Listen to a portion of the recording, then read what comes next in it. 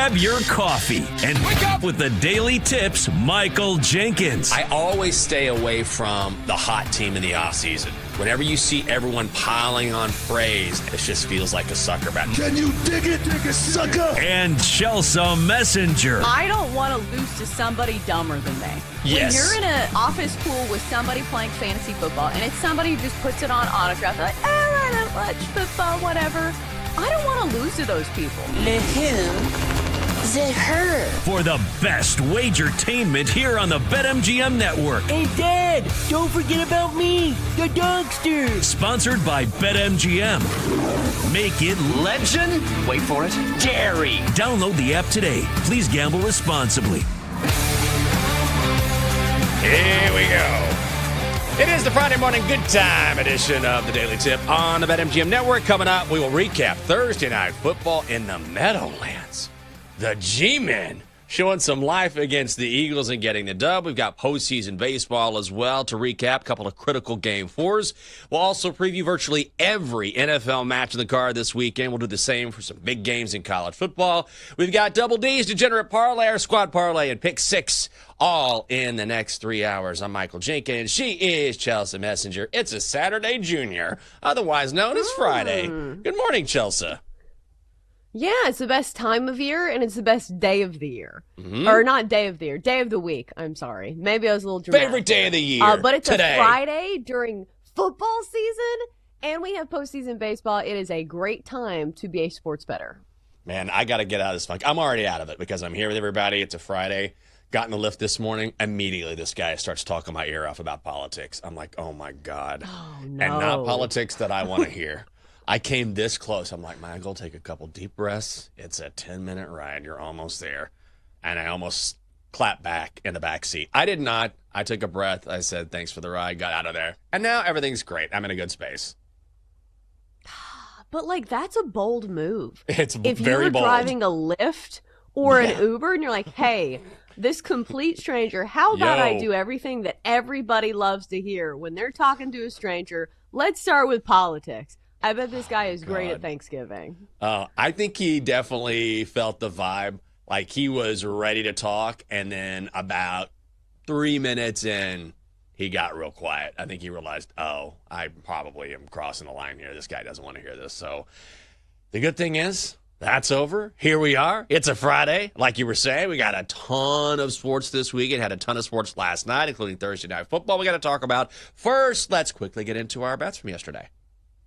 Long sigh. The losing almost by the hook bets are back. So this one didn't lose by the hook. I guess I should take solace in that. But had Cam Scattaboo over 13.5 receiving yards. Thought he would be a bigger part in the receiving game. But he only finished with 12 yards, so that was an L for me. 1 for 2 night for this guy. Thank God the Dodgers came home. That was close. Whew. I was this close to an 0-3 night. It was really close. Had the Brewers on the money line as well. That was a loser. Had Jackson Dart under 180.5 passing yards. I really like that. He had 195 and a great performance by the G-men. So a loss there. Donkster, perfect this week. Had the Giants plus 7.5. Hosting the Eagles. So for the week, you are 3-2. I'm 4-5. The Donkster, a pristine 4-0 here on the Daily Tip on the BetMGM Network. Thank you for waking up with us. It's a Friday, so come along for the ride. And we're going to start with what we saw last night, Thursday night football. The Giants stunning the Eagles 34-17, an outright win. The Giants getting 7.5. They were plus 310 on the money line. And the overheads total set at 40 and a hook. Who saw this coming? Jackson Dart, his best game yet, while continuing ways to find time in the pocket. Interesting formation. Dart. Is he going to take off again? He might have to, but no, he finds an open man and hits him. Robinson stays in bounds. Robinson's going to go all the way for a touchdown. Al Michaels with a call on Amazon Prime. It's 7-3 Giants. Dart goes 17 of 25, 195 yards in that touchdown. Also rushes for 58 yards in a score. And then on the ground, Cam Scattaboo grew up running his head into a telephone pole. Last night, he was running into Eagles defenders. 19 carries, 98 yards, and 3 touchdowns. A lot. Here's Scattaboo to the end zone. Touchdown. Once again, that's from Amazon Prime. New York scores 5 touchdowns in a game against the Eagles for the first time since 2012. I don't know if the Giants are legit or if the Eagles are bad, but this was an all-around fantastic performance out of nowhere from the Giants.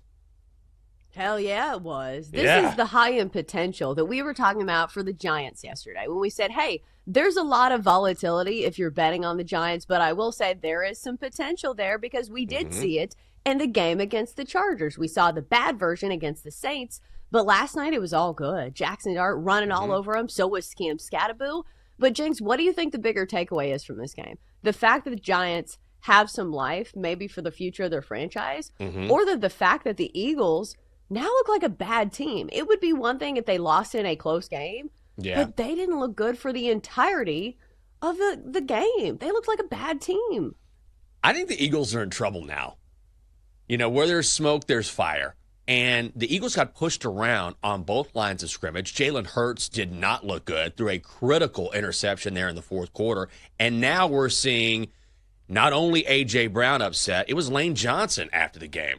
I mean, this is a guy on the Eagles offensive line who said, we need to be less predictable. We need to find more variety in our play calling. A.J. Brown said as much. He said after the game, we're trying to find our identity. The Eagles have no idea who they are right now. They know who they think they should be, but especially on offense, they just don't know who they are or what they want to do. They're not creative at all. They're not performing at a high level. Saquon, again, had less than 60 yards last night. He's now had less than 60 yards in 5 of 6 games this season. I don't particularly feel like the Eagles like each other a whole lot. They seem kind of miserable. For a defending world champion, the Eagles seem like they're not having any fun and they're kind of confused, and the Giants dominated them last night. I feel like this is the downside for the Eagles is that when they get down on themselves and the attitudes start to sour, we see the team kind of fall apart. And we saw that, what was it, the year that they went on the road and got smoked by the Bucs in the first round of the playoffs? Remember that? Yeah. Like where everybody was like, Nick Sirianni's a bad coach and he can't get everybody's attitudes on the same page. So I don't know if this is when he really has to dig deep or maybe if it's just a matter of the play calling and the offense being terrible. But, like, something's got to give. And I think this is why it's so difficult for teams to repeat as Super Bowl champions. Because, you know, then you get everybody's best effort. You get a really tough schedule. And it's just hard to repeat dominance. It's something we don't see in the NFL often. You know who really enjoyed this win? Me and Denton. As Commanders fans. Yes. There's a reason why. There's a yeah, just because we're bros. That's why. I was like, wow. Yeah, we were talking about putting it. it together. But honestly, there's a reason why. You've heard this stat before, but it bears repeating. There has not been a repeat champion in the NFC East in more than 2 decades. And this is why. Because it's so difficult to repeat as a division champion, much less a Super Bowl champion. And now, look, the Giants look okay. They look better. They're still the Giants. Let's not exaggerate too much here based on one performance. The Eagles look like a mess. The Cowboys are very mid. The Commanders can win this division. What are the standings right now? Because I will say this, like the Eagles are still 4-2. Like luckily they have been a bad team for most of the season, but they've won a lot of games. So I don't know if these are fixable problems. I think that's what we're all wondering is that are these problems that can be corrected in the next few weeks for the Eagles? Because it's not like they're, devoid of talent. When you have like all these great guys on the offensive line and you run the tush push 4 straight times. I know. God. Jenks, can we pause for a second? Yes. This is driving people absolutely crazy. I feel like it's something where you watch and you're like, oh my God, they're going to do it again. They're going to do it for a 3rd time? A 4th time? 4th time? What am I, why, right? Yeah. And I think the toughest part is that I think a lot of people are coming around to the idea of like getting rid of the tush push because you simply can't officiate it. It feels like they're lining up off sides, at least on like 2 of the 4 tries. So I think a lot of people were rolling their eyes last night. I think so. Now we're seeing, I think, the tush push come to an end. Like it had its run. And also, I think the Eagles are tired of it. Like, when you talk about lack of creativity on offense, like, imagine if you're a lineman. That has to be brutal on your body. Hasn't Jason Kelsey talked about that when he played? Like, how tough it is to run that play. And then you run it 4 straight times. Like, not only is that zero creativity, that has to be absolutely brutal on you physically and probably wears you down when you're trying to stay fresh for the rest of the game, and it's your own offensive play calling, which is hurting you. Right. And I think it's sad that that's like the only play that works. Yeah. Like, it's impressive, I suppose, but like, you should be able to do more than a rugby play if you want to call yourself a good football team. 1,000%. And I think it's holding them back, and I think the Eagles feel that. Up next for Philly, they visit the Vikings on Sunday. The Giants head to Denver. How about some baseball, Chelsea? The Dodgers, what a great game this was. They downed the Phillies in extras. In 11, 2-1. Dodgers minus 120 on the money line. Total set at 7 and a hook. The under hits. Tight game throughout. Both teams get runs in the 7th. Then in the bottom of the 11th, bases loaded. 2 outs. Andy Pages facing Orion Kikering. Right. Pages breaks his bat. Kirkering gotta find it. Throws to the plate. Oh my goodness! He throws it away, and the Dodgers have won. Call courtesy of TBS. You can see right now. Oh, Kekering just bowled over and just heartbroken. That was a tough way to go home. It's only the second postseason series to ever end on a walk-off error. The Dodgers advanced to the NLCS for the 8th time in 13 years. I'm not a Phillies guy, but it's tough to see a guy make an error like that. Could have gone to first, goes home instead, and just threw it away. It's been a tough series for Kirkering. Like, he's given up some runs in big spots, and this is going to be the play that everybody remembers, unfortunately. But I think if you look at it from a logical perspective, like, you're in the 11th inning. Like, eventually you got to score a run, and it's just too much pressure on your defense. And this was a good hustle play from the Dodgers. I think it was Ha-Seong Kim who was running in from third. And he was a pinch runner. So the Dodgers knew what they were doing here. They put in some speed at third for this reason. And then, sometimes if your fundamentals are not completely sound, if you don't know where you're throwing the ball when it comes to you, this is something we do in Little League, where you tell everybody, hey, if you get the ball, you need to throw to first. Hey, if you get the ball, make sure you go to home plate. But he bobbled it. So I think he kind of panicked in the moment. Yeah. And it was a big moment, and your season's over. That's what Kekering said. He said once he bobbled it, he didn't know if he had time to turn, and he just immediately, it was a reaction in the moment where he's like, I'll just go home, and should have gone to first. And that's going to haunt him for a while. That's a tough way to end a series. I feel bad for the guy. Dave Roberts, Dodgers skipper, said after the game, they cracked. We didn't. Man, tough. It's tough. That's exactly what happened, though. Yeah. Right? Like, when you're playing 11 innings, because that's the thing. Like, a lot of people can point their fingers at him and say, hey, he made the game-losing error. Yeah. But at the end of the day, like, you were going to have to score at some point. And, like, that Dodgers lineup is really good as well. It just feels very anticlimactic that this is the way that one of the favorites to win the World Series is now quietly exiting the postseason. Well, before we get to the Cubs, we'll let Philly fans speak through Double D in the chat, who says, 3 games where your starters go 6 or 7 innings, giving up no runs, and you lose them? Unacceptable. Phillies fan right there. Unacceptable. In Chicago, the Cubs blanked the Brewers. This is what we get for booping the Cubs on the nose yesterday, Chelsea. We went, so cute. Old takes exposed. Old takes exposed. 6-0 Cubs. Even money. Total set at 7. The under hits. The Cubs get going in the first and never look back. Happ with a drive, right field, way back there, gone! More first inning fireworks. Ian Happ takes Freddie Peralta deep for the second time in the series, and the Cubs lead 3-0. Yes, they do. What a performance by Chicago. And early on, again, Happ 1 for 5, that home run. Kyle Tucker 2 for 3 with a homer as well. Michael Busch 1 for 4 with a long ball. Call courtesy of TBS. I was hating on Matthew Boyd yesterday. He goes 4 2/3. Shutout baseball from him. The Cubs with 10 hits. They even this series at 2. And now we get a Game 5 in Milwaukee. I really did not see the Cubs getting to Freddie Peralta, but they did.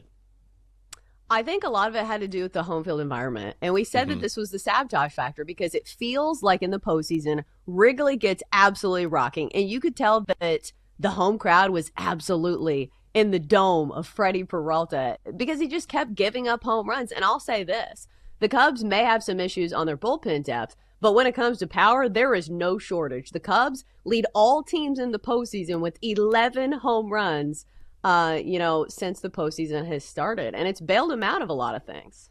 Yeah, it really has. And Milwaukee had chances in this game. Brewers go just 1 for 13 with runners in scoring position. Game 5 set for Saturday night in Milwaukee. No starting pitchers named just yet, but if you look at the odds, the Brewers have been installed as the favorites at -130. All right, coming up in 5 minutes, Week 6 is underway in the NFL, so we're going to decide which early games we like on Sunday and if another beatdown is on the way for the Jets. She's Chelsea Messenger. I'm Michael Jenkins. Great to have you with us on a Friday. It's the Daily Tip on the BetMGM Network. Chelsea and Jenks will be right back on the Daily Tip on the BetMGM Network. Make it legendary. Download the app today. Please gamble responsibly.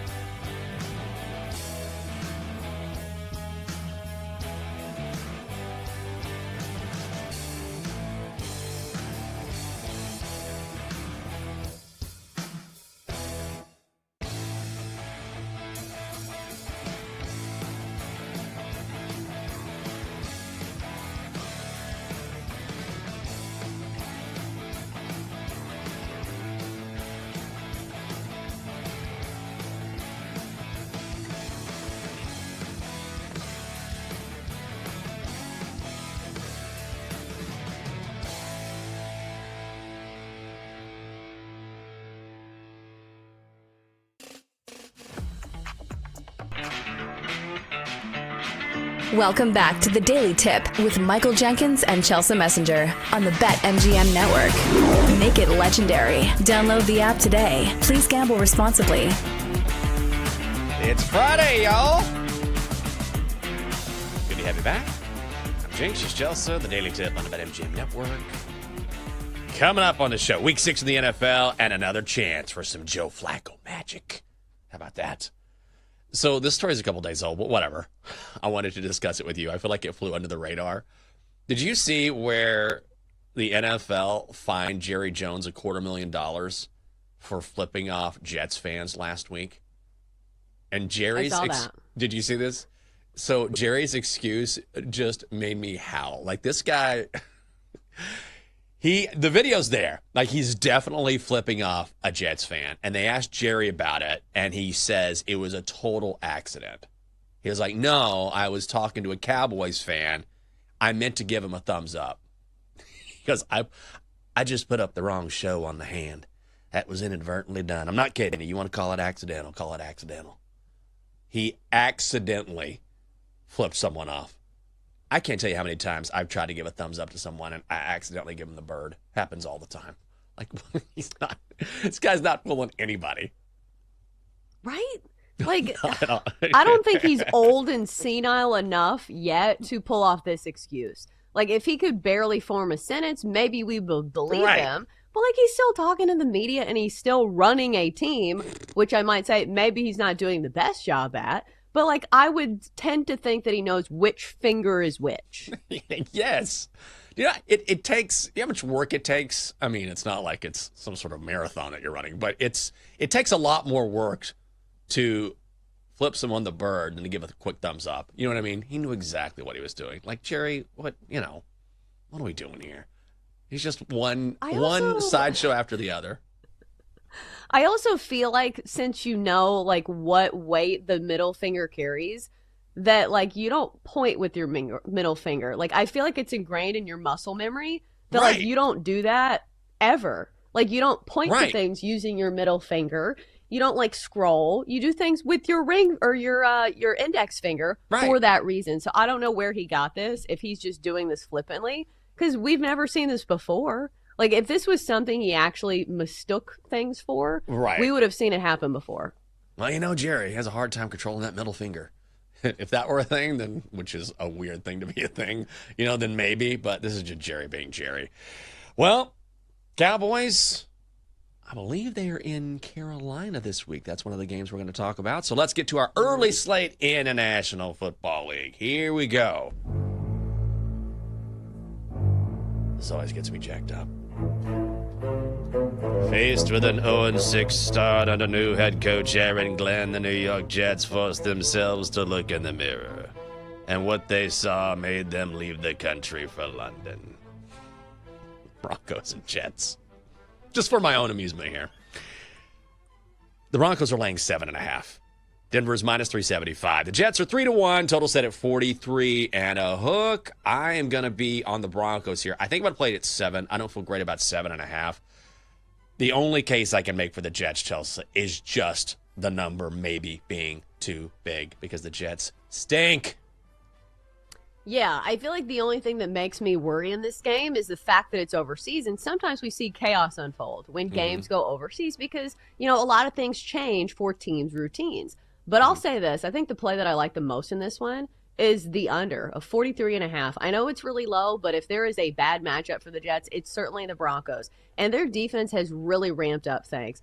We know that secondary has all kinds of great pieces, including Pat Surtain, reigning NFL Defensive Player of the Year. So I think it's going to make it really tough on Justin Fields. And we know he is a great runner, but when you can't get the pass game going, the run game is going to be way less efficient than in other games. So I think it's just going to be tough for the Jets to score points.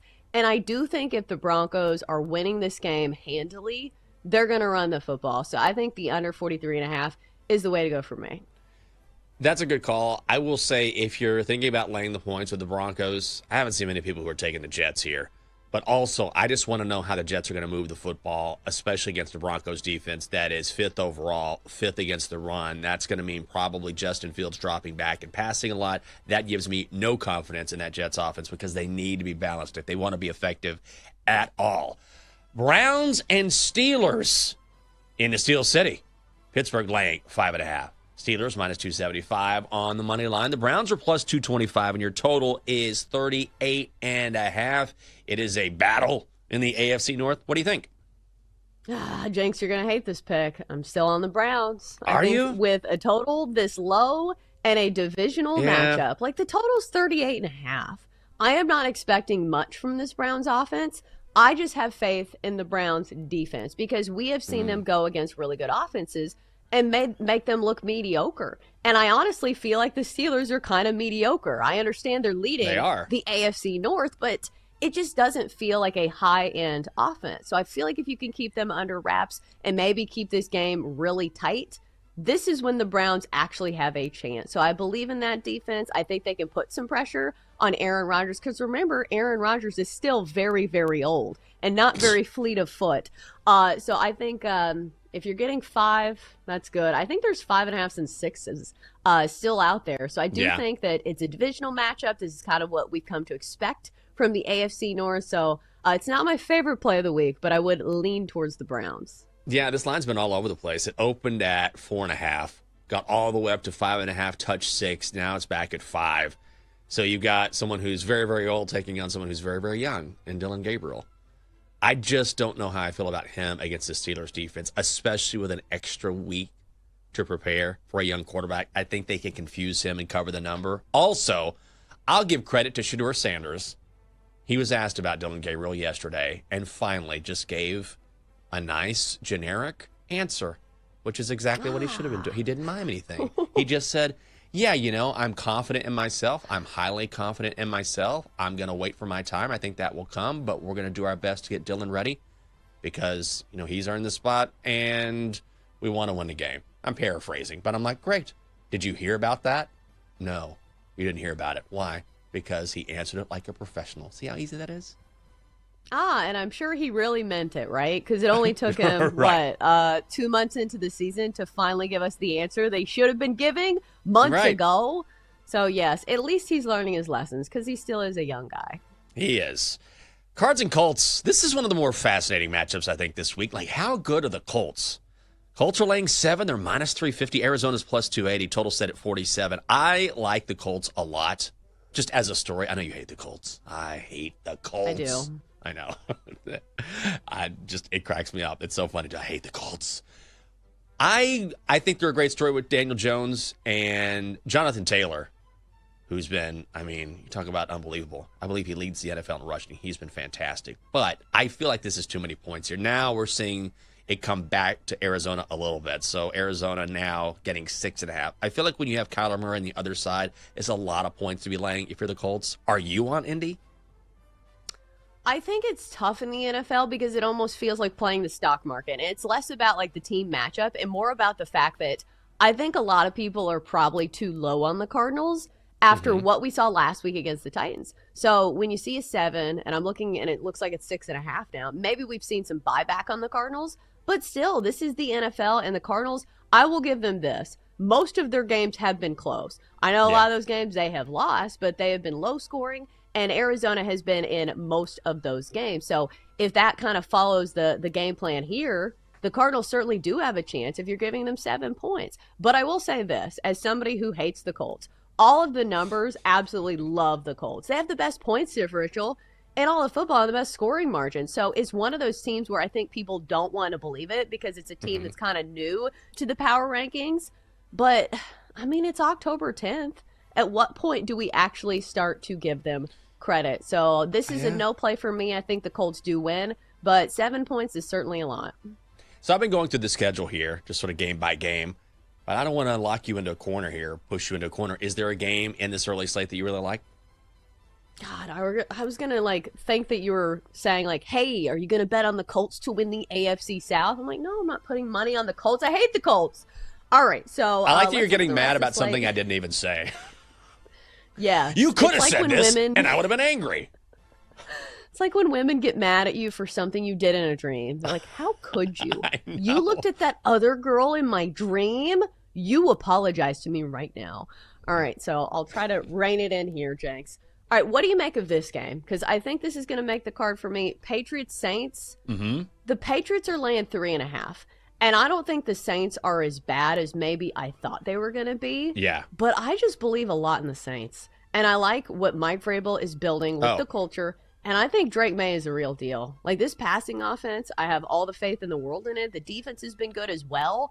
So if we were talking about, like, one of the top-tier teams in the NFL, which I feel like the Patriots are quickly climbing the ranks to being one of those, I feel like we'd have to lay a bigger number here. So I do like the Patriots laying 3.5 against the Saints. Are you going to talk me off of it? No, I completely agree with you. I think this is one of my more favorite games in the early slate. Here's the thing, is that I liked the Saints last week, and I was on the Saints. I thought it was a good spot for them to get a dub. Thankfully, that came home. But still, the Saints are not a good football team. And also, we're undervaluing the Patriots here. Like, this is a Saints offense that I don't know is going to be able to score enough to keep this within a number. They scored less than 20 points in 3 of their 5 games this year. And the reason why they won last week is because Jackson Dart was a turnover machine. I mean, he just had that classic rookie step back where he just had a bad game. Drake May, in his second year, is not going to turn over the ball like that, I don't believe. So I think this number is too low as well. So, yeah, I'll lay the 3.5 in New England. I think this is a touchdown win.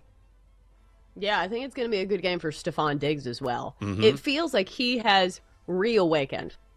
And he is truly their number one receiver. And I know last week was a revenge game against Buffalo, but he's also getting a ton of targets. Like, he got 7 targets the week before and 12 targets in that Buffalo game. Why would you not rely heavily on somebody who has such enormous upside? So I think Stephon Diggs has a great spot in this one as well. Yeah, he's been great. Maybe he just needs more pink powder. Ever since we saw that, he's upped his game. You know, it's working for him. Cowboys and Panthers, what do you think about this game? So Dallas is laying 3. They're minus 170 on the money line. Carolina's plus 140. Total is 49.5. I kind of think the Panthers are the right side. I mean, I don't want to bet on Carolina. What do you think? What does Jake think?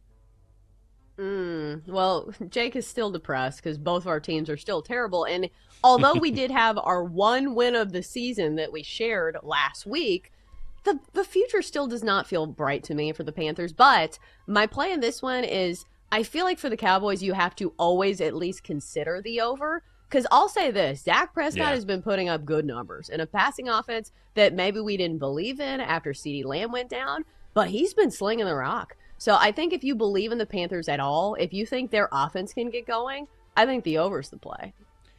I read this stat via the Action Network, and I think it's very interesting and something that bettors should keep in mind, and it definitely applies to this game. So teams with more than 60% of the tickets this season are 13-30 against the spread. So in the 23 years they've been tracking this trend, this has been the worst year ever for the public. The public has been getting smashed in the NFL. So more than 60% of the bets pause. And the reason why I say that is because the Cowboys are getting 78% of the tickets. So that makes me think, Carolina's undefeated at home. Now they're getting 3.5. Money coming in on the Cowboys, always a publicly bet team. I think I'd be on Carolina. I just think it goes back to the over because I do think the sabotage factor for the Cowboys is their defense because we've seen their defense give up large chunk plays and a ton of points in some of these games. So I think, if you believe in the Panthers being able to sling it, and I do think that this Cowboys offense is trustworthy enough to at least put some points on the board. So again, I think I'm going to lean on the over. This next play I love. Seahawks getting a point, or you can play the Seahawks minus 105 on the money line. They're in Jacksonville. Jacksonville's laying 1. Total is 47 and a hook. I think the Seahawks here, it's essentially a coin flip. I love Seattle in this game. This feels like another stock market play where you see the Jags coming off a huge win against the Chiefs. But look at some of the chaos that had to happen in that game. I understand they had some chaos go the other way where they fumble on the goal line. And then Trevor Lawrence had some boneheaded plays as well. But it took him falling flat on his face and getting back up and the other team not knowing what's going on for them to win that game. So I think it's one of those things where people are going to say, oh, the Jags just beat the Chiefs. They're a good team, which, they still can be a good team. but I think the Seahawks offense is really good as well. So, again, I feel like it's one of those buy low spots on the Seahawks and a sell high spot on the Jags. Yeah, you know the Jags. This is a perfect letdown spot for Jacksonville, right? In a game in prime time against Kansas City coming off a win. And the Seahawks are sneaky good. I think this is a top 10 team in the NFL. I really do. Like, Sam Darnold was playing out of his mind. I know he had that interception at the end of that game against the Bucs, but A, the Bucs are really good, and B, he completed more than 80% of his passes and put up 35 points. That should win you a game each and every time you go out. I like Seattle this weekend. Coming up next on the show, to the afternoon slate we go. And if Chelsea's Titans can make it 2 straight dubs, hell yeah. Oh, let's go. It's the Daily Tip on the BetMGM Network. Stay right there.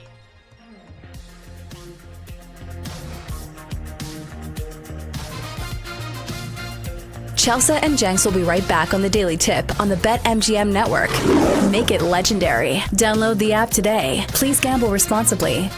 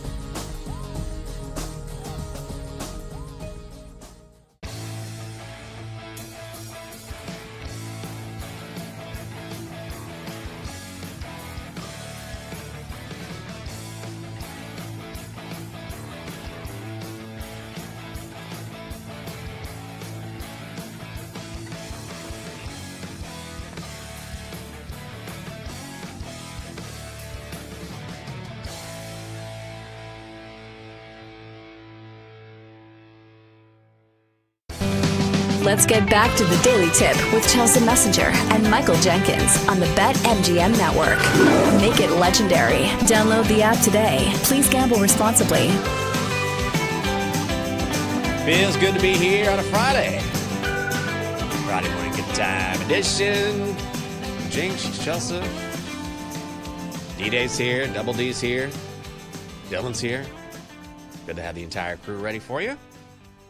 Coming up on the show, the afternoon slate in the National Football League. And yes, we'll talk Titans and Raiders. Chelsea, if you're looking to make some cash, maybe Jake can change his name.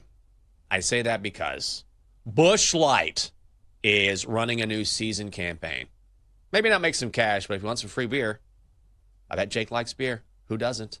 So Busch Light's market share has dropped 93% over the past 5 years. No one is drinking Busch beer. So they're coming out with these cans that are camouflage. Hunting cans, they're calling them. So between now and like the end of the month, if you legally change your name to Hunter, they will enter you in a contest to pay for your beer 19 years worth of free Busch Light. When I saw this, I'm like, oh, you change your name to Hunter? You get 19 years worth of beer, which is a weird number, by the way. And no, you change your name, you tweet at them and show them the documentation, and then you're entered, and then they choose one person to get 19 years worth of beer. Like, I'm not changing my name unless I immediately get the beer. It's a terrible campaign. Well, and why wouldn't you do Bush? Like, change your last name to Bush, which is the name of the company, instead of Hunter. I don't know, Chelsea. Like, that doesn't even make sense. And here's the thing. Like, they have done the camo cans before. I've seen these, Janks. They had these in college. And it feels to me like 19 years of Busch Light is more of a punishment than a reward. Who wants to drink the same beer for 19 years, especially Busch Light? Or hell, even Busch Heavy, if that's your preference. So I don't know. This is a terrible contest. Why not just offer a deal to Michael Busch of the Chicago Cubs, who's hitting tanks right now? Yeah. He's probably like, nah, no thanks. I don't like Busch Light. If you change your name, you get the beer. This just enters you into a contest? No, thanks. I don't think so. And also, I don't think anyone wants to change their last name to Busch. Like Hunter, you can deal with. Busch, I don't know. Just doesn't feel right. It just doesn't make sense, though. It's like, why don't you change it to Brown? Like, Brown. Hunter? God, that's like, the worst people of won't all. people won't even put two and two together where, like, hey, you're promoting Busch beer. It's like, hey, we want you to put a wrap on your car, for, I don't know, Olive Garden, but it's going to say red. You're like, what? That's bad promotion. Yeah, that's true. I'll tell you what game requires a lot of Busch beer. Titans Raiders. Holy Lord. You'll be watching. Raiders laying 4.5. They're minus 225 on the money line. Tennessee is plus 185. Total set at 41 and a hook. Titans are the play. The Raiders should not be laying 4.5 to anyone. This is a garbage team. I know the Titans are bad too, but this is not where you should be laying this kind of number with Vegas. They're bad on both sides of the ball. Geno Smith has been a turnover machine. I think the Titans can keep this close. I think the Titans can win outright. Well, good luck to you, sir. I have watched Titans football all season long, and I do not have any faith in them. And here's the bottom line for me. We do this across all sports. Do not bet on two bad teams. Like, we talk about this in, like, the NBA, where we're like, hey, do you really want to bet on the Hornets and Nets? No, don't bet on games like this, just because both teams have the propensity to be absolutely terrible. So even if you say, hey, this team's really bad, I don't know if you've seen the Titans offense in some of these games. They scored 0 points against the Texans, Jenks. 0. And they've changed play callers. And they didn't even go to the offensive coordinator. They're like, hey, let's go further down the list. And you're like, that means you probably don't have a ton of faith in your offensive coordinator, right? If you're like, hey, we don't want you calling the plays, but you are our offensive coordinator. So, like, this is a Titans team that still has a lot of flaws. And, like, let's put the same logic that we put into some of the other games where we say, hey, it's a game of the stock market. You look at the Titans and some people are going to say, hey, they found something. They beat the Cardinals last week. there had to be like so many crazy things happen for the Titans to win that game, including like somebody dropping the ball before the goal line that cost the Cardinals 7 points. And then there was like a wild interception that the Cardinals then fumbled and the Titans recovered in the end zone. Those are 2 scoring plays that the Titans had to have to barely win that game. So it just still feels like a team that is not worth trusting, in my opinion. You just need a couple Busch beers and everything will be fine. You relax. Come on. Chase it with a Keystone. How about that? Nobody over the age of like 22 should be drinking those type of beers. In college, I understand. Right. You are drinking for business, not for pleasure. You are drinking to get drunk, and that is a cheap option. But once you get out of college, you should be drinking for something that you like the flavor of. Busch beer does not taste like beer. It tastes like beer-flavored water. Well, there goes your sponsorship, Chelsea. There it goes. Bengals were drunk this week, trading for Joe Flacco.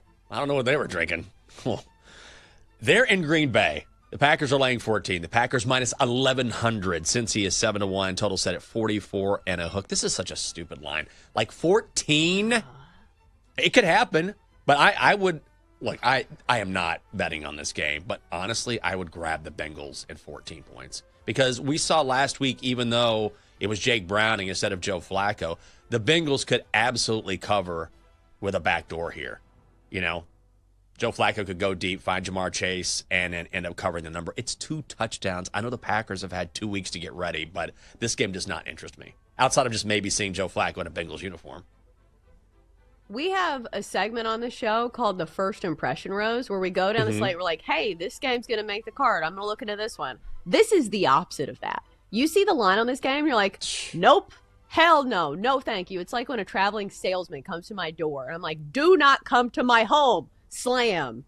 Like 14 points in this economy, I don't care what team you are. I am not going to be laying 14 points in the National Football League. How many traveling salesmen come to your door? Does this happen on a lot? Regular bread? Does it? That's crazy to me. That's crazy. We literally have a sign in front of our neighborhood that says no soliciting, but yet people come to our door, and I'm like, what are you doing? I'm in the middle of a nap. You know, I'm in my underwear. I have on a long t-shirt. I have no makeup on. Right. Please leave. How would you like somebody coming to your house unannounced in the middle of the day? No, please leave. What are they selling? Vacuums? I don't know. Like crazy. Random things are like, did you know you have a shingle missing on your roof? Oh, God. I don't know. It's not something I'm looking into while I'm napping. Go away. Yeah, I told Jake to do that when he gets back from his tournament. I'm not worried about it. Slam. Done. I'm so mean. I don't care. Niners and Bucks. Niners on the road in Tampa. And the Bucks are laying 3. Tampa Bay minus 165 on the money line. San Francisco is plus 140. Total set at 47.5. I keep going back and forth in this game, but I kind of think the Niners are the play at plus 3 if you're picking a side. I think from a logic standpoint, that's kind of what I've landed on. If you keep going back and forth, because I did the same thing as you, where I'm looking hard at this game. I'm like, can I make a case for the Bucks? Because like the Bucks are a good team, and I do think they're undervalued. But maybe you could say the same thing for the Niners. Like a lot of people do not want to believe in Mac Jones, but here we sit, and Mac Jones has put up some pretty good numbers. So I think if you think that it's a coin flip and you find yourself waffling, I'm not going to play this. But wouldn't you lean towards the points, especially if you're getting a field goal? Yeah, I think so. And also, when you really want to bet the Bucks is when they're an underdog. Now, that's going to become more difficult because they're really good this season. As a dog with Tampa, Baker Mayfield is 16-8 against the spread, but as a favorite, just 9-9. And so it looks like that Mac Jones is going to play instead of Brock Purdy. Brock Purdy is still not ready to go. Jones has been limited because of a knee injury he suffered against the Rams, but he's looked really good. I sort of think that Mac Jones is kind of an upgrade over Brock Purdy, so I kind of like the fact that Jones is going to get the call this week. Right, and you get more points. Yeah. I do think that, Mac Jones is still being undervalued here because usually, like, the handicap on the Bucks is that they're usually undervalued. Yeah. And they're usually the team that's getting too many points, but not in this situation. In the battle of undervalued, the Niners still take the cake. And we see how much a good head coach can take a team. Like we saw with Kyle Shanahan beating the Rams last week. I'm not saying it's an outright win. I am just saying we've also seen the Bucs play in a ton of close games. So when you're giving me a field goal, I think that's the play for the Niners. I agree. Sunday Night Football, this is going to be a good one. Lions at the Chiefs. Chiefs laying 2.5. Chiefs minus 135 on the money line. The Lions are plus 115. Your total is 50 at BetMGM. Make it legendary.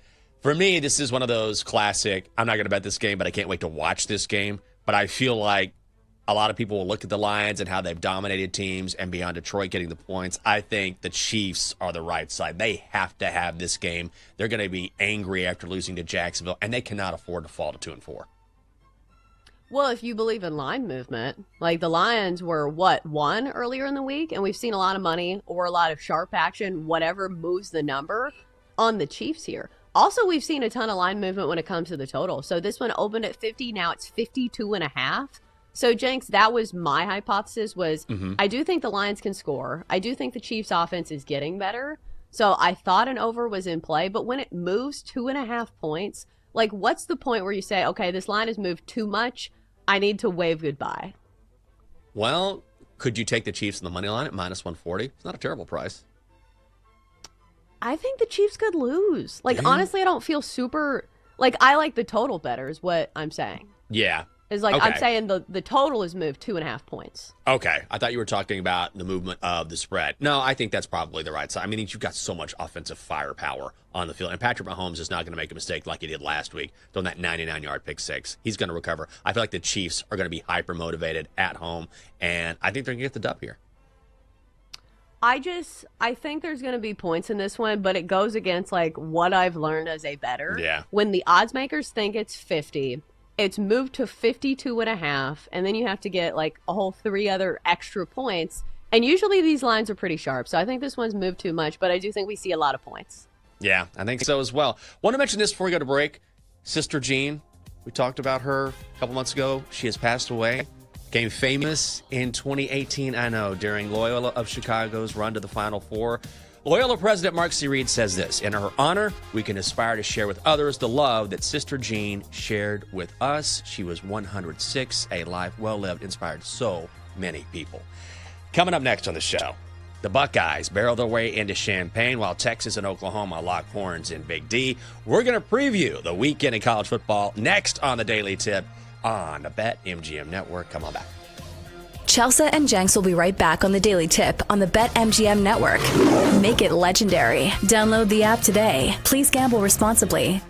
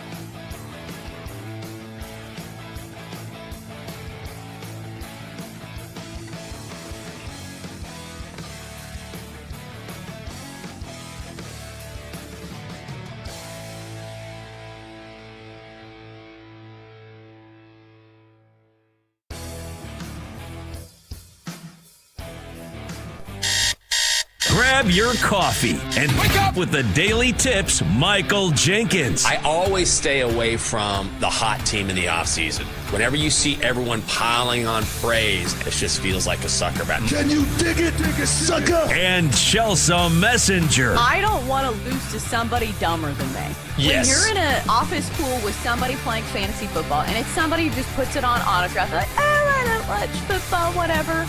I don't want to lose to those people. Le who? The her. For the best wagertainment here on the BetMGM Network. Hey, Dad, don't forget about me, the Dogster. Sponsored by BetMGM. Make it Legend? Wait for it. Dairy. Download the app today. Please gamble responsibly. Rise and shine, people. It's a Friday here on the Daily Tip presented by BetMGM, and we've got a whole bunch of football to talk about. We'll start with the biggest games in the college ranks, including a game that Jenks will be watching, Oklahoma and Texas. A very interesting line and a lot of interesting storylines in that one. Then at 7:20, we go on to the Tigers and the Mariners. Big game in Major League Baseball today. Game 5 between these two, series tied at 2 games apiece. Tarek Skubal, can he put this team on his back and carry the Tigers to the next round? We will talk about all of our favorite plays in that game. Then at 7:40, it's Parlay Central here on the show. We have Double D's Degenerate College Football Parlay, and then we have the Squad Parlay, which last week we were very close to hitting. So maybe this is the week. It's all coming up next here on the Daily Tip presented by BetMGM. All right, Jenks, so what's the watching situation when it comes to the Texas game this week? Because I think we've shown our preferences. Like, you like to usually go to a bar and be surrounded by Texas fans, whereas where it's a big game for me, which I haven't had one of those in quite some time since the Titans are terrible, NC State, So normally I like to watch big games at home because I get nervous that I'm not going to get a good seat or somebody's going to try to talk to me. But are you watching this game at a bar? Oh, God. So I have to decide. It's interesting you asked that question. So we have our friends Ryan and Sarah coming in. They're coming in today. They live out in Virginia, so not too far from here. But we either go out there to see them over a weekend or they'll come here. So Ryan is a big Ohio State fan. And then my friend Sarah is a big Longhorns fan, and she wants to watch the game too. So we don't know how we're going to do it because we're going to start watching Ohio State at noon, then it's Texas, Oklahoma at 3:30, and then the lovely Catherine and Sarah, who is Ryan's wife, they're going to go see Drunk Dracula here in D.C., which is where they perform Dracula. They take shots first and then see how it goes, so it's really funny. That's an hour and a half, and we're supposed to go to dinner after that and then karaoke after that. Like, that's going to be, I don't know if I can last like 10, 11 hours. So I'm trying to decide if we meet at the bar first at noon, or if everyone just comes over. I'm leaning towards just buying a bunch of food and having drinks delivered, like you can do it on Uber Eats or whatever, and just having everyone over, and then maybe we do something after that and go out and just kind of hanging out at home. I think that might be easier. That's definitely a lot. That's like a full itinerary. Yeah. That's like people who go on vacation. They're like, all right, 12:01 to 12:55 p.m. We're going to do a walking tour. But pause for a second. Is this the same Sarah that told you that she could get you tickets to Ohio State and Texas earlier in the year? We love Sarah, but yes, she's a hardcore Texas fan, and I've known Sarah for a long, long time. Like, she's a really good friend of mine and used to be on air, and now she does behind-the-scenes stuff. But yes, it wasn't great, but she reached out. She's like, I'm back in town. She was in the swamp last week. She's like, so we should watch a game. I'm like, all right, let's do it. So I think Sarah's going to swing by. We're definitely getting together. But yeah, that's Sarah. So for the people who don't know the whole situation, so Jenks wanted to go to Ohio State and Texas, and this girl said, hey, I can pull some strings. I can get you face value tickets. And then the week of the game, like, things kind of, crumble. And she's like, I don't know if I can get the tickets. And Jenks had already looked into hotels. I'd booked a hotel. So this is why, that's why I'm kind of saying that I feel like she needs to at least buy you a round of drinks or, like, pay for something in DoorDash, maybe to make up for things. That's true. Well, also, and then the funny thing is, on game day, she's like, hey, I got face value tickets. I knew I'd get them. I was like, maybe. But day of, it's like, okay, but I was not willing to go through the process of, spending the money, getting the hotel room, getting reservations for me and Catherine to have a nice dinner, all that stuff, and then go. And honestly, now looking back, since we lost the game, probably a good thing I didn't go. I don't know. Maybe if you would have been there, James. That's true. Maybe it's all your fault. All right, so let's talk about some of these big games, and we will get to Oklahoma and Texas. But let's start with the early slate. If you are planning your day, here are the big games in the noon window. So we start with Alabama at number 14, Missouri, and Ohio State at Illinois. I think a lot of people think both these games could have some interesting things in them. As far as the lines go, the odds makers are only having Alabama lay 3.5 on the road at Missouri, but Ohio State is laying 14.5 at Illinois. So, Jenks, of these two games, which has the better betting angle, in your opinion? I've gone back and forth. I've got a few games that I like here. I have to say, I really like Texas on the money line a lot. And I think Ohio State, if you can get them at 14, I like. I know that you see Illinois and you're like, it's at home, this is a big number.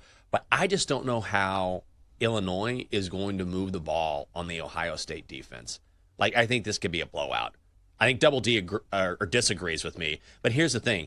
If you look at Ohio State and what they've done this season, they allow 3.8 points per play. They haven't allowed more than 10 points in any game this season. That's their longest streak since 1979 when they did it for 6 straight games. So one of the issues for Illinois is they have problems on the offensive line, problems protecting Luke Altmaier.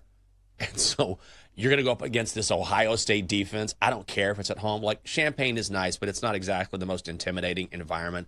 I think Ohio State covers this number. I think this would make me nervous if I was on Illinois, because here's the thing. It feels to me like Ohio State certainly has the talent on both sides of the ball for blowout potential. And that's obviously what you need if you don't want to be sweating a 14.5 point line. But I don't know. It's not going to make the card for me. I'm not a huge fan of laying big numbers, especially in college football.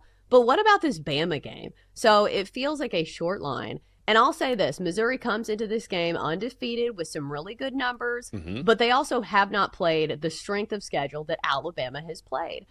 So they had a win at home over South Carolina, beat Louisiana, beat UMass, which UMass is not good.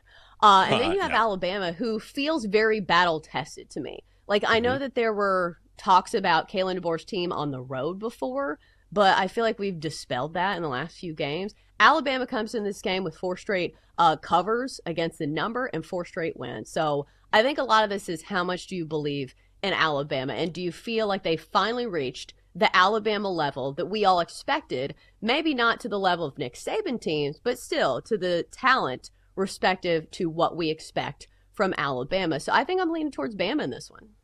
I'm going to go on the opposite side here. I like Missouri and the 3, and the money has come in on Mizzou. I believe this line was Bama -5 at one point, but you get Missouri at home, a team that is really good, and Bo Pribula at quarterback is really good. Transfer from Penn State, 9 touchdowns, only 3 picks, and even though Bama, look, they got past Georgia, that was a huge win. They got past Vandy. They covered both of those games, and I was on the opposite side, so they have burned me here. But still, away from Tuscaloosa, Kalen DeBoer is 2-5. And, of course, he lost that opening game of the season against Florida State. I think it's going to be a riled-up Missouri team who has been waiting for this game. And Alabama's schedule has been so brutal. Like, it's just one very difficult game after the other, which happens in the SEC. But Missouri hasn't played that schedule yet. I think Alabama could be a little tired here. I'm going to take the Tigers at home. I think if it was a bigger number, I would take Missouri, but 3.5 still feels short to me. And we've seen the high upside of what this Alabama offense can bring to the table. And the way that Ty Simpson is playing right now, he's one of the favorites to win the Heisman for a reason. So agree to disagree, Jax. But now we come to the 3:30 window, and now it's time to talk about Oklahoma and Texas, because we know you have a lot to say about this game. But even if you're not a Texas or Oklahoma fan, this game is very interesting. So Texas sitting as point and a half favorites at home here. But Oklahoma is the top 10 team. So pause for a second there. Usually we see this in college football where you say, hey, the unranked team is favored against a top 10 team.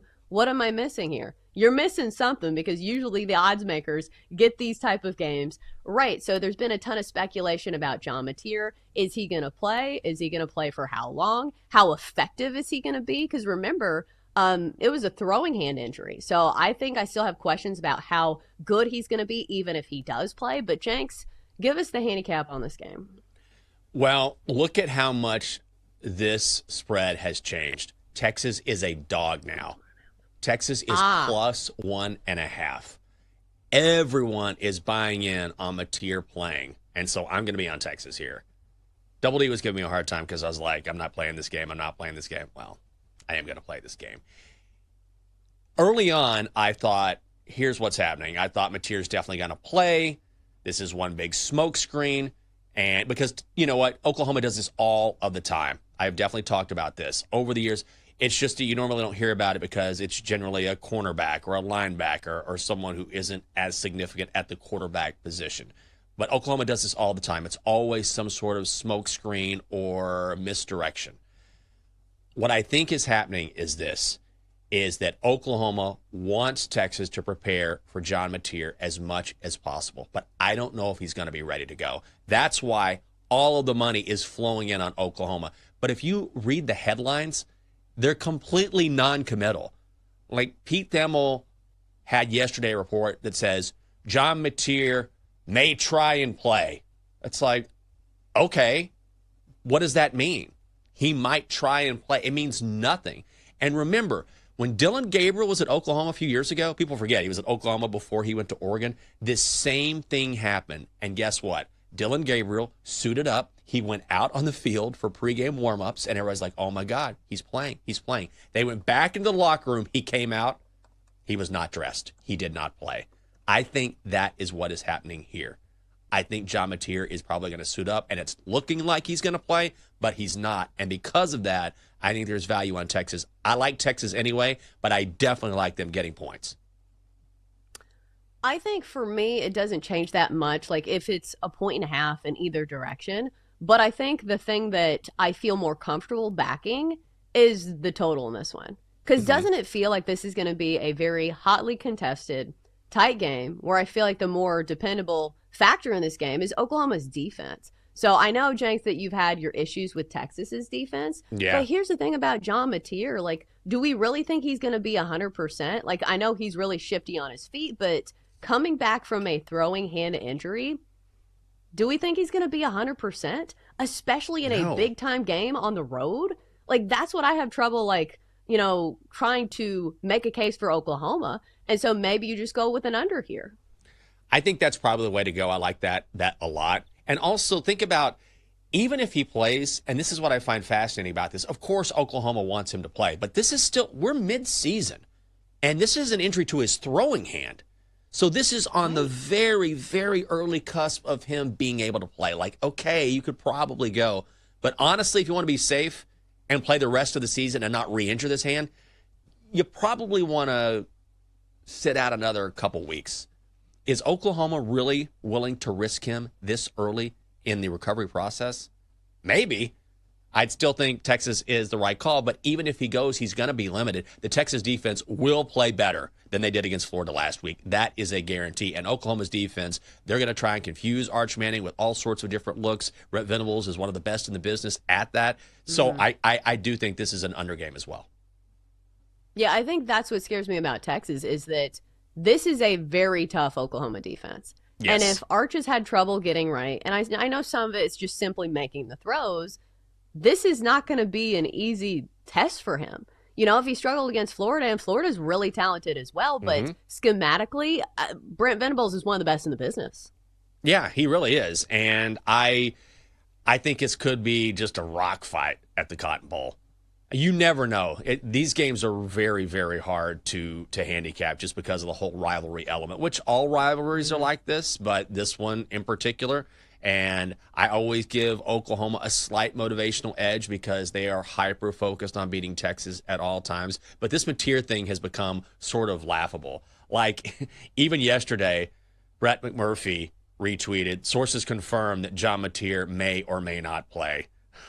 on Saturday in Dallas. Why do you and need sources to confirm that? He was joking. He was poking fun at all these reports coming out. Like, these reports mean nothing. Like, look at this. Hey, this guy might play. He's like, he's thinking about playing. It's like, okay, we know. He's thinking about playing. He might try and play. That's not a report. Either he is or he's not. We know he's not out. So is he going to play or not? And these stories saying, well, he's thinking about it. Like, okay, it means nothing, but it has moved the line. That's what's crazy. These reports have absolutely affected this game. It's crazy. Maybe we just need to check John Matera's Venmo and see which side he's betting on. Yeah, but it's an inside joke. He's not actually betting on these games. Wink, wink, nudge, nudge. All right, a game we're betting on tonight, probably, is the MLB postseason. We talk about the Tigers and the Mariners. Big game tonight in the postseason. It's next on the Daily Tip, presented by BetMGM.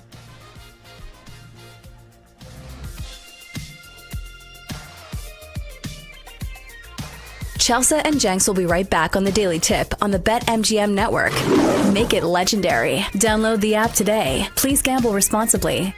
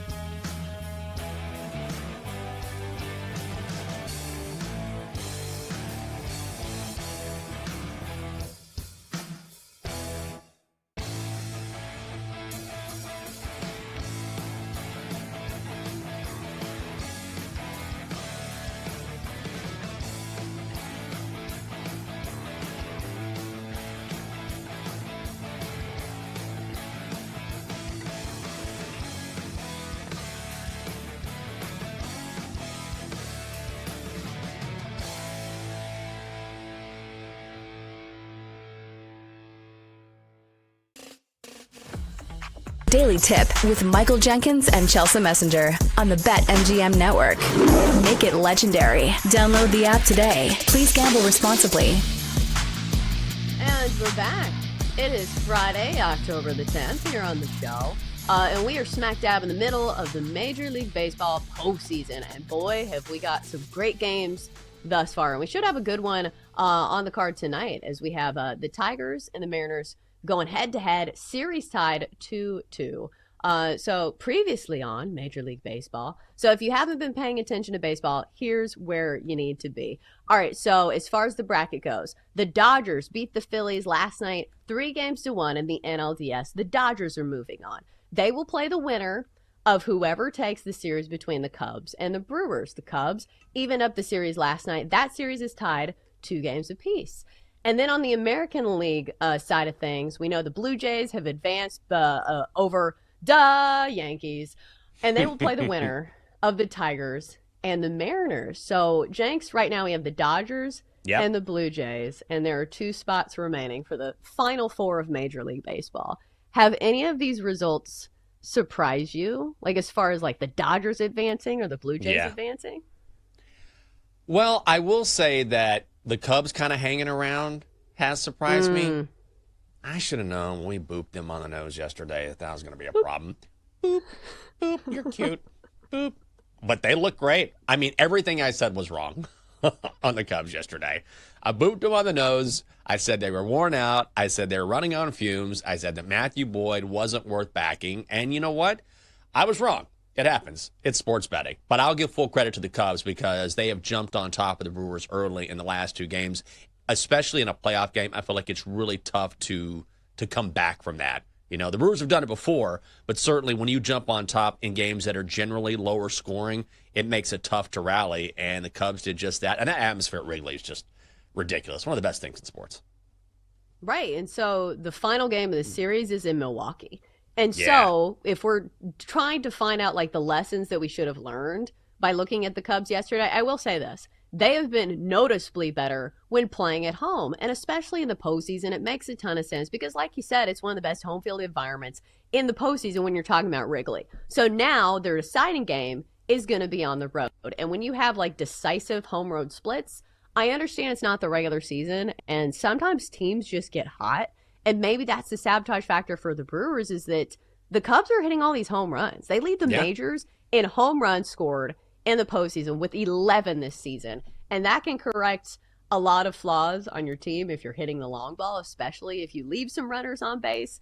But at the end, I'm probably going to be leaning towards the Brewers. But the Cubs have surprised me. I think we're on the same page there. Yeah. All right, so let's get to tonight's big game between the Mariners and the Tigers. So big one here. And, of course, the Tigers are going to have their ace throwing. Tarek Skubal, 13-6 this season, 2.21 ERA, probably going to win the Cy Young, and he's going to be squaring off with George Kirby, who's 10-8 with a 4.21 ERA. Tigers short favorites here, or maybe more than short favorites. I guess minus 140 is pretty heavy. Mariners plus 118, and this game is in Seattle. Total of 7 runs. So the odds makers clearly giving some credit and respect to Skubal here.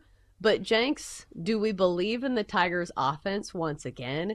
It's always the sabotage factor because Tariq Skubal has been very, very consistent. If you look at his last few starts, he has been an Iron Man for the Tigers. But I don't know about the Tigers' bats. Like, we saw him flash a little bit last game, but I don't know. Are you picking a side in this game? Oh, God, I don't know. I kind of feel like the Mariners at plus money might be the call. Like, I get it with Skubal on the mound, but I know this is so tough. But it wouldn't surprise me if the Mariners won 2-1. Do you know what I mean?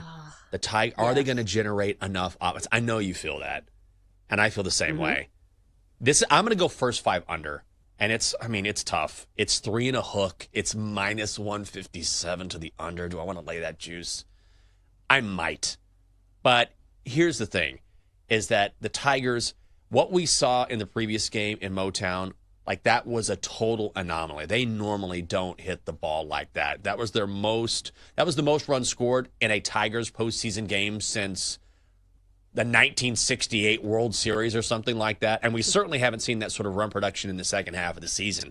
So I just don't know if I trust the Tigers to give Skubal the run support he needs. And once he leaves the game, then I feel like it's all hands on deck for the Mariners, and they could win this game late. So I'm much more interested in a total than a side.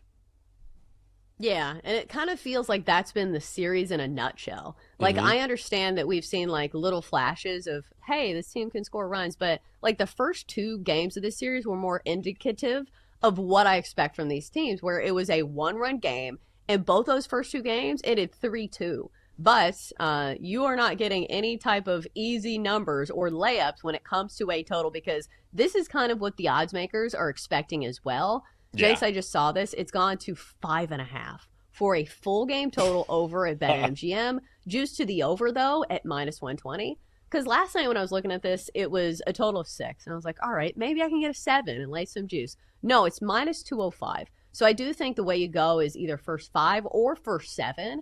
Because sometimes we do this to maybe get a little wiggle room. And if you think the starter is going to go more than 5 innings, and that's exactly what we've seen from Skubal in the postseason. He went 7 2/3, went 7 flat last time around against the Mariners and only gave up 2 earned runs. So, Jenks, I think I'm going to do first 7 under 4.5 for -120. I don't blame you for going first 5, but, like, it's -160 at MGM. You could do 3 for -118, but I don't know. How much do you trust George Kirby? Because I think we have established that we really trust Skubal in this situation. Yeah. George Kirby has a good start against the Tigers, where he went 5 innings, 2 earned runs, back on October 4th with 8 strikeouts, which is a good thing. When you're playing totals, you want to play the strikeout pitcher so they can strand those runners. Even if they get, runners on base, 3rd out, strikeout, obviously, makes you feel good as an under better. So do you trust George Kirby to keep this one close? I do, because it's an elimination game, and because the Tigers can't hit. I can't wait for A.J. Hinch to take out Tariq Skubal after 2 innings. That's what I can't wait to see. He drove me crazy last 2 game. innings? I'm joking. He will be I know. pitchforked. As he should. Like, it's amazing to me. I think managers in the postseason, I think we've seen an issue with when these starters are pitching well. There's been a real inclination to pull them way too early. Like, if they're pitching, let them pitch. It's almost like, oh my God, you've gone 5 innings, 5 shutout innings. That's great. We got to get you out of here. It's like, maybe not. Maybe let them go. And I understand pitch count is a thing, but these managers are so worried about arm fatigue or a guy going longer than he normally goes. Like, even if it's a few extra pitches, that they're pulling guys who are pitching really well early, and then it's coming back to bite them. Like, it almost bit the Dodgers in the butt last night, where they put Emmett Sheehan in, and immediately the Phillies scored, And so I think it's okay to let these starters continue rolling if they're pitching well. So I don't think that's going to happen to Skubal. But when you're talking about George Kirby, I feel like when you look at how he's pitched against the Tigers can't hit. And because these managers are so quick to pull guys at the first sign of trouble, that's why I'm not worried about either pitcher here and why the under is the play. Yeah. As far as Kirby goes, like, back to the strikeouts, like, if you look back at the regular season, he ended the regular season on an absolute tear. Had 14, 7, and 10 strikeouts against the Dodgers. So that is a good lineup, and he did that in only 5 innings. So I like the high-end potential of Kirby there. And when it comes to leaving Skubal in, I feel like A.J. Hinch knows better. And we've already seen this in the postseason, where he went 7 2/3 and he went 7 innings. It is different when it's not a veteran pitcher and when it's not somebody who's going to win the Cy Young. Because I do think, situations are always different. And don't you imagine, like, Skubal going back and forth with Hinch? If Hinch comes out of the dugout, I feel like Skubal's going to be like, no, stay in the dugout. I'm finishing this game, damn it. Right. And he has the respect of his team to say something like that, because he is a veteran and because he is the heart and soul of this team. So if Hinch pulls him early, like, that's the biggest mistake, and I feel like Tigers fans will absolutely turn on him. If you're interested in playing outs for Skubal, because I think that is a pretty solid angle, because if you believe that the Tigers stand a chance, I think a lot of it has to do with Skubal staying in this game pretty long. But you're not getting a ton of value when it comes to earned runs, strikeouts, any of that. Like, a strikeout props, I think, 8.5, juiced to the over at -166. We're not playing that. But outs recorded is 19.5 for Skubal, which I had to do some math. 6 innings is 18, and 7 is 21. So it's like 6 2/3, I think. Juiced to the over at -132. Yeah. I think he probably goes 7. Don't you think? It's an elimination game, but do you trust somebody in the bullpen more than Skubal? No. I trust Rick Skubal exclusively. With my life. With my life. With my life. I trust him. Yeah, he wants to go. Like that's what I love about him is that he just has, brilliant stuff. I love watching great pitchers just go at it. I mean, we saw that last night. Dodgers and Phillies was a great pitching matchup. That was fantastic to watch. And so I love a good pitcher's battle in the postseason, and he's as good as it gets. Not only does he have nasty stuff, but he's so fiery, and he wants to go deep in games. And most pitchers aren't built like that. They'll go their 5 or 6 innings, they'll get their quality start in, and then they're out of there, and they're fine with it. But Skubal wants to go deep in games, and that's such an old-school competitor mentality. As an old guy with soft bones, I love that. And he inspires, he motivates guys because they see how intense he is and how much he wants to win. Sometimes a pitcher can really drive a team, and I feel like he's one of those drivers. Oh, absolutely. Like, he's the face of the franchise right now. Yeah. If they advance, it's going to be on the arm of Skubal. I will say, from a matchup perspective, Jorge Polanco apparently has Skubal's number. Last game, he had 2 home runs off Skubal and went 3 for 4 in that game. So usually I would say, okay, let's look at, total bases, hits, runs, RBI for Polanco. But I'm not a huge fan of doing that in games that have such a low total. Like, I want all the factors to be aligning. Like, if I'm playing player props from an offensive side of things, I want it to be a real high total, not a total that's 5.5. So, no, thank you. All right, Jenks, I don't know if we gave a side. Like, I think we said, hey, maybe the Mariners are going to win 2-1. But just for fun, no prices, no nothing. Who do we think wins? I think it's the Mariners. I think it's the Mariners. I was hoping for a different answer. You were hoping for Tigers? You were hoping that I'd go with Detroit? I think it's the Mariners. Do you want Detroit to win? I feel like you want Detroit to win, which is okay, but I'm curious. Right. That's what I'm saying. I think my heart is going to break for Skubal, but at the same time, like, what a magical season it's been for Seattle. And, like, think about all those fans who have been waiting so long for this team to be a factor in the postseason. Because it just feels like for the past, 10 years, it's been like the Astros that have their number. And, it's just been a flash in the pan where they've had, some great prospects. Julio Rodriguez has been really good. Now this year, it's Big Dumper's turn. So I can see both sides of the coin. I feel like this is one of those series where no matter who wins, I will be happy for that fan base. You know what's going to happen. Like, Skubal's going to get rocked. Something crazy is going to happen to this guy. I know. I like the Tigers. I like Detroit. But the Mariners they have not been to an ALCS, I believe, since 2001. So this is a team. Yeah, it's been a long time for Seattle, and I want to see the Big Dumper in the postseason. I get it, though. I like the Tigers as well. I mean, there's a great history there, but I feel like this is the time for the Mariners. Doesn't it feel like this is their time to make a run with the season that they've had, finally breaking through and having an MVP candidate and being at home?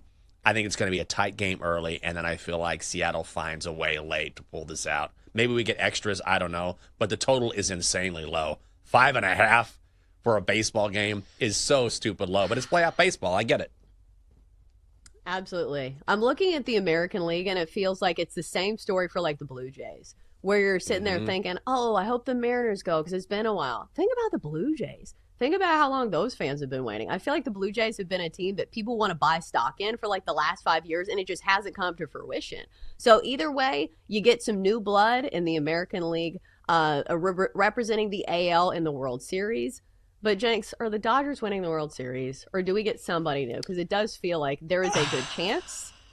Could be the Brewers, could be the Cubs, could be the Blue Jays, could be Mariners or Tigers. But at the end of the day, does it all feel pointless because they're going to meet the Dodgers? I kind of feel like maybe it's that way.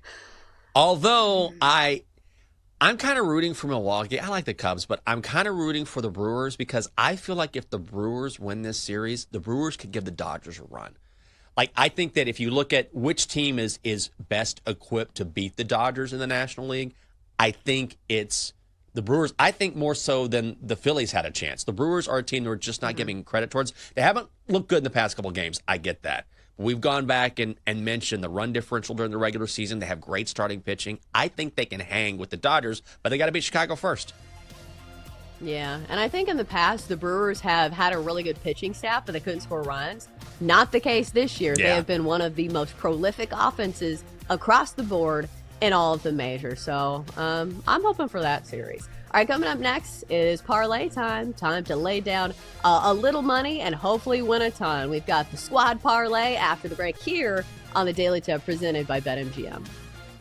Coming up on the Daily Tip, the crew throws down some big money parlays. Sponsored by BetMGM. Make it legendary.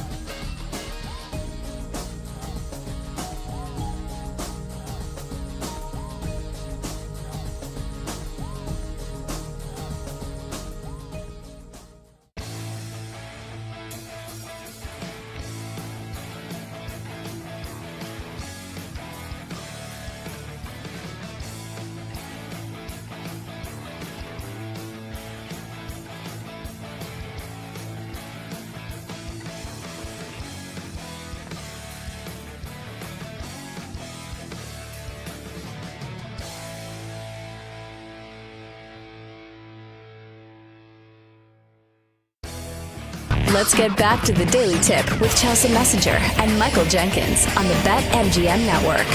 Make it legendary. Download the app today. Please gamble responsibly. And we're back on a Friday, October 10th here on the show. Coming your way soon on the show, we'll get to our college football Double D's Degenerate Parlay and also our Squad Parlay, which I need to type in my leg because I was still mulling the options because there was two guys that I really liked this week, Jenks, and I was trying to decide, okay, which one are we going to throw into the fire for the Squad Parlay? Because you never want to lose it for the team. So I want to feel really good. I think I'm going to do like an alternate number just by a few yards, but still, you never want to be the guy that loses it. Like that's probably how Orion Kirkering feels today, like the guy that lost the parlay. Oh my God, that poor guy. Ooh. I simultaneously was happy to see Philly eliminated because I don't like Bryce Harper, and also I felt terrible for him. Like I never want to, have a guy be responsible for that happening. And also, particularly when you're not a big name, then that's something you get associated with. Do you know what I mean? Like he'll be known for that more than other things, and I really hate that because that's not really a fair way to look at his career. Absolutely. And like when it goes to 11 innings, like somebody's going to crack. And like Dave Roberts said, it was the Phillies who cracked. They did. He said it like a mob boss. But I don't know. I don't think you ever want the game to end on one player. Whether it's in football where somebody makes a boneheaded play to drop the ball before they get to the end zone, or like kickers. I feel the worst for kickers because like nobody even cares about them until the game's on the line. And it's like if you do your job, great. But if you miss it, then everybody hates you. It feels like you don't even get the praise. You only get like the negative attention. Exactly. And I just, that's why postseason baseball, I feel like baseball is different and hockey's kind of this way, but there's something about playoff baseball because it's so strategic and because one player can really make the difference when these games are so very tight. I think that's what it is because like last year, if you look at the Ravens Bills game when Mark Andrews dropped that 2-point conversion, and you'll focus on that, which was tough. But the Ravens made a lot of mistakes in that game. Like people focus on that, but if you look at it, there's a lot of things that could have gone differently there. Last night, it kind of comes down to that one little play, and that's how baseball differs.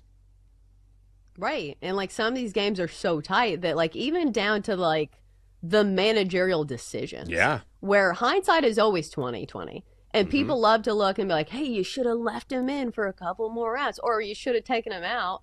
But we'll never know. Like that's the crazy part is that like we will never live in a parallel universe where we saw what actually happened. All we can do is assume. And that is not a great place to live. All right, so let's get to some of these big parlays. If you're tired of us talking about baseball, we got a whole bunch of football picks ready for you. But if you are parlaying things, you might as well do it over at BetMGM. No matter where the college football action is, there's nothing like getting in the game and leveling up your next parlay. Use this Parlay Boost token over at BetMGM to boost your potential payout from a winning college football parlay. So with that, it's time to go to the Double D Degenerate Parlay of the Week. It's time to get crazy with Double D's College Football D-Gen Parlay.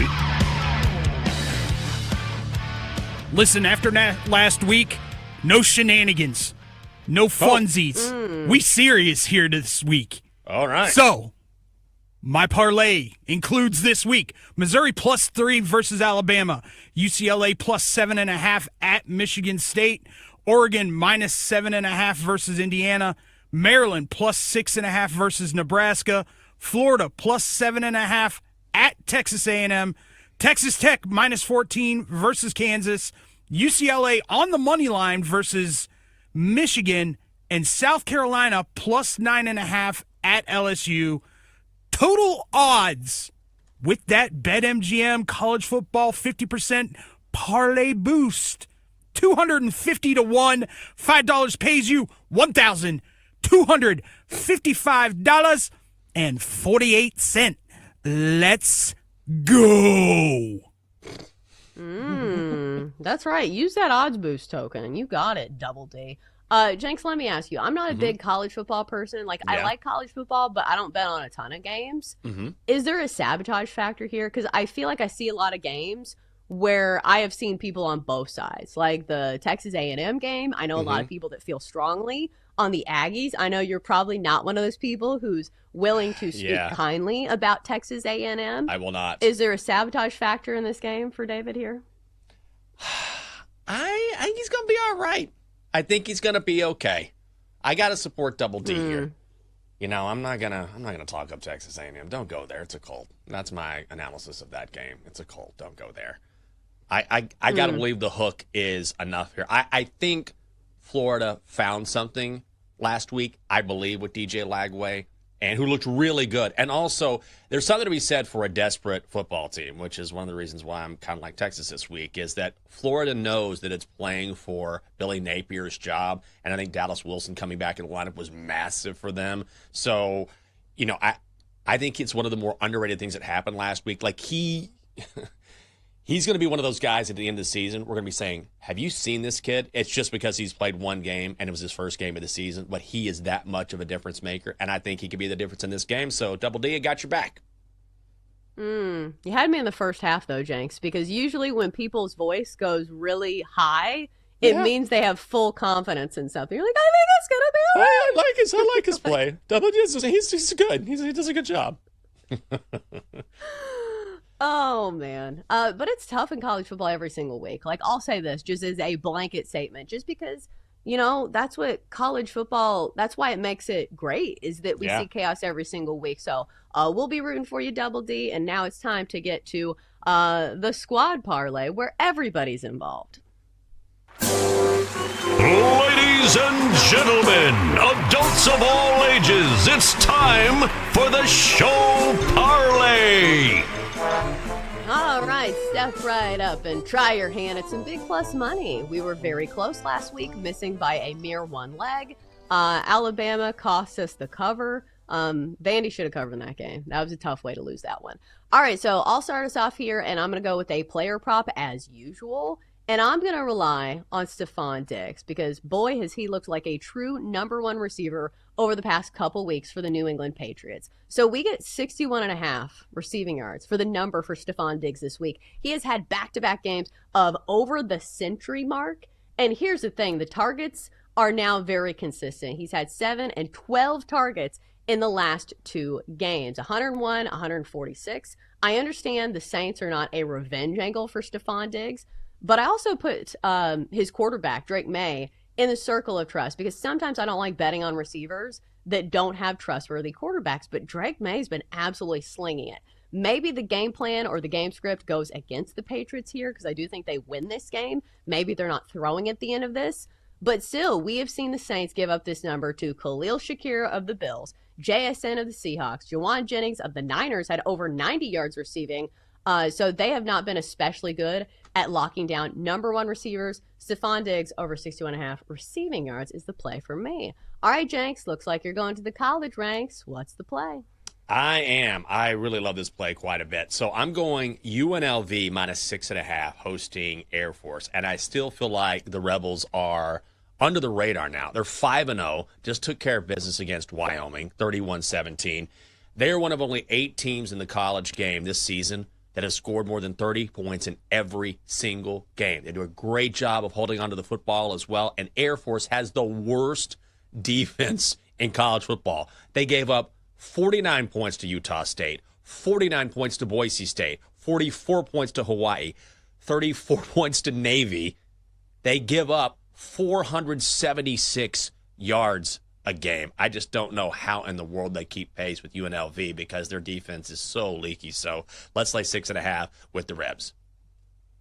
All right, David, you're next. What's your favorite college play that you're contributing here? I'm sticking with what has worked for me lately. Texas Tech minus 14 versus Kansas. Once again, Texas Tech is one of 2 teams in college football that are ranked in the top 10 right now in both offense and defense, and that defense is no joke. I think they limit Jalen Daniels and just keep that Kansas offense off the field with what is an epically good offense. And Morton is back as well. He played last week. He'll be back this week. Their starting quarterback, Texas Tech minus 14 versus Kansas. All right. Next up, Dylan. Usually we get fight picks from you. And I'm glad to say at least I know how to pronounce the person you are playing this week for the squad parlay. Who you got? Yeah, there is fights this weekend. I didn't like any of the odds, though, because I had kind of a couple things picked out. Everything was like minus 400 or more, so I was like, I'm not doing that to the parlay. So we're going Devon Achane, anytime touchdown. He's eclipsing this at about an 80% rate. He scores pretty much all of Miami's touchdowns. Especially with Tyreek Hill out now, he's just the main guy that they look to in the red zone and just in the passing and rush game. So anytime touchdown at this price, I love. An anytime touchdown bets. These feel really easy or really frustrating because sometimes they score in like the first quarter and you're like, that was so easy. But I do like that, and especially guys who can catch passes and also run it in. So like the play a lot. All right, Den, you are the final leg of the squad parlay. I know you are currently typing something into the rundown, so maybe I'll give you some filler here. But it looks like you're going to the college ranks, and I really like this play, and I think Jenks does as well. Yeah, I'm taking the under in Texas and Oklahoma. It combines right now in the college football season what is two of my favorite things, which is backing Oklahoma's defense, and until Arch Manning shows me something against top competition, fading Texas's offense. I am not of the belief that John Mateer is going to play. I agree with Jenks in that. I think there's some trickery going on there, so I'm not expecting that he's going to be good to go. However, as a gambler, the odds are now going up. The numbers are now going up because the books are thinking that Mateer might play or just to give themselves a little bit of leeway. So it's perfect for me to slide in because 2 days ago this number was 42.5. Now it's 44.5 with the threat of him playing. So sliding in there, getting a much better number, but I'm going under 44.5. Right, and even if he does play, like, he hurt his throwing hand. I feel like that is not a good injury to hurry back from, even if it is against your bitter rival in Texas. If you want to play at odds of 23-1 and also use the boost over at BetMGM, that's the squad parlay. Coming up next, hour 3 of the show, our reactions from the Giants' big win over the Eagles last night. It's next on the Daily Tip. Chelsea and Jenks will be right back on the Daily Tip on the BetMGM network. Make it legendary. Download the app today. Please gamble responsibly.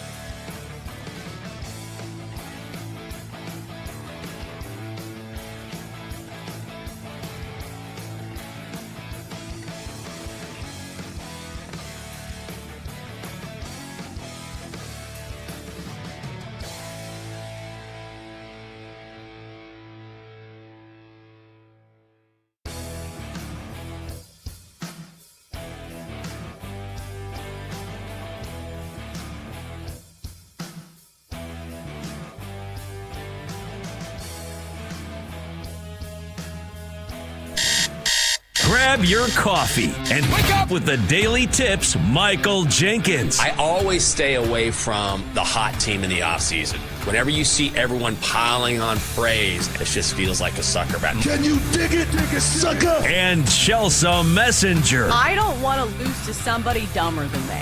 Yes. When you're in an office pool with somebody playing fantasy football and it's somebody who just puts it on autograph, like, I don't watch football, whatever. I don't want to lose to those people. The who?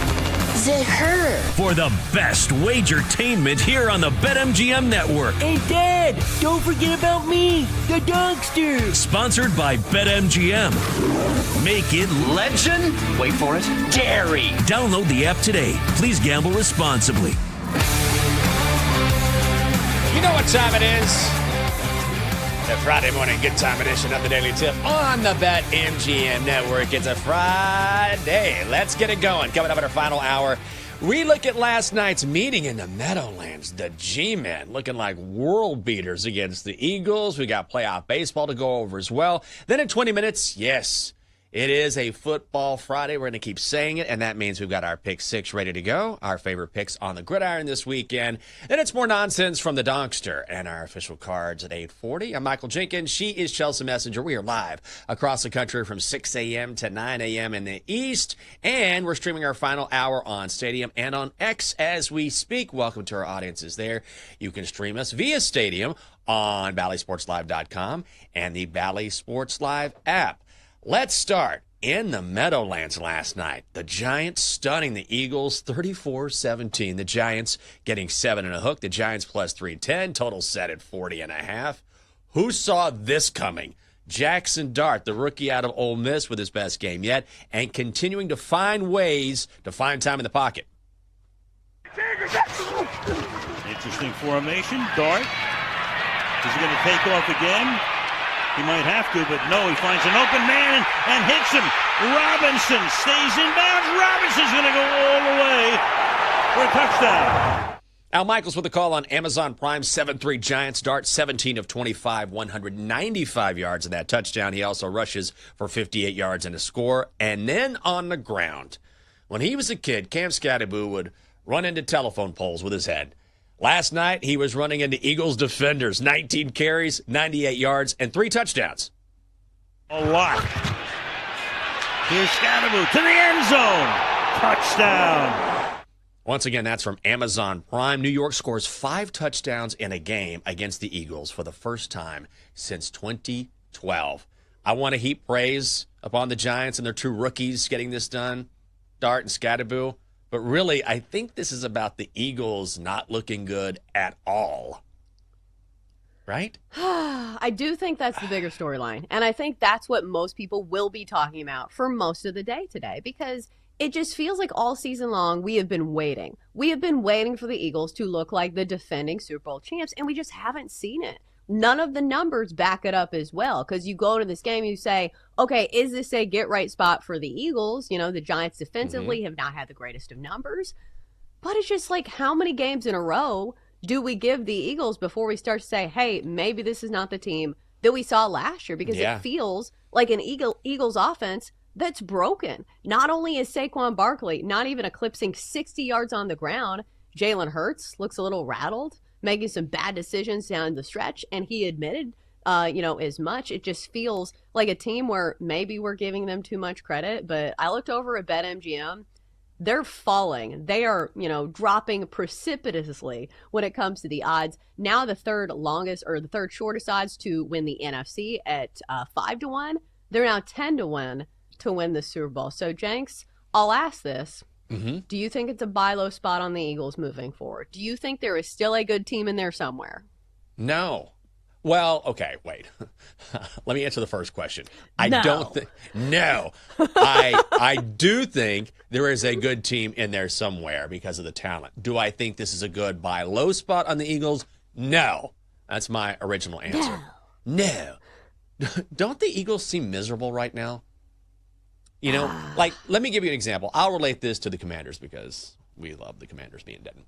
So when the Commanders had that loss against the Falcons, it wasn't a great loss. People were frustrated. But The locker room was intact. No one was miserable. There was no bickering. Guys weren't having side meetings about how can we get more production, right? The culture was intact. I don't see that with the Eagles. Like, we know about A.J. Brown. He came out 2 weeks ago and he put up that Bible verse to show everyone he was unhappy. Then there was a meeting earlier this week, right? A.J. Brown and Saquon Barkley and Jalen Hurts. And they said, it's just guys being dudes. It's just a meeting. But clearly, they're unhappy. A.J. Brown is unhappy. And then after the game last night, Lane Johnson, the right tackle for the Eagles, is saying we need to be more creative on offense, more variety. When a right tackle is saying, you know what? I'm tired of doing the tush-push 4 straight times. Maybe we do something else. Maybe we lean on being more creative offensively and opening up this offense. These guys are frustrated across the board. They're not playing well. Saquon had less than 60 yards rushing for the 5th time in 6 games. He doesn't look right. No one is playing up to their potential. And when you are dealing with a locker room that seems kind of unhappy, that is kind of falling apart a little bit, no, I would not trust the Eagles at all right now. I think we need to see it. Like, I need to see it in one game before I believe in him. Because, like, maybe there is a good team in there. And I will say this. The Eagles are still, 4-2? Like, it's not like they're 1-4. They still have a great chance to right the ship and correct things before the season is over. It's just, we've kind of seen this story before out of the Eagles, is that when the attitudes go south, sometimes the team just, spirals. And we saw it the year where they went on the road, the first round of the playoffs, to Tampa Bay and got absolutely smoked. And everybody just looked dejected. The body language was terrible. And maybe it's something to do with schematics and saying, hey, maybe it is something about the play calling and the offense. But I don't know. I think it's one of those situations where I need to see it at least a little bit, because right now across the board, the Eagles have some of the worst stats in the NFL. And I understand not everything's based on stats, but they're with the ranks of the Titans and the Bengals when it comes to yards per game. You know what their point differential is right now? After 6 games, it's 1. It's 1. That's where the Eagles are right now, which is fine with me. They can open the door, and guess who's going to walk in the NFC East? Jaden Daniels. Hello, sirs. How is everybody doing today? I see nobody wants to win the division. I think we'll take it instead. Fine with me. I don't know. It's hard to give up on teams that you know that they are so talented. So we'll see from the Eagles, but I will not be betting on them until they prove something to me. But can we talk about the Giants for a second? Sure. Because what a roller coaster ride it's been with Jackson Dart and Cam Scatterville. Because we saw their high-end potential. Jackson Dart's first game where they beat the Chargers as big underdogs.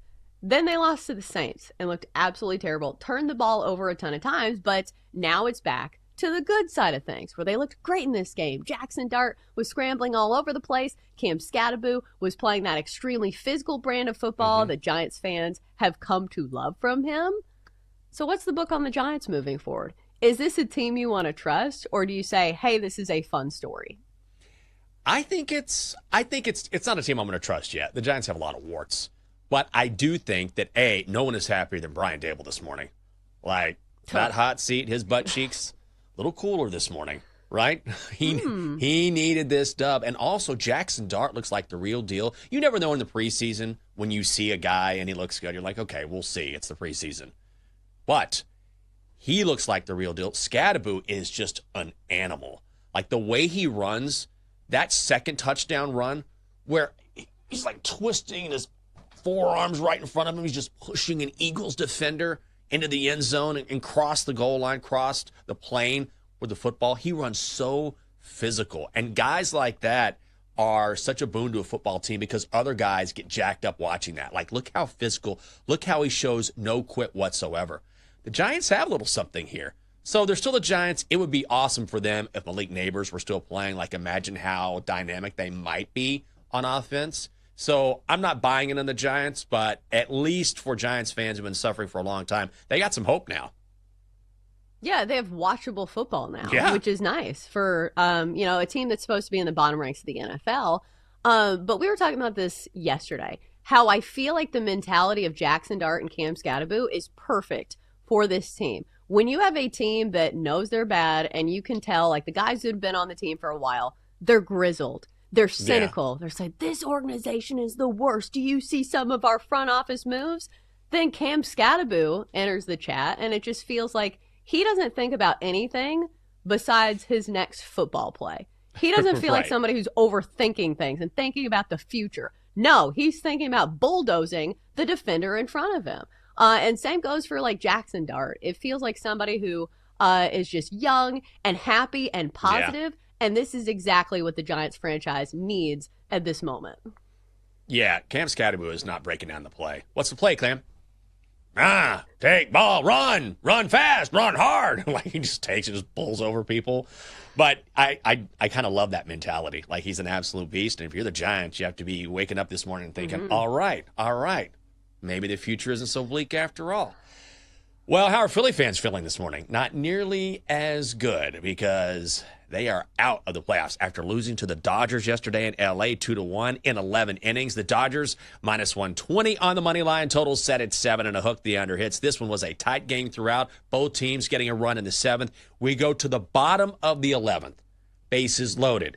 2 outs. Andy Pages facing Orion Kettering. Strike. Pages breaks his bat. Kerkering got to find it. Throws to the plate. Oh, my goodness. He throws it away. And the Dodgers have won. Call courtesy of TBS, a heartbreaking error on Kettering, who decides to throw home instead of going to first base. He kind of bobbled the baseball, got nervous about that, went immediately home. It was a bad throw, and that is it. The Phillies are done. The Dodgers advance to the NLCS for the 8th time in 13 years. That's only the 2nd time in postseason history that a game has ended on a walk-off error. Especially between these two teams who were supposed to be like the cream of the crop in the National League, and especially the Phillies, who were one of the favorites to win the World Series going into the postseason. But sometimes this is how it is when you play 11 innings. And when the margin for error is so small that like eventually somebody was going to crack, and that team was the Phillies. I understand like it shouldn't be all on the shoulders of Kerkering, because I will say some credit needs to be given to the Dodgers with Kim base running and hustling his way home, and he was a pinch runner. They put him in there for his speed. So, the Dodgers, they were the ones that waited it out, and eventually it was the Phillies that kind of killed off themselves, and it just felt like a very anticlimactic ending to a team that just looked like they were built to win a World Series. It's almost like when you're watching like a really good series and the ending's bad, or it just like doesn't give you a sense of closure. I feel like that had to be the feeling that Phillies fans felt last night. And they've been so close, and now this is becoming a thing, right? Right there in the middle of the hunt, looking like one of the best teams in baseball and just not able to close it out. So the Dodgers are moving on. Elsewhere in the National League, how about this? The Cubs making it a series, blanking the Brewers yesterday, 6-0. The Cubs even money, total set at 7. The under hits. The Cubs get going in the first inning, and they never look back.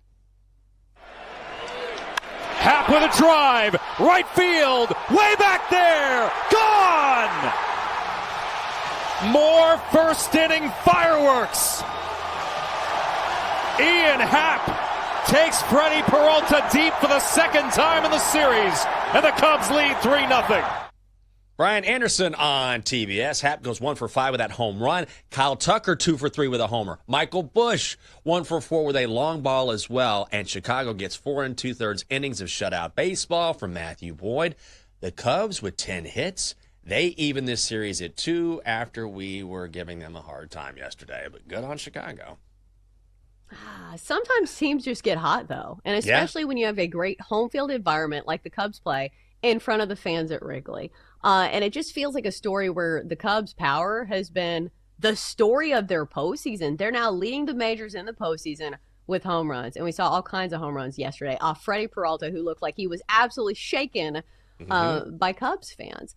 But let me ask you, do you think this is sustainable? Because I think that's the storyline for me for teams who get hot. And it feels like they don't have a ton of depth when it comes to pitching. Because Matt Boyd deserves some credit here. He had a great start in this one. But the Cubs bullpen has been tried and tested since the 2nd game of the wild card round, where they had to do a bullpen game. So for me, I think you look at the larger sample size, and there is a reason that you play 5 in this round. And I do think it's probably going to be the Brewers. But again, I've been wrong on the Cubs before.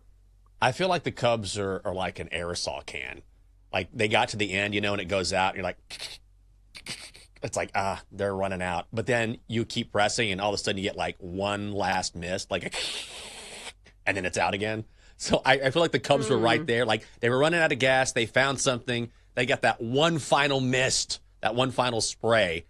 But I feel like once this goes back to Milwaukee and Game 5 is set for tomorrow night in Milwaukee, that the Brewers close it out. I kind of feel that way. Milwaukee is the favorite at -130, but no starting pitchers named just yet. Still to come on this show. Time for some more football. We've looked up and down the card in the pro and the college game, and now we are ready to pick six.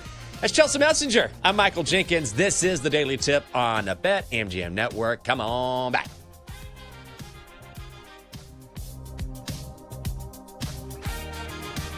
Chelsea and Jenks will be right back on the Daily Tip on the BetMGM Network. Make it legendary. Download the app today. Please gamble responsibly.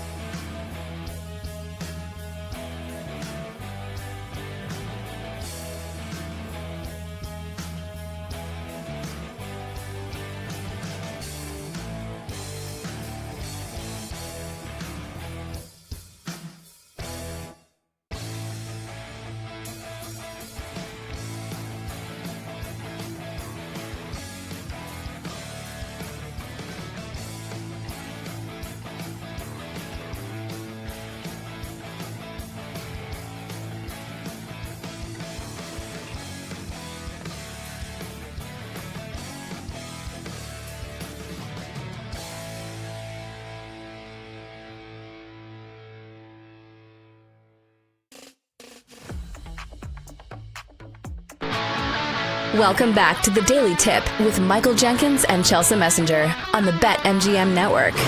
Make it legendary. Download the app today. Please gamble responsibly.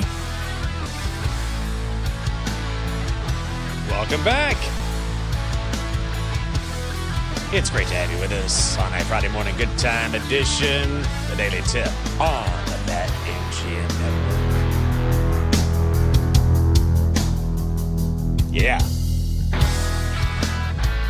Coming up in our final 40 minutes of the show, we'll pick six, and I'll tell you why Texas is the play against Oklahoma in the Cotton Bowl. Yeah, I said it. Chelsea, you'll be happy to hear this, but I kind of got bamboozled by this story. So California has banned noisy ads on Netflix, YouTube, and other streaming services. Thank God.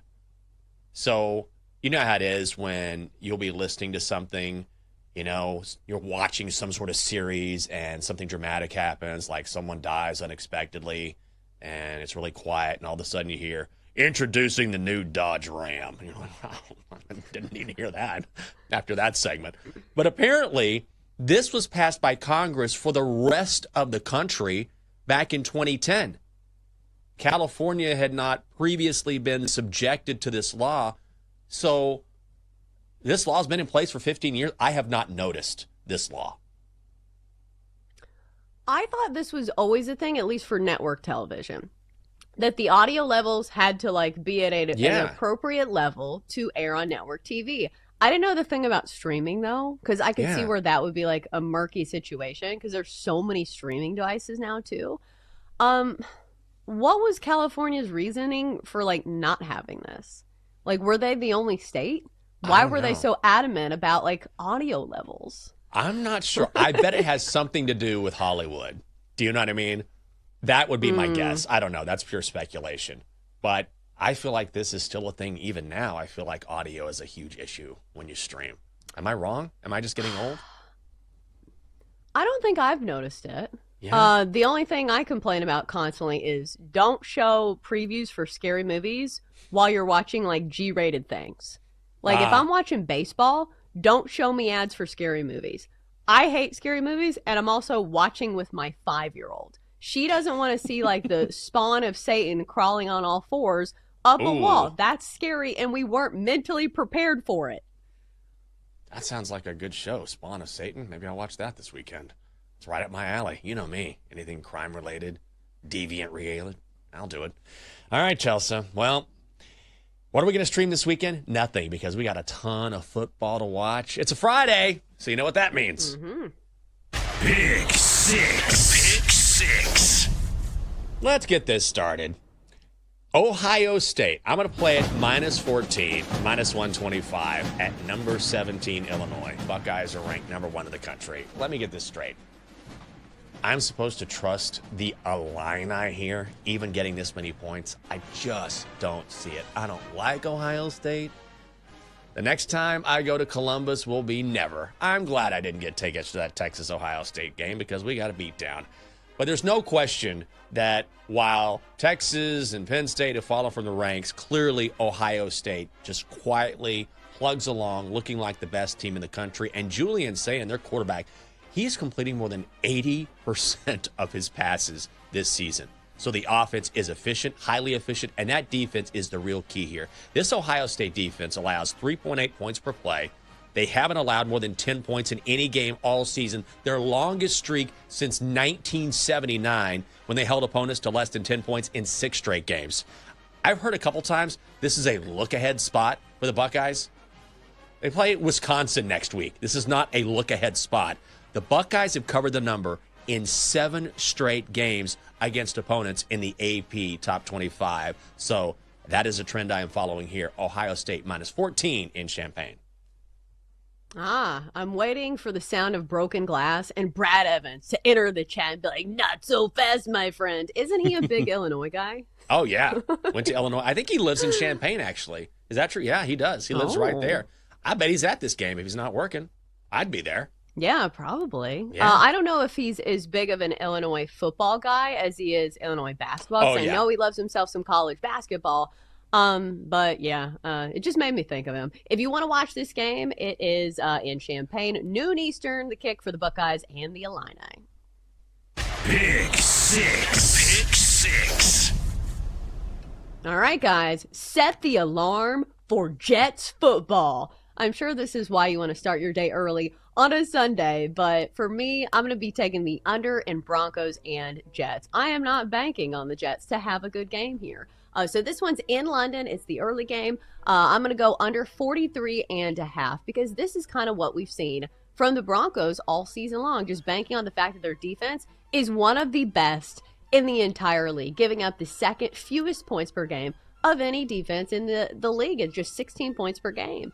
And plus, you look at these totals for the Broncos, they've had 3 totals this year stay in the 30s. And the only game that has gone over this number of 43.5 was a 29-28 loss to the Colts, who are scoring the second most points per game of any team in the NFL. So that offense, way better than what we've seen from the Jets. So I think this game is not going to be really close. I think the Broncos run the ball a lot in the second half. And plus, it's a game overseas. Let's not get cute with things. I think this one stays well under the total of 43.5. Don't believe in the Jets offense, and I believe in this Broncos defense. Under 43.5 is the play. I don't believe in the Jets offense. I don't believe in the Jets defense. I don't believe in the Jets special teams. I just don't believe in the Jets. They're not a team. The Jets are not a team. They are officially not a team. You guys have been demoted to the CFL. You play Saskatchewan next week. Yeah, I like this play a lot. I would also tend to lay the 7.5, the Broncos. I like it better at 7, but I just don't know how the Jets are going to move the ball against this Broncos defense. Number 5 overall in total defense. Number 5 against the run. A Justin Fields passing game? No thanks. 9:30 a.m. kickoff in London. Pick six. Pick six. Believe it. Mizzou. +3. Hosting Bama. Missouri fight song? I don't think I've ever heard that before. I have faded Alabama for much of the season. Faded them against Georgia. Faded them against Vandy. It did not work out. I'm due, which is a terrible thing you can say as a sports bettor. I'm due for a win. But I think this is the right side here. This open Missouri +5.5. Money has come in on the Tigers. They're at home. Kalen DeBoer has sort of, calmed the natives there in Tuscaloosa with those big wins this season. But away from home, Alabama still hasn't been good under his watch. They are 2-5. Lost that opening game of the season on the road at Florida State. Now he gets a Tigers team that is undefeated, and Bo Pribula at quarterback is very good. The transfer from Penn State, 9 touchdowns, only 3 picks this season. I think Bama is going to be tighter. They've had a really tough schedule and some big games thus far. They have a big schedule ahead. I think they could possibly lose outright, but instead, I think they squeak by. So give me the 3 with Missouri in Columbia. I feel nervous about this one, simply because it's hard to know how good Missouri is, just because they haven't played a ton of great competition. But I do agree with you that when you play a grueling schedule like Alabama has played, and especially when the target's on your back, it feels like every single week, that sometimes that can take a toll on your team. So especially when you're getting a field goal, I see the logic there. If you want to watch it, it's one of the earlier games in college football, I believe. Noon Eastern kickoff in Columbia between the Crimson Tide and the Tigers. Pick six. Pick six. All right, back to the NFL we go for the Patriots laying 3.5 on the road at the Saints. This line looks a little fishy to me, the fact that the Patriots have looked so good, and I'm not a huge fan of buying stock in a team that is coming off a huge win, but I feel like this Patriots team is for real, and I truly believe in what Mike Vrabel is doing to correct the culture in New England and the upside of Drake May. Now that he has this connection with Stephon Diggs, where Stephon Diggs has had back-to-back games of over 100 receiving yards, he is a true number 1 receiver, and he is looking better than ever, and I feel like this is a tough matchup for a Saints secondary that has not been good at defending number 1 receivers. So 3.5, it seems a little tricky, but if we were talking about one of the other top teams in the NFL, like I think the Patriots might be by the end of the season, 3.5 would sound cheap against the Saints team that's been a good story in some of these games, but still one of the cellar dwellers when it comes to stats across the board. So I'll be taking the Patriots, laying the 3.5 on the road at the Saints. Yeah, I love that play. Why didn't I play this myself? That is a great play. I just don't think the Saints are in the same stratosphere as the Patriots. This line should be at least 4, 5, 6, bigger than 3.5 is what I'm trying to say. So I'm with you, Chelsea. I love this play. 1 o'clock Eastern start at the Superdome in New Orleans. Pick six. Pick six. Here we go. Texas +1 in Dallas against those inbreds from Oklahoma. Before I get started, shout out to the New York Times and The Athletic for the biggest garbage headline of the year, calling Arch Manning synonymous with failure. Now you're synonymous with rage bait headlines and a journalistic reputation that continues to die by the day. That was terrible. Everyone is on Oklahoma here. Not me. I hope the Sooner schooner falls over as they run out onto the field. I don't think it's going to be there in Dallas. I don't care. Here's what I care about. This whole smoke and mirrors nonsense from Oklahoma. Do we know if John Mateer is going to play? Oklahoma says maybe. Had hand surgery. Maybe he comes out with a sleeve on or something. I think it's all one big ruse. Oklahoma does this all of the time. They've done it for years. They did it with Dylan Gabriel a couple years ago, or a few years ago, before he transferred to Oregon. They said, oh, he's banged up, but he's going to play. He's going to play. He came out pregame warmups. He was in shoulder pads. They go to the locker room. They come back out. He's not dressed. He doesn't play.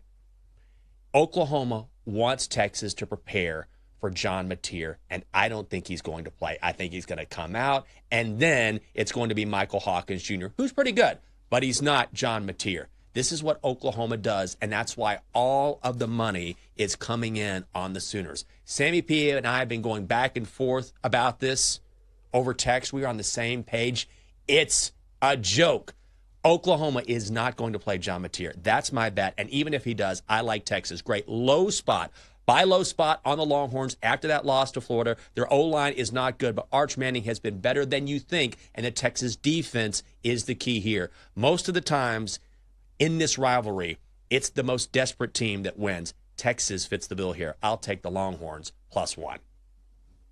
Yeah, I think it's how much do you trust the odds makers? Because I feel like we've seen situations like this before where you look at the line, you say, Texas? A team that's been a huge disappointment coming off a loss to Florida, and they're merely getting 1 point at home? What are the odds makers smoking?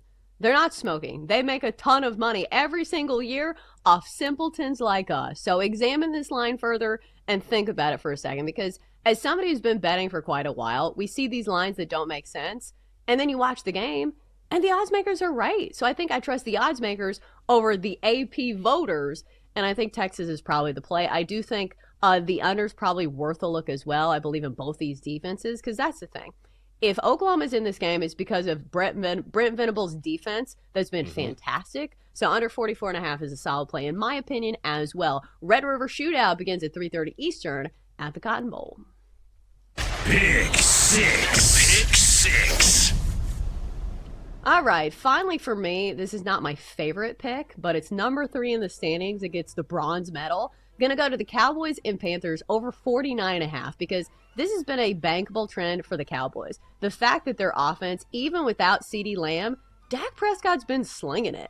I understand he is a very easy target and people like to make fun of him, but at least the Cowboys offense has been absolutely humming as of late. Then you look at the Panthers, and it should be a nice spot for their offense to get going, because you look at the Cowboys, they're giving up 412 yards per game. That defense is not great. So if you believe in the Panthers at all, I feel like they can at least contribute to this total. And I know a lot of people that kind of like the Panthers getting the 3.5 in this situation. So I don't believe in the Cowboys defense, but I do believe in their offense. And I think we see a shootout in this one. So over 49.5 is the play for me between the Cowboys and the Panthers. Ah, look at that. A lot of NFL plays, a lot of college plays. I do like Carolina getting the points. I feel like that a lot of people are going to come in and hammer Dallas. It wouldn't surprise me if the Cowboys get to -3.5. In fact, we've seen that at some books. And Dallas, you know, is always a public play. But Carolina is undefeated at home. It's still Carolina, but this line seems a little short, and it just makes me think that the Panthers grabbing points on their home field might be the right side here. How's Jake feeling about this game? He's a Panthers fan. Well, it's like we can't even watch the games here because, like, nobody cares about the Panthers and we don't live in North Carolina.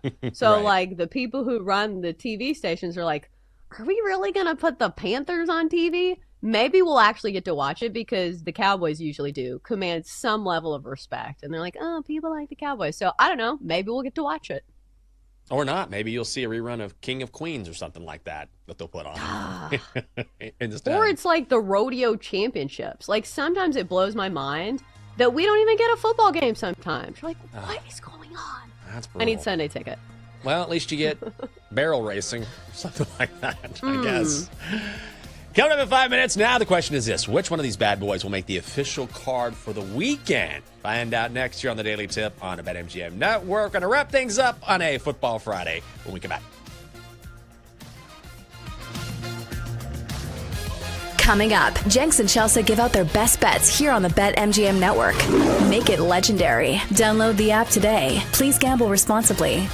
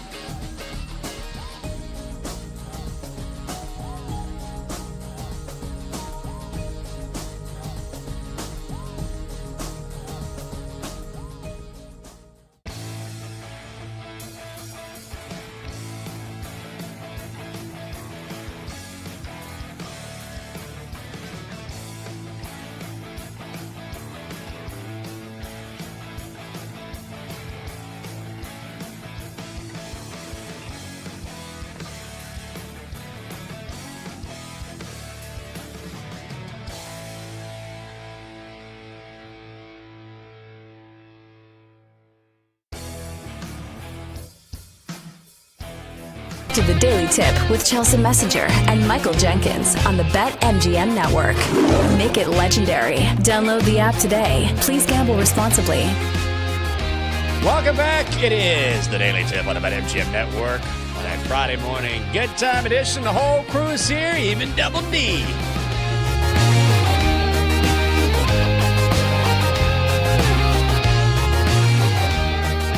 Always great to have you with us. Loaded card coming up as we hand out our best bets before Bet Sweats comes along. Joe O, Sammy P, our guys.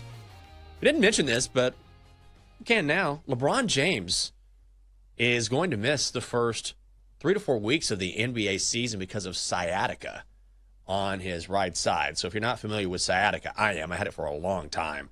This is when the sciatic nerve is generally being compressed in your spine, and it runs all the way down your butt, down your leg, into your foot. So it can be really painful. So this is the first time in LeBron's career that he won't start a season. And this is his 23rd season in the league, which is an NBA record. The crazy thing here is that they say they're going to reevaluate him after 3 to 4 weeks. So this could go on even longer. All right, so back up. This is like nerve pain, right? Yes. And it feels to me like nerve pain is really difficult to treat. Like, I'm not a doctor, It's but terrible. Wasn't this a thing for like Peyton Manning where he had like nerve pain in his neck? Because it's one thing if it's a muscle and you can stretch it out and like maybe get some like painkillers, but when it's so deep and it's your nerves, that feels like something that he could miss a lot of time for, like throughout the season. I had sciatica years and years ago. I had back surgery because of issues with my sciatic nerve. I had a discectomy between my L5 and S1 vertebra where the nerve was being pinched. And so that was causing this radiating nerve pain down my leg. So I had a discectomy where they remove part of the disc, and that part of the disc that is maybe pressing on the sciatic nerve. It's really painful. A lot of people have experienced this. And so sometimes it's hard to walk, much less play in the NBA. Oh, absolutely. I had this when I was pregnant, so a different situation, but it definitely sucks. Yeah. I feel like my whole leg would fall asleep because it's weird how like it connects to so many other things. Like I think this is the same thing. Maybe it's different when it's not pregnancy related, but like I couldn't feel my entire like left side of my body because of my sciatica like being so crazy. Well, you know what you do to numb the pain? You drink Hennessy. Maybe that's like pregnant that deal, right? Well, not you, but LeBron. Yeah. Hey, have you thought about boozing now that you're pregnant? How about some alcohol? But it makes sense. It's like, all right, LeBron's gonna have to have some cognac to deal with that pain. But I hate to see him not in the lineup. Hopefully, he returns healthier than ever. But it's gonna take some time. Coming up next on Bet Sweats, Joe O and Sammy P will lay out their favorite bets for the weekend, and they'll give you their thoughts on last night's win in the Meadowlands for the Giants taking care of business against the Eagles. All right, we got a loaded card, so let's get to it. Time to place your bets. Look at this. It's a rare day when you have more bets than I do, but here we are.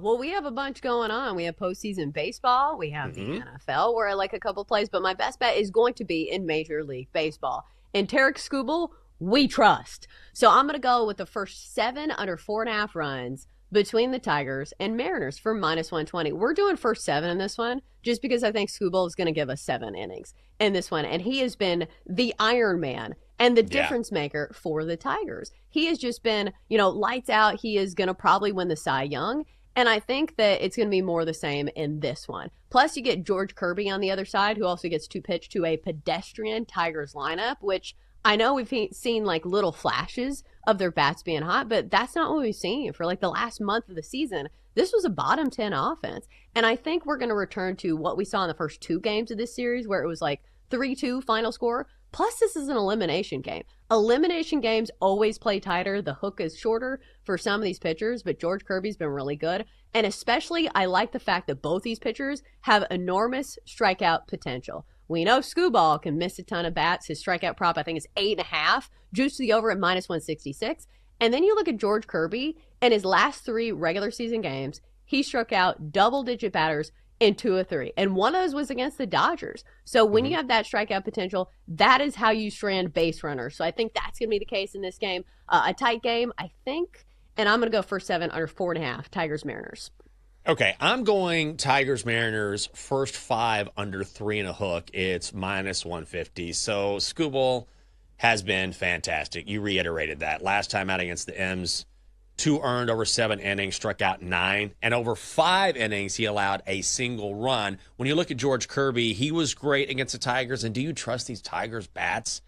I mean, I don't. Obviously, this is an elimination game, so every single pitcher will be on the tightest leash possible, especially Kirby. And we're back in Seattle. That is a hitter's park, or pitcher's park, I should say. So I think all of that tends to say under is the play.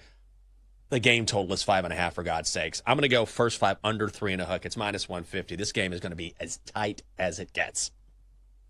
Yeah, absolutely. And I'll be rooting for the Tigers, I think, but I don't want to pick a side. Let's just hope for not much scoring going on and a pitching clinic. All right, next up for me, going to the NFL, couple player props that I do like. Stephon Diggs has looked like a true number 1 receiver over the last 2 weeks, and I think that continues this week. We actually get a pretty low number on him for somebody who can put up 100-plus yards. He's gone over the century mark in each of the last 2 games. So it's 60.5 receiving yards for Stephon Diggs. I'm going to hit the over for minus 114.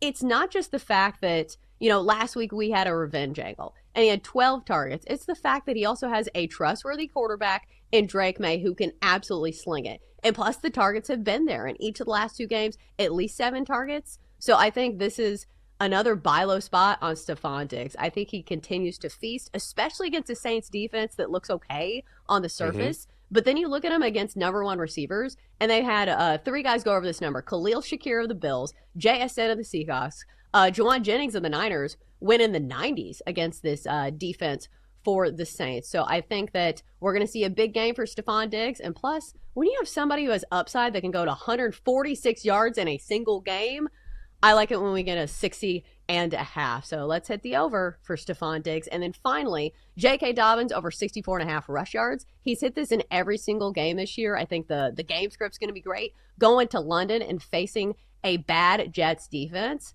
And plus, he's getting more and more carries as the season goes on. Had 20 carries against the Eagles last week for 79 yards. And again, I think this game kind of gets out of hand. The Broncos put it in cruise control, and I think J.K. Dobbins runs the ball into the ground against the Jets. So let's take his over at 64.5. One more play for this guy. Let's go to the college game. UNLV laying 6.5 hosting Air Force. I miss Vegas. I haven't been to Vegas in too long. So until then, I'm laying points with the Rebels. Dan Mullen has done a great job out in Vegas. Rebels are now 5-0, took care of business against Wyoming last week. The Rebels are one of only 8 teams in college football averaging more than 30 points a game. They average 35 a game. They're great at holding on to the football. They have a defense that is very physical. And all of this is bad news for Air Force because it doesn't matter if they're wearing their cool uniforms or not. Their defense is awful. Worst defense in college football. They give up 476 yards a game. Look at these numbers. They allowed 49 points to Utah State, 49 points to Boise State, 44 to Hawaii, and 34 to Navy. It's 4 straight losses for the Falcons. Their only win of the season came against Bucknell. This line is way short. So I played all the way up to 7. Now it's at 7.5 at some places. You can still get it at 6 and a hook. Do that. UNLV minus 6.5 hosting Air Force. Bucknell. Makes me think of like college basketball season. Those small schools that you'd never hear Right. of ever in your life unless they're playing in March Madness. That's right. You'll see a school like that and you'll be like, wait, they have a football team? They play football? And that's how you know that Air Force win is not very good. Sammy P's ready to go. Before that, let's talk to the Donkster.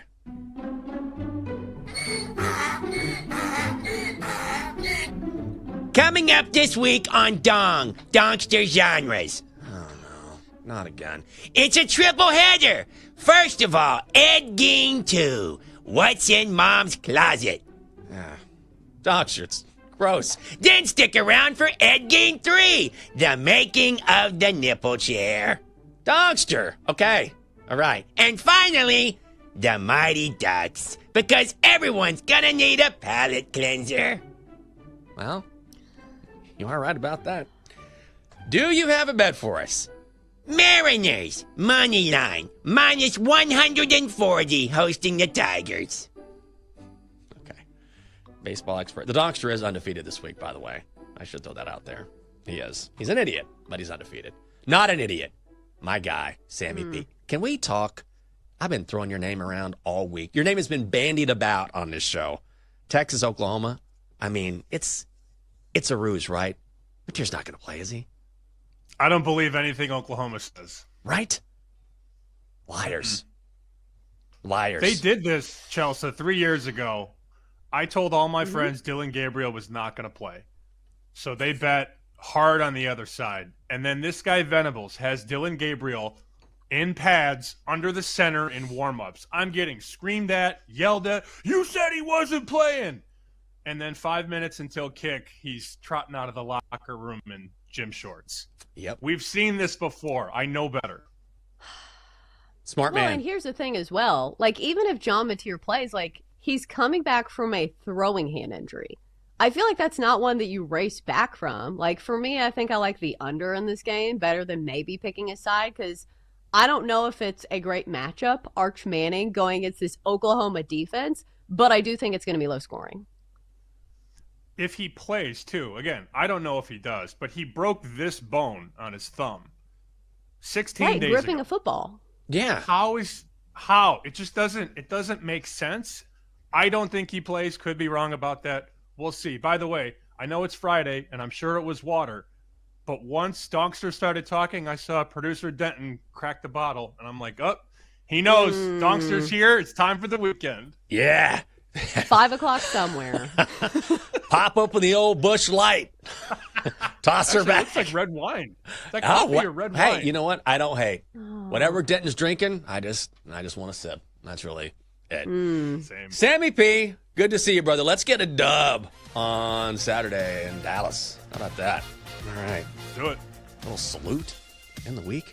Been a great week here on the show. Thanks for being with us. We're out of time. It is a daily tip on a BetMGM network for Chelsea Messenger, D-Day, Denton Day, who may or may not be drinking right now, David Double D Dykstra, Dylan Mitchell, the Donkster, the entire crew. I'm Michael Jenkins. Good luck in your bets. Hope you have a fantastic weekend. See ya. You've been listening to the Daily Tip on the BetMGM network. Make it legendary. Download the app today. Please gamble responsibly. If you missed any of the show, listen back anytime on the new and improved Odyssey app.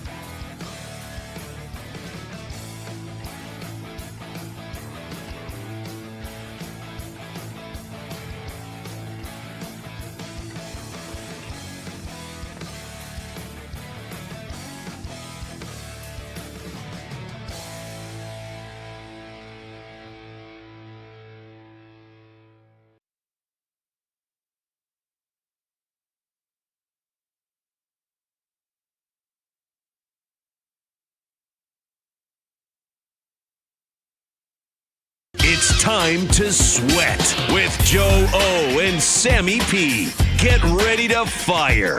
This is Bet Sweats on the BetMGM Network. Tonight, you get Philly Dodgers at 6 o'clock.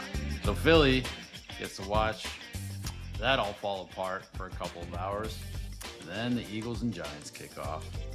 And then they get to watch the Eagles lose in prime time to the Giants. So 10 toes down. Dodgers, Giants money line, plus 625 at BetMGM. Oh my God. That's 10 toes down for sure. Pajes breaks his bat. Kirkring gotta find it. Throws to the plate. Oh my goodness! He throws it away, and the Dodgers have won. The Dodgers win, and they are moving on to the NLCS. Parlay Paul strikes again. Welcome to Bet Sweat, to Friday edition. So much football, so little time. From 9 to noon on the East Coast, Joe Ostrowski, Sam Panayotovich. He called the shot. Go against the Phillies, go against the Eagles. And sometimes, Joe, it's just that easy. Yep. I think we all were thinking about Paul throughout the evening. Nothing was going on with Ramley, and I was not going to be the first one to bring it up. Our text thread for the show with everybody involved. I was like, nobody said anything. I ain't bringing it up, but this is hilarious. Paul, did you ever think the tougher cash would be the Dodgers to win instead of the Giants? No. And like once the Phillies and Dodgers were in extras, and the Giants were already at 10-3, 14-3, 14-10, something like that, 13-3, and before the Phillies game was ever over. But yeah, when the Giants were up, I was like, the Phillies actually pull this off in extras? And then wait, no, they don't, because they don't prepare for situational baseball in any situation at the plate, on the mound. Like, I'm kill the guy for.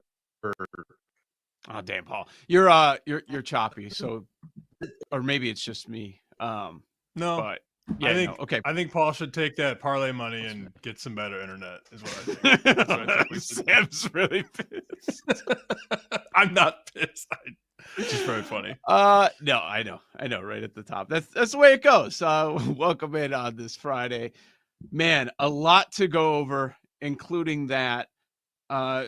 Typical Friday feels. Kelly in Vegas. We'll break down all the NFL games, college football plays as well. You know the drill here. Fridays, 9 a.m. to noon Eastern on the BetMGM Network. Joe Ostrowski, Sam Panayotovich. Sam, were you more locked in on football or baseball last night? Because I was a little surprised, not too shocked, but a little surprised that I was keeping up to speed with what was going on with the football, but honestly, I didn't really care because I was just pretty locked in on what was going on, especially Phillies Dodgers. My train back to Boston was delayed 2 hours, so I was mostly focusing on that. 2 hours for a train. Apparently, somebody got hit by the train in Philly. I don't know how or why. Yeah, I Paul's thinking of a few people he would like that to be the case.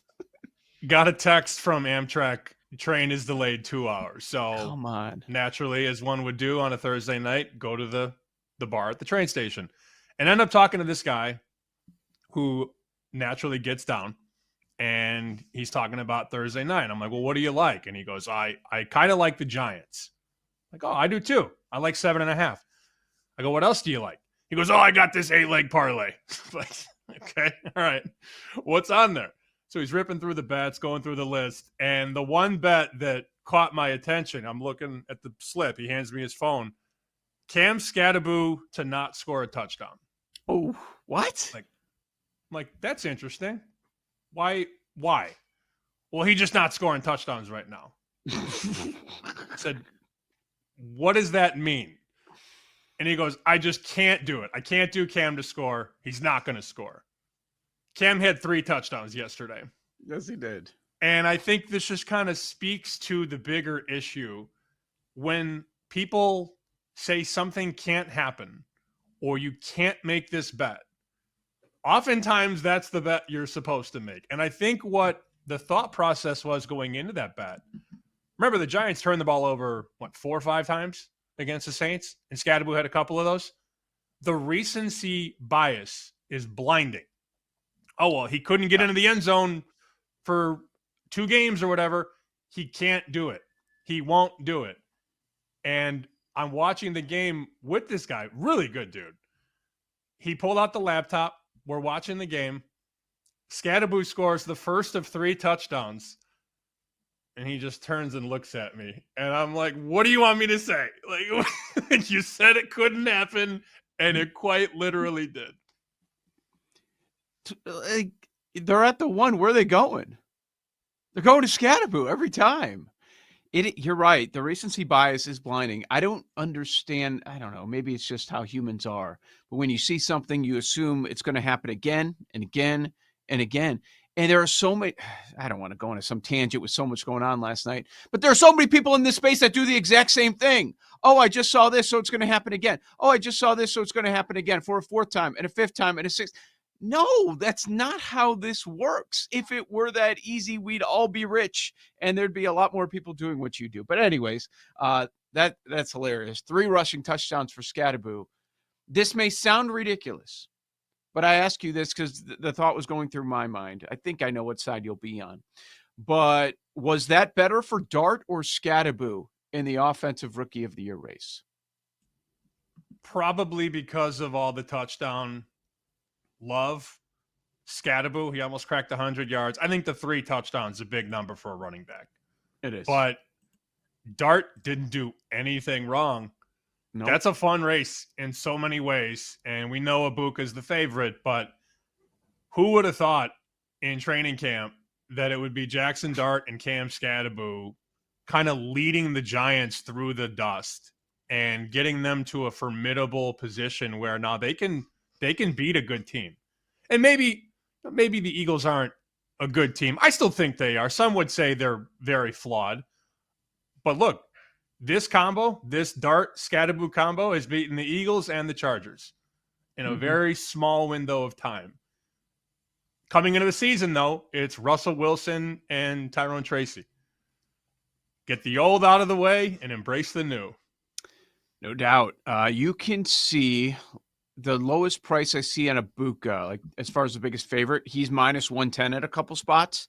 The best price, plus 150. Dart anywhere from plus 150 to plus 350. Dart is your second favorite this morning. Dart shot up. Scadaboo's number was cut as well. But I'll tell you, the head coach freaking out that Dart wasn't available for a moment, I think that helped his case. When they send Russell Wilson out there for a play or two, he was very upset about it. He was very upset. Like, he knows that he has no chance if Dart isn't on the field, and then they end up pulling out that upset. That was a big win. Are we in store for another crazy week? This is how it started last week. You have a touchdown, more than a touchdown underdog, winning outright. So that certainly stood out. I don't think a lot of people saw that. Like, we were like, no, Eagles, Survivor, you can forget about it. We're not interested in any of that. And it didn't seem like they were too popular, but I did see a handful of people that were jumping on the Eagles. I have no idea who's winning the NFC East. That's my takeaway from last night. Not Giants or this, Giants or that. Maybe the Eagles are just straight up bad. We went from preseason. It is probably going to be the Eagles. We're finally going to see that streak end of a new team every year in the NFC East. That streak's going to continue, Sam. I don't think it's Philly. I saw a very prominent Eagles voice yesterday comment on X. Jalen Hurts go from a Super Bowl champ to the worst quarterback in the division. Wait a second. They put Dart above him already. Dart, Dak, and Jaden Daniels, all better than Jalen Hurts now because the Eagles lost on Thursday night. That's how we roll in this society. Just give me something and overreact to the moon. We were never going to take Philly last night. In fact, I found myself on the Giants. 7.5 felt like such a big number, but I was really surprised by the scoring in the game. I mean, that total was in the low 40s, 40.5, 41, and you almost get there by halftime. That was the most surprising part of the game. But really, it speaks to the schedule spots in the NFL. And results are not like the end-all, be-all. But the way that the Eagles lost that game on Sunday, I was on Philly, Joe and Paul were on Denver. They're up 14 points in the fourth quarter and had victory ripped out of their talons. And then you got to get back off the mat and go on the road days later to play a division rival that actually feels itself a little bit. It was a very bad spot. And those road teams on Thursday night, especially after those weird losses days before, I always try to avoid spots like that. The Eagles were never really in control of that game, Joe. That was a little surprising if I'm a Philly guy.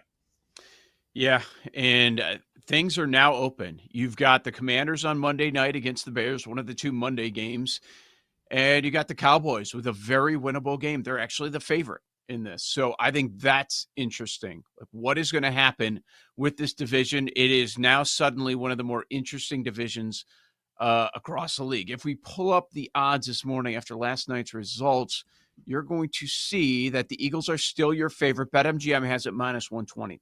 Washington right there at plus 150.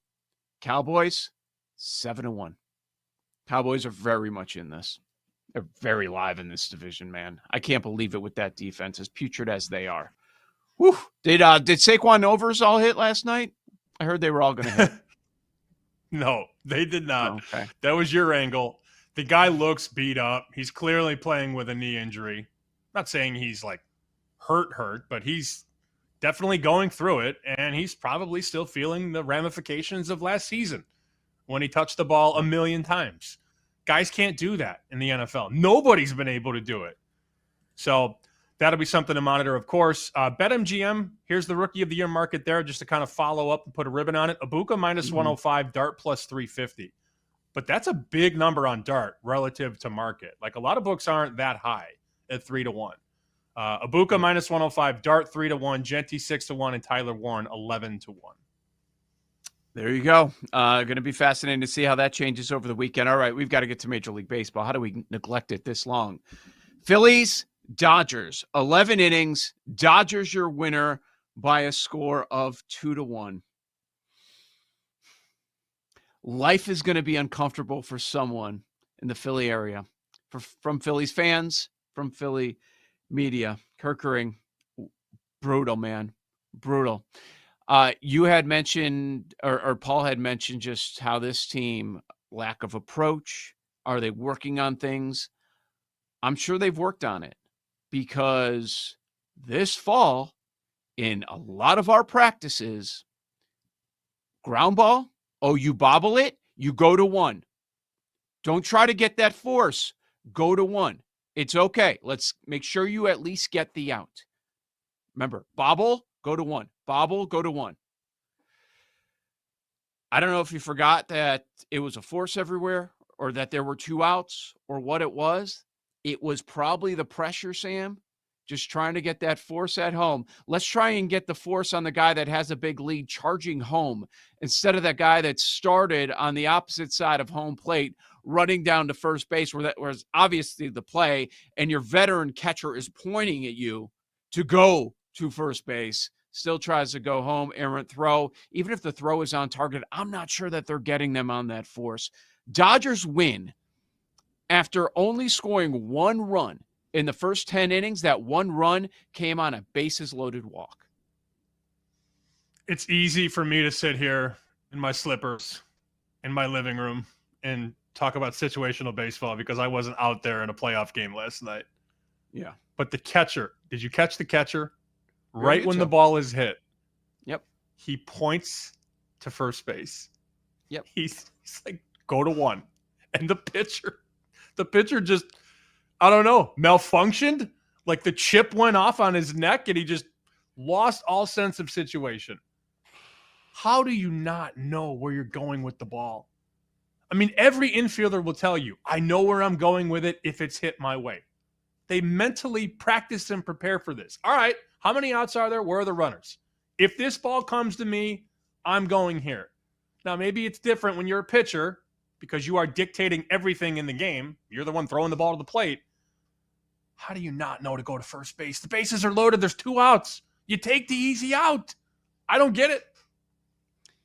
even if he doesn't bobble it, I think you still go to 1. That's the easier out.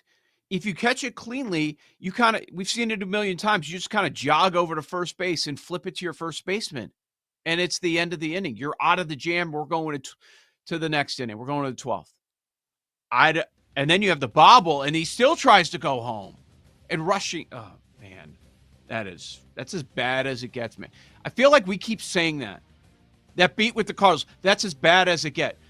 Ending your season like that with the Phillies, that's as bad as it gets. What is going on right now in the world of sports? All right, we'll talk more about it on the other side. Friday Feels is next. Joe O, Sammy P. This is Bet Sweats.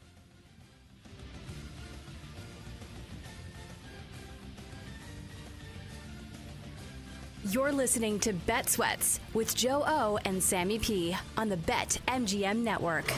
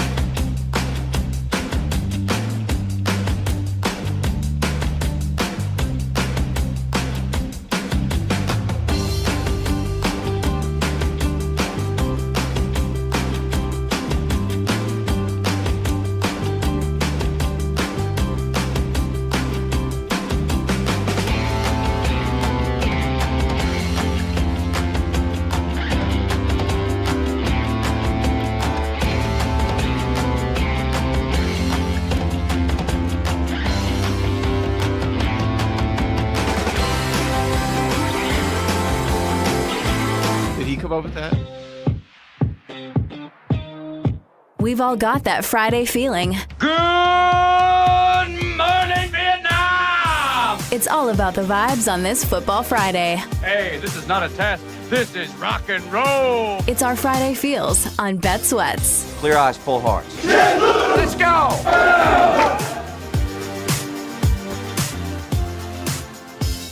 I'm going to try not to be negative. You'll understand when I get to it in a couple of moments. Friday feels, Joe O, Sammy P. You got Bet Sweats, BetMGM Network. Just want to tie up a couple things that we started the show with on Thursday Night Football. The Room. I mean, I get most messages I get now, like via DM or on X out in public or whatever, they start with The Room. Like, that's how people address me now. The Room. And then they go into their question about whatever it ends up being. It's taken off. The Room last night, Thursday Night Football, I forgot to check. And then I started to look during the break. I'm like, oh, yeah. Dart did not go over 30.5 passing attempts. Scatterboo, did he have 13.5 receiving yards? No, he had 12. So close. A.J. Brown did go over 64.5 receiving yards. He had about 80. Saquon, no chance.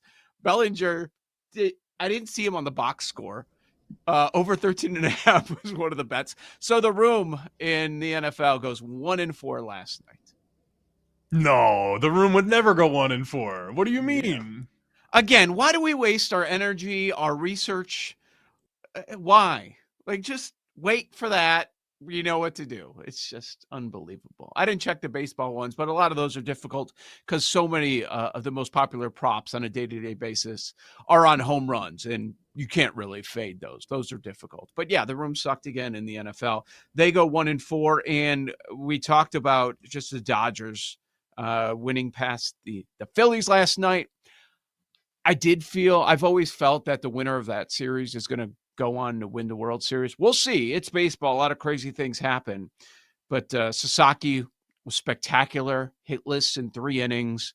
Just so many arms they can come at you with. And then the later game, pretty non-competitive. It was all Cubs, man. 6-0. It could have been more. There was a home run that was taken off the board. And I know someone that was very pissed about that because that was the difference between the over and the under hitting. When they took that Kelly homer off the board after further review, that was 2 more runs, and the total was 7. So we get 6 runs in the game. Cubs win. They force a game 5. The under hits because the Brewers do not scratch against Boyd and company.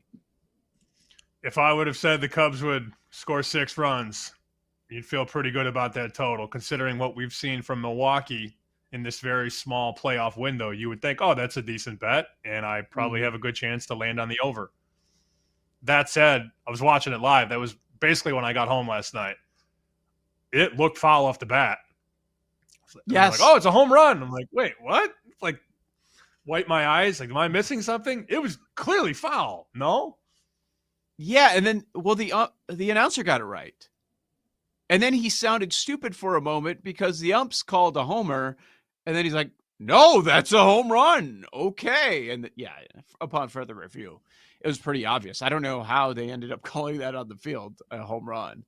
But yeah, they got the call right in the end, and we've got a game 5 in the NLDS. The Brewers are early favorites. We don't know the starting pitchers yet. I don't know. It's going to take some time, but it's Milwaukee minus 130 going back home.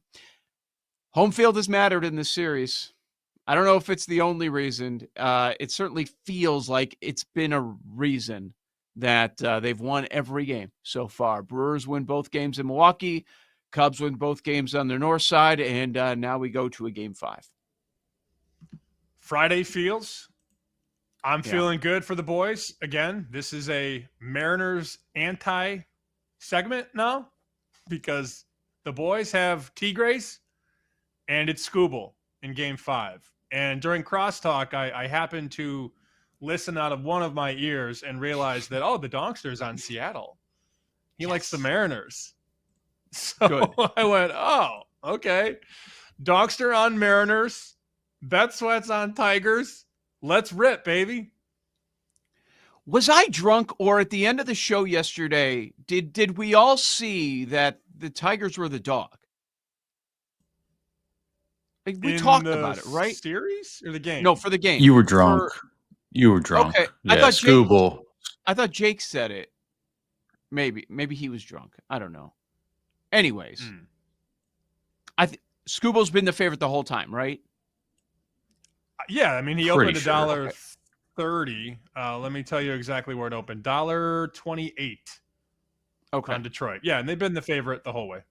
Okay. And we're trending that way a little bit. It kind of depends where you're going. On some of the most public shops, I saw a minus 145 this morning on that game in favor of Detroit. So, yeah, I think we're going to keep trending up as the day goes on. I feel very good about it. Now, if you look at Scubo's numbers, his playoff numbers, they're in line with everything that he did this season. Now, Kirby, not so much. His playoff numbers are actually much better than how he performed this year. But, you know, I think some people would make the case, hey, Kirby's not bad. He's a hell of a pitcher. Yeah, he is. He's not Scooble. I mean, Scooble is like a 6'6" WAR guy, and Kirby was a 2'4" WAR guy this year. There is a significant gap, and now both of them will be pushed tonight, you would think. Maybe Kirby probably exits a little bit earlier, but Kirby has extra rest compared to what Scooball's seen. But, you know, everything's on the line. So with a lot of these situations facing elimination that we've talked about, we're expecting them to pull the plug early and go to the bullpen. But if you're Detroit, don't you have to let it ride as long as possible? You got to go with Scooble. Yes. You're not looking to pull the plug. It's very different as opposed to most of these other situations like Milwaukee and Chicago. And, you know, when San Diego was alive, these teams that have strong bullpens, like they're looking to go to that pen early. But with Detroit, like, dude, here's the ball. Bring us home. How about the total? 5.5. 5.5. Yeah. That's about 6.5 as low as is you wild. can go. Have you seen, how often do you see 5.5? It's crazy. I don't even remember the last 5.5 I saw. Maybe a Verlander game in the early 2010s. It had to be a playoff game. It's not a regular season game. Open 5.5. Some books are at 6. Pinnacle's at 6. A couple other books at 6. BetMGM 5.5. Over minus 120. Be honest with you, Joe. Even at 5.5, it's under before it's over for me. I think you're right. Yeah. 3-2, 2-1, 3-1 game, something like that. Well, it's definitely Tigres. I feel very good about that. Man, I'm surprised the Donkster. I want to see where the room is at, because are people really going to line up and go against Seattle? Go against Scooble, rather? Twice in the series? I don't know. And Scooble was great. I mean, he was outstanding in the first game. It's just the same old story every time Detroit loses. Are you able to scratch? Can you score enough to get by here? It's probably going to be a really quick game tonight. Don't see a lot of scoring. I'm with you. I don't think it's a Thursday night football situation. Everybody's thinking under for obvious reasons, and then you get a ridiculous amount of scoring early on. I don't see how that happens. Like Cubs Brewers, first inning, like every game, you're going to be getting a ton of runs, whether you expect it or not. You're right. I don't see it in this one. I'm laughing because I just clicked my Today tab on Odds Logic, and there's a NBA game going on right now in China. I forgot that they're playing preseason games in China. There is. Wait a minute. What was that LeBron news? News? 8 in the morning. I saw LeBron news that I just did not care enough about. I was like, oh, that's what LeBron click, whatever website I was on, or somebody saying it, LeBron, blah, blah, blah. I don't care. I heard you the other day listening to the LeBron announcement in one of the commercials. I'm like, I just couldn't care less about LeBron James right now. You didn't hear the announcement? He's partnering with Hennessy. Yeah, it was an ad. Great. Yeah, I didn't want to give it any. He's such a cheeseball, man. He just he can't stay out of his own way. He's so corny. Yeah, there's so much going on. LeBron, nobody cares right now. Anyways, I don't know. So, anyways, imagine losing a first half bet before you've had your bagel on a preseason game in China between the Suns and the Nets. What time is the that? wife's like, "What are you doing? What are you doing over there?" Nothing. Lost my first half bet on the Suns in the China game. We've got all this going on, and if you're betting that, I'm sorry. Like, we rip on people that say, oh, if you're betting preseason, you're a degen. Here's the other thing. Preseason NFL, there's not a ton going on. Like, it's the dog days of baseball. Like, that's part of it as well. But yeah, in China too, we're going to bet on that. You think you have some sort of an edge? Okay. Good luck with all that. Not interested. If you did, good for you, but most of you didn't. Don't lie to yourself. Also, Friday feels for me, I was in sort of a good mood, and then I realized that, they're power washing our house right now during the show because we are getting the house painted, and I didn't know it was starting today. Oh, there it is. I hear that one. It's right here. It's right here. And I know you guys were saying during the break, I can't hear it. I thought the British were invading. I literally was terrified because at 9:05, I'm like, oh, what is going on? And then you go outside during the break and, they're power washing the house today, which is fine. Like, it's part of the job. I just didn't know the schedule. So if you hear that over the next 20 minutes, that's what that is. I'm not being That's invaded. what the rumble is? Being It's not your stomach? Yeah. The siding of the house is being blasted with water. I love that. Keep going over that window. It's great. It's perfect. Yeah, we were trying to calm you down during the break, tell you that it wasn't bad. And I was speaking the truth, I didn't think I could hear it. Now I could hear that when they go over the windows. But Sam, it's fine. It's not they're not going to be power washing for 3 hours. We know. At least I hope not. I know that. It's just this is the one window where it can't happen. There's 3 hours of every day, and you can do Thursday. Thursday's fine. I'm not even here. Not even in town. Friday feels right in my ear for the last 33 minutes. All right. Here's my Friday feels. So now I don't feel so bad as you're complaining about what's going on over there. Here's where I'm at. I'm right now, early October. I'm in the Paul Aspen email formation. And what that means is you have thousands upon thousands of emails that you have not checked. You keep saying that you're going to get to this bill or that bill or call this person back who's a pain in your butt or that person back, and it just never happens. So I'm the parent right now, and I think some people will understand this, that right now in like the activity world, in sports, I'm almost rooting against my children. Because volleyball playoffs started the other day. Like, look, okay, we can go on this 3-day run, maybe win the championship, or we lose day one and we're done. And I don't have to keep driving back to Homer every day. Like, that would be cool too. I think we'd get over it. Fall baseball playoff game tomorrow morning. I'd be really pissed if we lose, but if we lose, it's all over. Like, my 3-month break is here. Like, phenomenal. Fall ball for the daughter starts next week too, in addition to dance and everything else going on and all the school stuff. Like, sure, I hope you win, back in my mind. But if you lose, we're done with this for a while. Like, it'd be cool.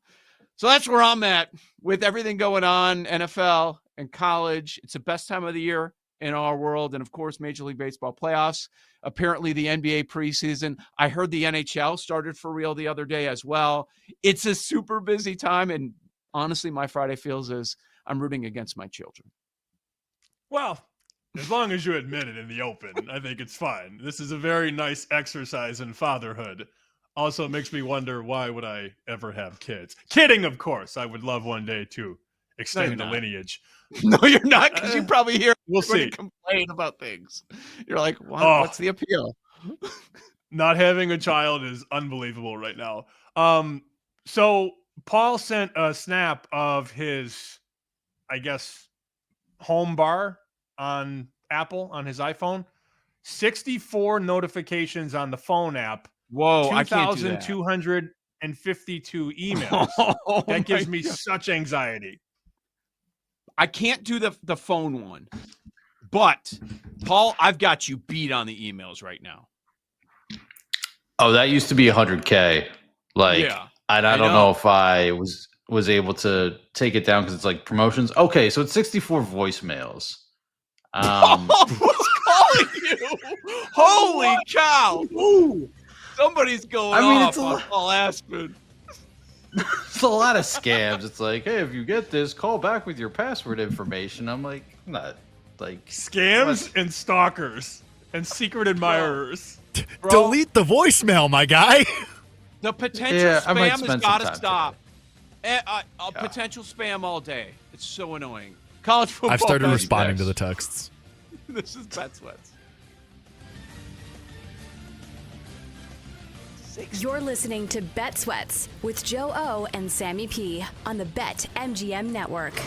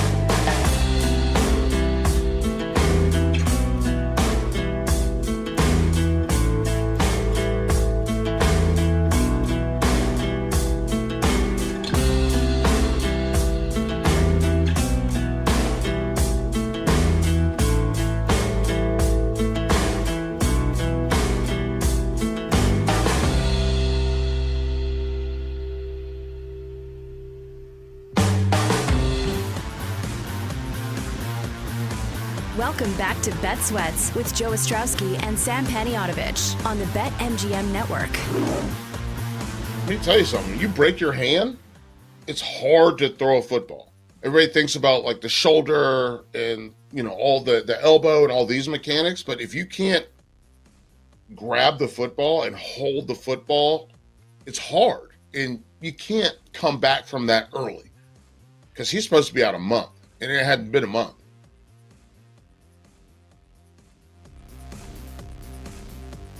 Michael Felder with us earlier this week. Joe O, Sammy P. Let's talk some college football.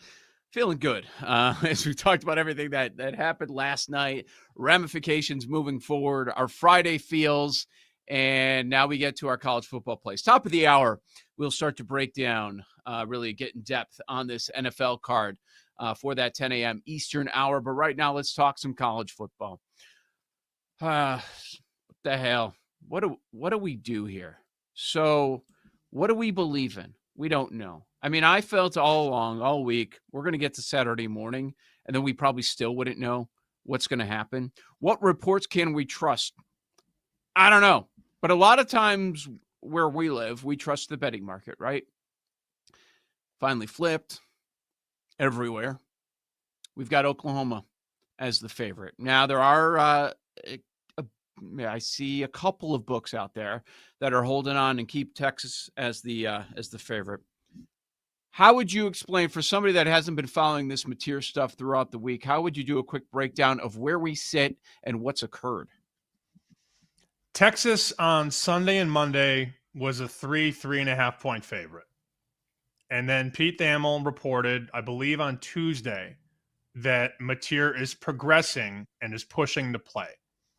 That report, by all accounts, looks pretty accurate. And when we first saw it, you then saw the push in on Oklahoma. Because at initial thought, when Mateer gets hurt, has the surgery, mind you, 16 days ago, 16 on this bone on his throwing thumb, you'd think, oh, well, he's not going to play in this game. And the initial report was he was going to try and come back for the next game against, I believe, South Carolina. That's who they play on the 18th of October. But then Thamel says he's pushing to play, and here comes the Oklahoma money. They took the 3, the 2, the 1. Westgate got down to a pick 'em. This is like Tuesday night into Wednesday morning. And then you see yesterday, oh, look at the injury report. John Mateer is listed as probable. This happened on my 4-hour train ride home as I was finishing up my newsletter to talk about how I don't believe Oklahoma and I don't think Mateer is going to play. Pow! John Mateer is probable. Then the money swings to Oklahoma. And as Joe pointed out, depending on where you shop, 1, 1.5, there's a 2 at Chris, bookmaker, offshore. We still don't know for sure.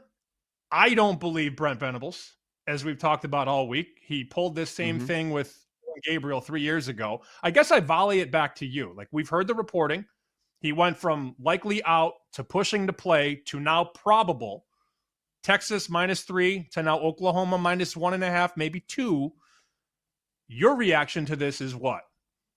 Yeah, we've taken our stances. Your 10 toes down was Mateer does not play. My 10 toes down was Mateer is playing. So we took our stances on that. And then, so he's upgraded to questionable early in the week. And then we get the upgrade to probable yesterday. We get that, and I say, shrug of the shoulders. There's no celebration. There's no, see, I'm right. I told you. I think that's what a lot of people would do. It has not changed anything for me. I still lean that he's going to play. I still think he's going to play. Like, they're going to try everything they can to get him out there.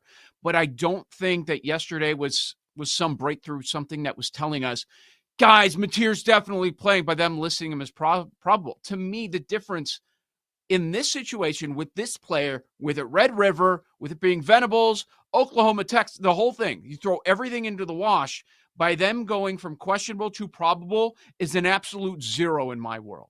It's changed nothing. My opinion is my opinion. I don't feel any more confident than I was yesterday at this time. And it's funny. You could ask 2 bookmakers about this, because I did yesterday. after the report came out about Mateer being, quote, probable. I'm going to keep using air quotes because I don't believe college football coaches. I have several reasons, and I'll get into a couple of them. But I sent a text, one guy that works at the Westgate and one guy that used to work at Circa. One of them said he's definitely playing. The other one said he ain't going. So that is the definition of the situation. Nobody knows. And here's the other thing, Joe. If he plays, what's the efficiency? Again, Felder went through this with us. I thought he did a really good job. It's this bone right here on the thumb. Go try and grip a football with a broken metacarpal. It's not, I mean, if I can't do it, maybe I shouldn't compare myself to John Mateer, but like he just had surgery 16 days ago. Can he do everything he's supposed to do? I don't know. Nobody knows. I don't know either. I can't wait to see, man. I'm really looking forward to this game. And we took stances on the game, and a lot of it involves Mateer. Like, I said Oklahoma, I think he's playing. You said Texas, you think he's not playing. Like, that's kind of what it boils down to. There's also a world where, like you mentioned, like I think you were hinting at, where he plays and they lose. I don't think a lot of people are thinking about that aspect of it. That is very If he possible. plays, they win. I think you nailed it. I think the common sentiment is, oh, well, if he plays, they're going to win. It's not that simple. Let's go back to the I know, right? I mean, if you bet Oklahoma at +3, you got a great number. You could still lose. I've made several bets over the years with good quarterback information, and it doesn't matter. Namely the Sluka. Remember when Sluka left UNLV and we had that before anybody? How could I forget that story last year? Yeah. I'm calling people like 1 a.m. You'll never believe this. And then nobody believed. They're like, why would he leave? They're 3-0. They're in the top 25. And then the line moved 5 points and the backup was better. The backup came in and just shoved. So it's gonna be a very fascinating situation to follow. But let us not forget, one more note on these injury reports. Lane Kiffin earlier this season, put Austin Simmons probable on the Thursday night injury report. That was when On3 had Simmons in, out, in, out, in. And he did not play. So just because a college football coach says somebody is probable, it does not mean that it's true. Yep. No doubt about it. All right. Of course, this is not the only game, but it's just so fascinating this weekend with the injury news. With a guy that is in the Heisman race, is he going to play? Is he not going to play? We have no idea. Those are the facts at this moment. Indiana, Oregon, the other monster matchup of the weekend. Depending where you look, you're going to find a 7 or you're going to find 7.5. The market is split on this. BetMGM is posting 7.5 at this moment. Oregon, your favorite, and there are just as many 7s out there with these two 5-0 teams. And we got some real information. Like, we talk about probable for Mateer. Like, we think that might be real. No, we got real information. We got Gerch saying 40+ on Oregon. Gerch has been flat wrong, not just like a little wrong, like way wrong on all of his 10 toes.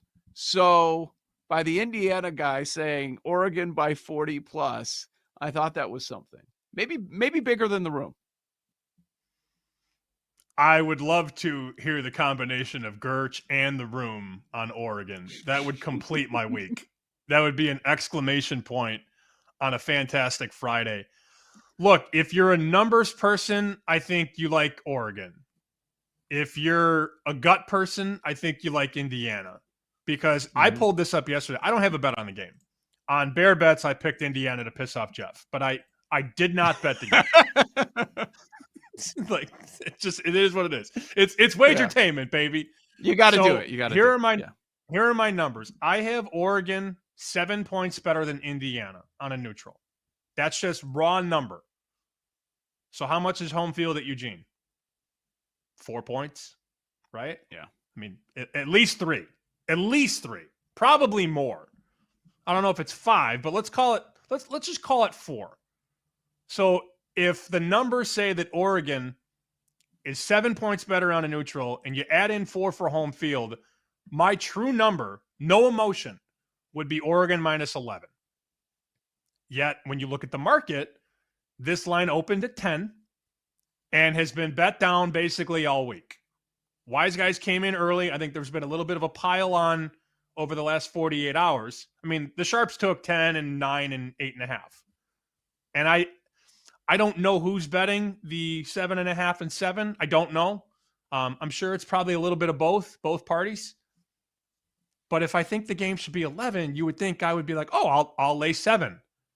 The way that they've bet Indiana this week just has me off the game. And maybe my number on Oregon is too high. Clearly the market thinks it is. Or maybe my Indiana number is too low. It's a game that I really want to watch and see how it plays out. Oregon has better talent. Jeff's point yesterday was, name me a starter at Indiana that would start at Oregon.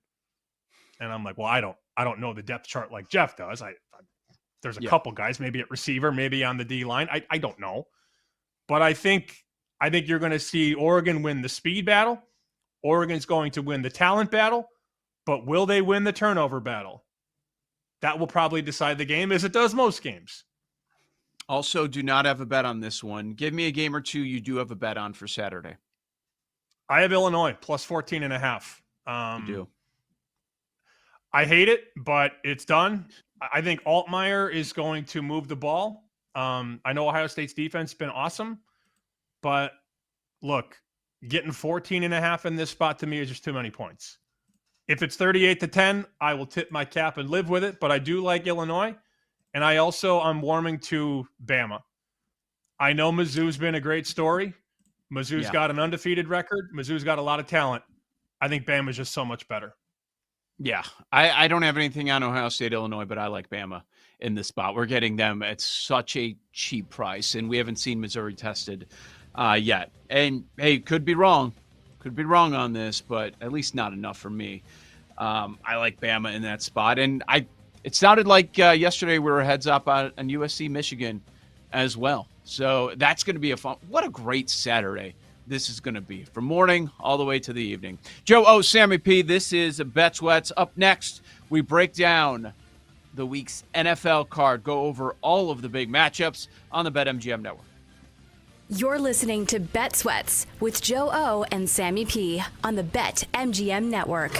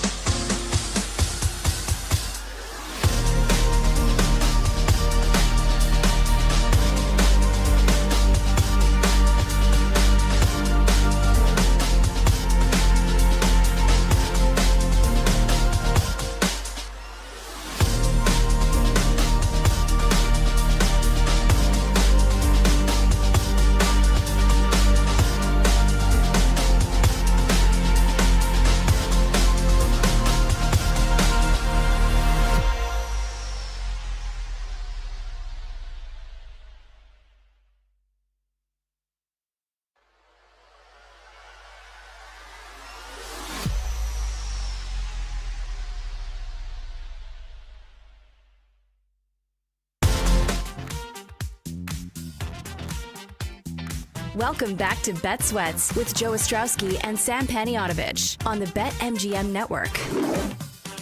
Second down. Picked off. Lloyd again. Devin Lloyd. What a year. Still rolling. Down the sideline. One man to beat. Lloyd. Pick six.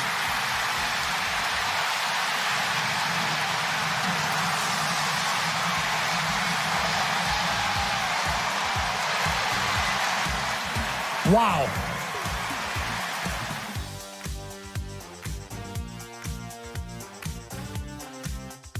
Duval, welcome in the Bet Sweats. Joe O, Sammy P, breaking down the week in the NFL.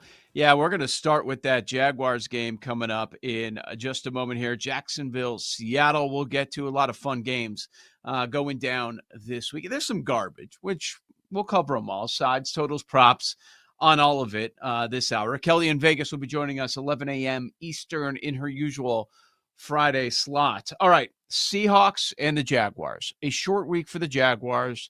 They get that big win Monday night over Kansas City. You leave that game, you're like, how did the Chiefs lose? Well, that highlight is how they lost. That's exactly what happened. It looked like the Chiefs were entering the end zone, and then all of a sudden it goes 99 yards the other way. What a flip as far as that game goes. So Jags stay at home, quick turnaround, and here come the Seattle Seahawks. They lose a shootout at home last week to Tampa Bay. The metrics are in love with Seattle after 5 weeks. Boy, do they love this team. I certainly understand why. It's a strong defense, and Darnold is exceeding expectations for the second straight year. We might just be entering the territory where we have to say Darnold's good. Like, not all these caveats in the coaching and the receivers around him and this and that, and he's playing with a great defense again like he was with Minnesota. Maybe he's just damn good because we're getting an extended sample size now, knocking on a year and a half of quality Sam Darnold play. So if we look at this number right now, it has been slightly dropping throughout the week. Sam, we're now at a point where there are some books that have decided, you know what, let's just make Seattle the favorite. Now, these are books that ban a lot of people, so they don't like sharp money. Those that accept sharp money are still willing to hold on to Jacksonville as a favorite at around -1. You know, barely, maybe close to a pick 'em. But there are books that have moved Seattle to the slight favorite in that 1.5 range. Seahawks, Jaguars, this was a game that we identified, both of us, early in the week as liking. What you think? I love Seattle's defense. And it was very alarming on Monday night as somebody who did have the Chiefs. They could not get to the quarterback. And that's really been the issue for Kansas City this season. The secondary guys are pretty good. The linebackers are solid. The pass rush after Chris Jones has really been a problem. And there was a stat circling yesterday on the internet that Trevor Lawrence had 3.3 seconds per throw. That's a lifetime in the NFL. 3.3 seconds. Think about all the things you can do with 3.3 seconds. You could literally go left. You can go right. You could go back to your left. They had so much time. And Lawrence completed 72% of his passes in that game against Kansas City. Had his highest passer rating of the entire season against big, bad Kansas City. That will not happen against Seattle. Seattle's defense is legit. Some would say it's a top 5 defense. I don't know if I'm there yet. You could always shape your argument with some sort of metric if you want to look at this or that. Just from the eye test, it looks like a top 10 defense. Yeah. Some would say it's better. I think they are going to put pressure on Lawrence, and that's usually how you beat Trevor Lawrence. Make him react. Make him live on the fly, on the edge. He didn't do that against Kansas City, and yet he still tripped over his own feet and almost lost the game. So, to me, it's a bet on defense, and I think these moves at several Vegas shops to get this game to a pick 'em, very telling. I'm on the Seabags here. Took 1.5 actually. And now this number is pick or Seattle -1. I have one concern when it comes to this game. And I'm also on Seattle. We mentioned this very early in the week. My concern is that injury report. Last week when Seattle was favored by 3.5 at home against Tampa Bay, That was part of the reason. Like, people are saying, oh, well, the Bucs are so beat up. They're missing this, they're missing that. Baker can't continue with these game-winning drives at the end of games. Well, we saw again that he could continue with that. But I was pointing out, well, what about Seattle? Why are we talking about Tampa's injuries, but not Seattle's? Some of those injuries still exist. Now, DeMarcus Lawrence, he's been practicing in full. So I think he's going to come back. I think we're good there. Not practicing Witherspoon and Love in that secondary. That's a concern. Is Trevor Lawrence a concern? Is he going to beat you? We still have, I don't know that you feel 100% comfortable with Brian Thomas Jr. Like, still, the drops are like almost happening too. Like, even the catches he was making on Monday, you still saw a bunch of bobbles. So that's got to be a concern. Reek Woolen limited on Thursday. So let's see what happens today. I'm not flipping. I'm still in on Seattle no matter what, but I'm hoping that a couple of these guys in the secondary are going to be able to go. But yeah, I feel really good about this side. And Sam, I'm saying that Seattle's going to be favored everywhere when we're on the air on Sunday morning before the game gets going. What do you think? It's trending that way for sure. I tend to agree with you. I also saw, speaking of trending, they have bet Trevor Lawrence this week to throw a pick. This market opened at minus 130. Now I see as high as minus 155. I'm not saying bet it. I didn't bet it myself. But when you see that, you start to think, that's what I'm talking about. To see the market not only bet against Jacksonville, but bet on Lawrence to throw a pick. That's what you love to see. Nice win, Trevor. Show us again. Let's see if you can Pick do your it. Joe, toes again, Trevor. Yep. Get in there, Do pal. Get in there. Oh, see, they're fine. Yeah, I know. It's falling down. Like, we were so close to everybody just going 180 on Trevor Lawrence, just going ham on that dude. Like, if he ends the game on the ground, falling over, compared to how it ended up ending, like, wow, what a difference. All right, San Francisco, Tampa Bay. I think this is going to be a good one. So now that we're flipping the role for the Bucs, right? They were 3.5-point road dogs last week, and now they're 3 to 3.5-point home favorites against San Francisco. Total 47 and the hook. Who's the quarterback for San Fran? That's the question. Sounds like a lot of the sharp players are on the San Francisco side, but we don't know for sure. Is it Purdy? Is it Mac Jones? When we saw Mac Jones on last Thursday against that Rams defense, he was outstanding. You could see the connection with Kendrick Bourne. Purdy has not been practicing this week. Pearsall has not been practicing this week. So I haven't seen a lot of positive news. You get that extra rest too, and those guys are still not out there on the practice fields. We'll find out what happens today. But Mac Jones has looked really good, man. It's wild what's happening in this league. These guys that are being viewed as outright busts, Daniel Jones. We just talked about Sam Darnold, and maybe Mac Jones enters that conversation. You get experience, you get into a system with a very smart offensive mind, and then what do you know? All of a sudden, these players are turning it around. But San Francisco as the road dog going across the country, what are your thoughts? I am just trying to figure out who I believe.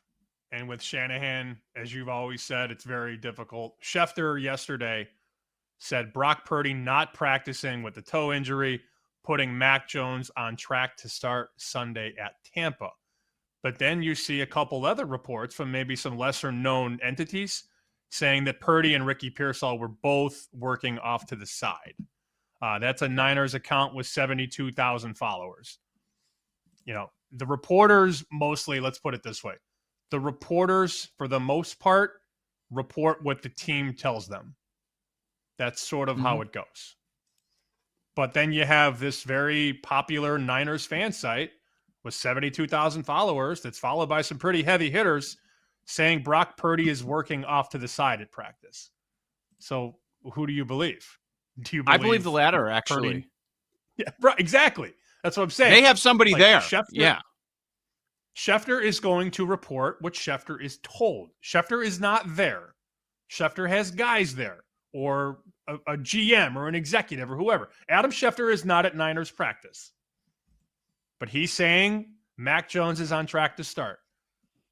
Niners fan account. Niners, well, not fan account. It's a legit source. It's the sfniners.com. 72,000 followers. Not like a fake account with 52 followers. They're saying he's working on the side. So it's really a game of who do you believe? Inside this game, a great matchup is McCaffrey against this rush defense for the Bucs for years now, and it's the same thing this year. EPA per rush against the run, their defense, they're number one in the NFL again, and everything has to go through San Francisco. I know last Thursday it went through Bourne, but most times it's going through CMC. Again, he had 30 more touches last Thursday. Like, they're doing this every game because they've got nobody else. You trade away Debo. Ayuk is injured. They're not sure when he's going to return, maybe in the middle of the season. You've got Kittle out, of course. It's just like injury after injury. And we're talking about Juwan Jennings and Pearsall. He's not practicing. It's been a disaster. So it has to go through CMC. And now you have the toughest possible matchup for him. I lean San Francisco, but I don't know who the quarterback is. Does the quarterback change your stance on this game? If Purdy's in, this number shouldn't be 3. Drops. You would think. You would think.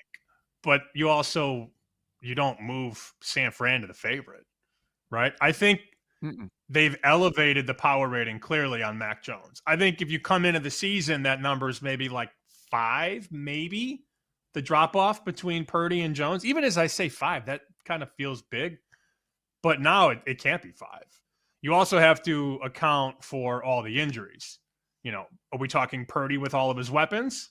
Purdy with all of his weapons might be, that much better. It's a very interesting calculus for sure.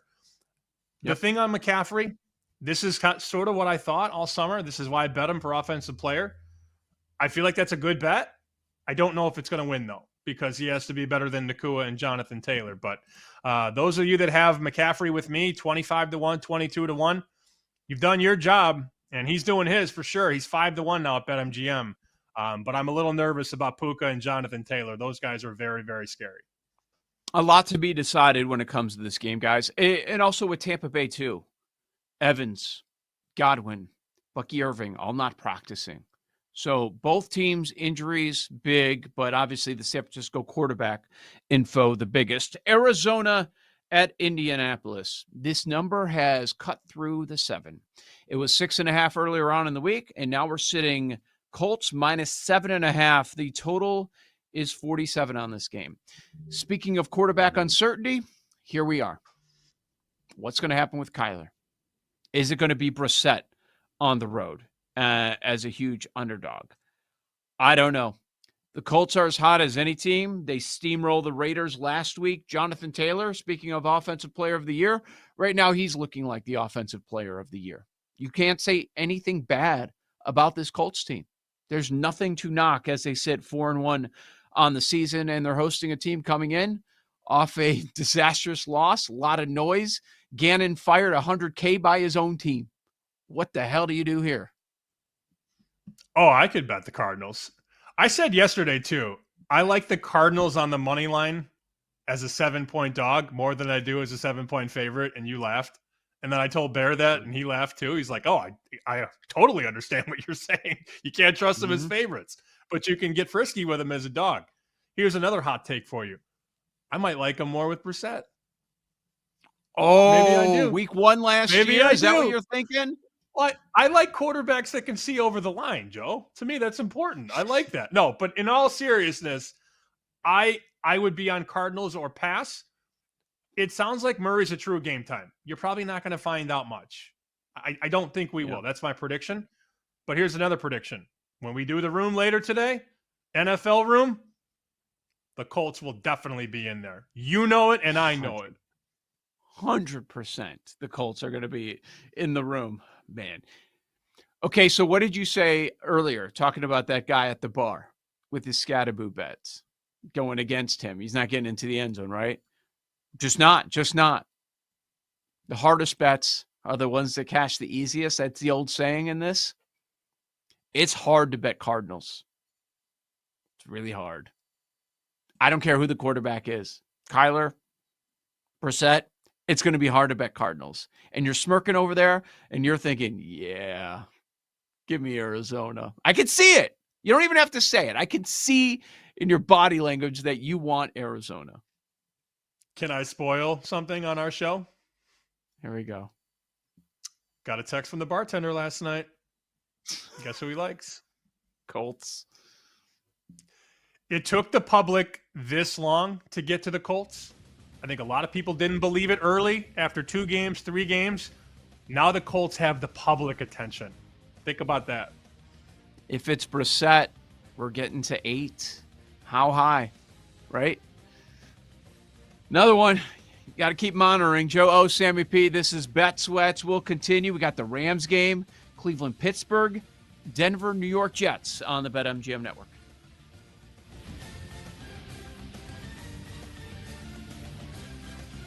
You're listening to Bet Sweats with Joe O and Sammy P on the BetMGM network.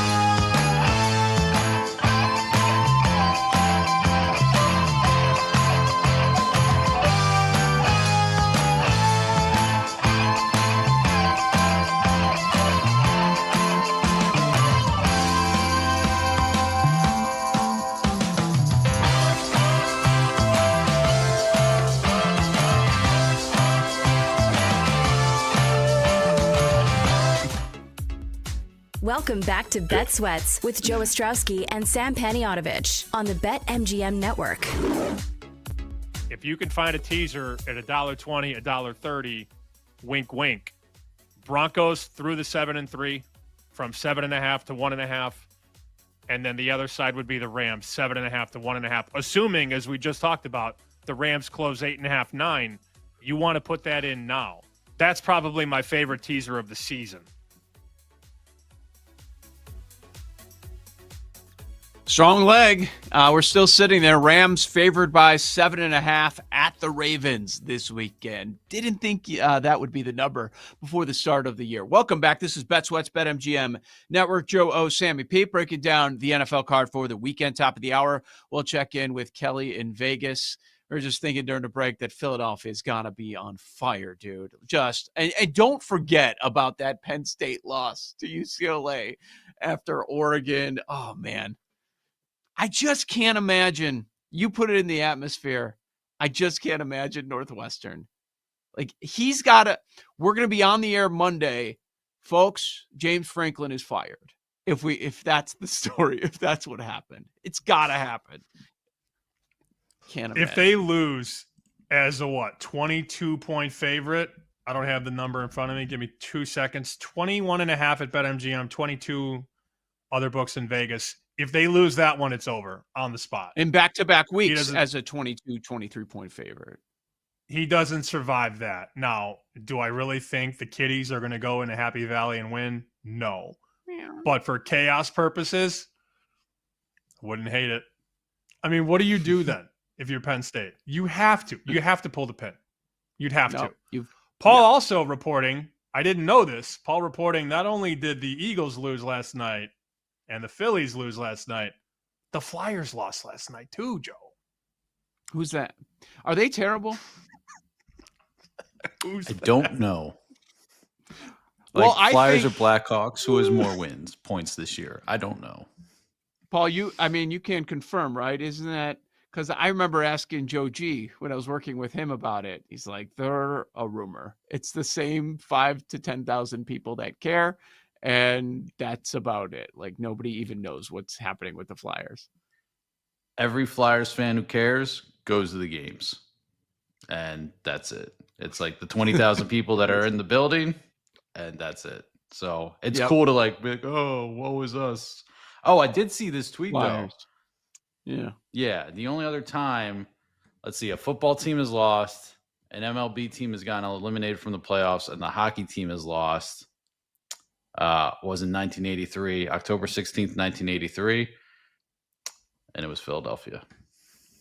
Wow. Wow, that's impressive in the worst way. Yeah. Sometimes I don't want to hear it, especially when you win Super Bowls. Like, I don't want to hear you crying, like, woe is me, like Paul mentioned. But the way last night happened, remarkable. Bad night. Just remarkable. Yeah.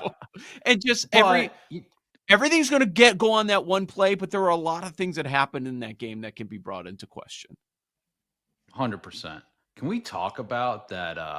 What was it? Marsh, by the way, our guy, early in the game. I sent you guys that thing in the thread, just so done with that guy. I will say, best thing I can say about the Phillies, those powder blues are pretty sweet. Those are awesome. Sweet. Yeah. I don't know. That might be one of the best uniforms in sports. Jerseys, whatever. Yeah. Right? It did remind me, real quick, before we get back to football. When I was working in Houston, Damon Jones, former NBA player, was an analyst of ours. And we had we were all hanging out to watch the Derby one day. And I walked in. I guess my fit was on point because he goes, man, you're casket sharp today. And I will say this about the Phillies. They were casket sharp yesterday. Now they're casket sharp in so many ways. In so many ways, they were casket sharp. Yeah. I think we just had so many things in this week. I know we've done a lot more segments this year, like Monday Moons and Friday Feels and all that. Casket sharp could be the next segment. On top of something that Paul said earlier in the week, was it keep it a buck or something? I was like, oh, that's good. And then Joe just said, who's that? Who's that could be a segment. Just brainstorming for the summer when we have to fill around baseball, guys. That's all. Also, last thing, speaking of Casket Sharp, I just appreciate you guys being in solidarity with me today. This was not planned. All of us for a few. Now he's in the casket. I appreciate that. Now he's Casket Sharp internet. Yeah, bad. It's okay. Shout out Sister Jean. Good run. Yeah, 106, dude. 106? Never. I'm not getting that far. 0.0% chance. The biggest underdog on the board ever. All right, let's get to the NFL card. We came back with the clip with you and the Rams. You love this teaser. Love it. 7.5, total 44 in the hook. Here's what we know. Lamar's not been practicing this week. On the Rams defense, Roquan Awuzie not practicing. Kyle Hamilton, it looks like he's coming back. He's been practicing in full. He's impactful for that defense. Limited, we don't really know. Zay Flowers has been limited. Marlon Humphrey finally got back on the practice field yesterday. They decided to call him limited. I don't know. That's probably going to be a questionable when we get the final injury report today. Do you feel as strong with a couple of players trending in the positive direction on that Ravens defense? Yes, because I don't think the Ravens are going to win. I would be very surprised if they could pull this off, assuming Lamar is out, and the market still says he's out, obviously. To have the Rams a 7.5-point favorite on the road in Baltimore, market tells us Lamar is out. Now, the market could be wrong, and if they were to clear Lamar, this line is going to go very, very far the other way. The Rams probably still favored, but we're talking about 1.5, 2.5. That would be my guess as to where the line would go if Lamar was miraculously ruled in, which I don't believe. I'm just going to double down on what I said yesterday.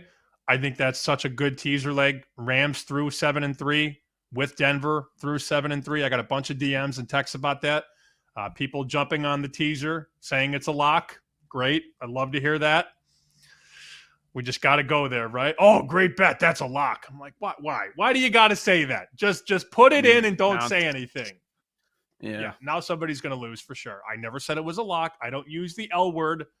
I never use the L word, but that's about as good as it gets, I think, for me. Denver down, Rams down, 2-teamer, 6 points a pop. Just beat Cooper Rush.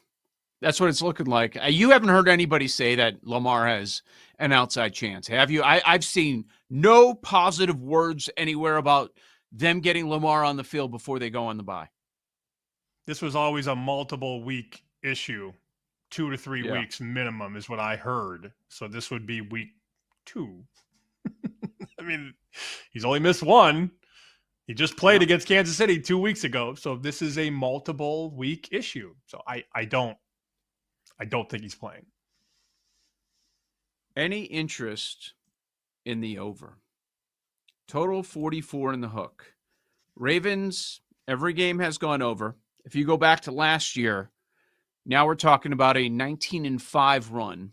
They have no defense. Like you mentioned, maybe Hamilton's back. I don't know if much else will be returning for that defense. And you know the Rams are going to be focused. They've got the extra time to prepare after that embarrassing loss last Thursday. Any interest in the over? I could get there for sure. I mean, the Rams are going to score.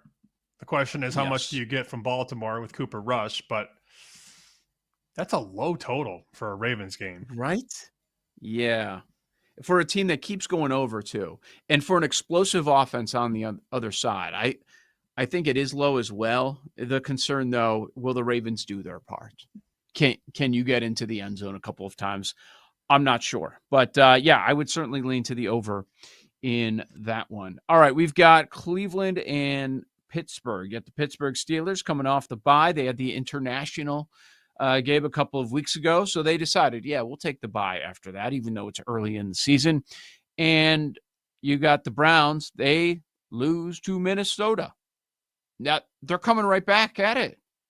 Wow, that's an interesting decision. Okay, we're going to have the London trip. We will not take the bye. We're going to go right back on the field with our rookie quarterback, second game for him. So it's the Browns at the Steelers. I don't like Tomlin in these spots. I don't like Tomlin laying 5.5. The problem is on the dog side, like I like taking the Browns, that terrific defense, getting a handful of points. The problem is the Steelers are coming off the bye, and the Browns have to deal with all that travel coming back from London. They got 5 starters that are rookies. Like you're throwing a lot at rookies. Gabriel with the second game, coming back from London, all these rookies starting. I like the way the run game is flowing right now, but it's hard for me to trust them completely. I'm staying off this game. How about you? We did see some pros come in and lay Pittsburgh at 4.5. That did happen. Now we're at 6. It's a different story at 6 for obvious reasons. I got a text from my buddy Sam yesterday, who's still in a bunch of survivor pools, and he said, "I'm surprised you guys didn't bring up Pittsburgh." And I don't know. Like, I think he makes a decent point. I mean, how many times are you going to use the Steelers the rest of the way? You're more survivor than I am, and I stink at survivor, as I've talked about many times. But when he said that to me, I thought, oh, yeah, they're probably going to win. Any thought on Pittsburgh and survivor for you? You have a bunch of pools left. Yeah. Honestly, I did not consider them. So right? next week they go to Cincinnati. That's a possible spot, maybe one of the few spots where they're actually favored. They've got Cincinnati in week 11 as well. That one is at home. I'm looking for spots where they could be favored. Buffalo, probably not Baltimore, maybe Miami later on this year. But you're right. As far as future value, there's not a ton on them. Are they going to lose the game? Probably not. To Dylan Gabriel. Yeah, right? Yeah. But they're just going to keep handing the ball off to Judkins like they did last week, right? Are they going to stack the box? You should. I would say Gabriel beat us. Have at it. And it's Pittsburgh at home.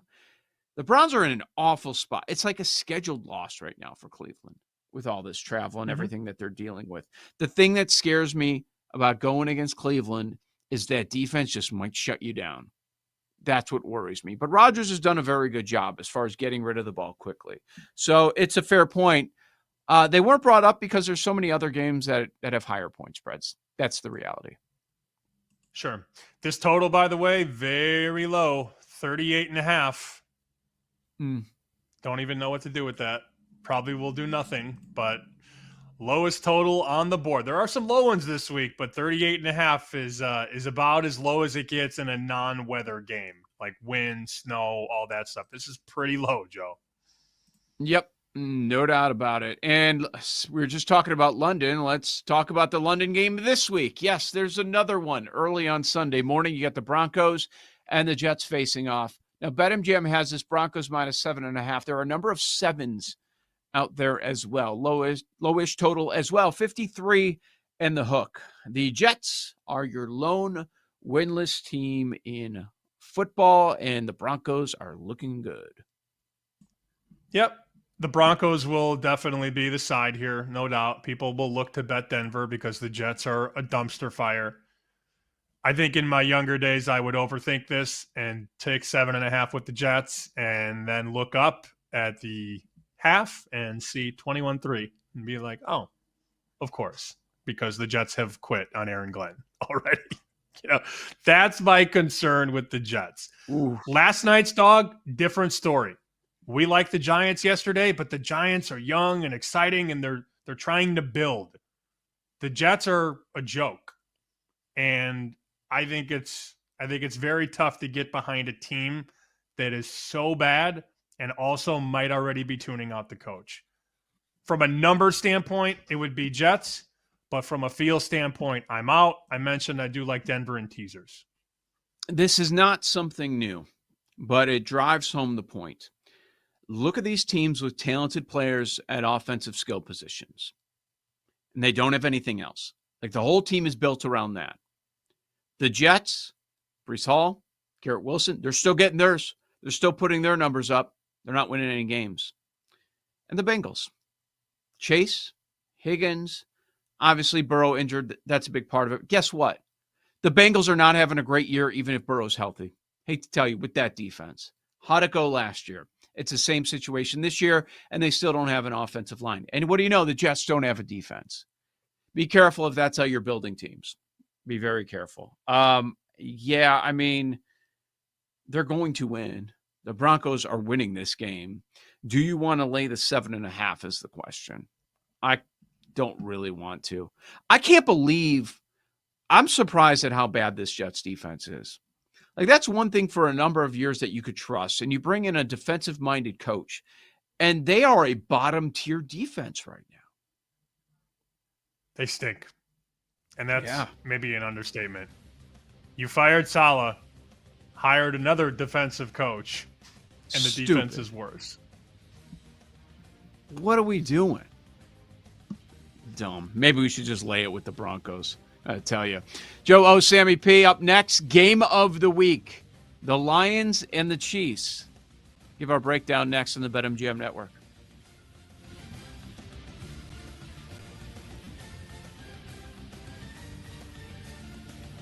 You're listening to Bet Sweats with Joe O and Sammy P on the BetMGM Network.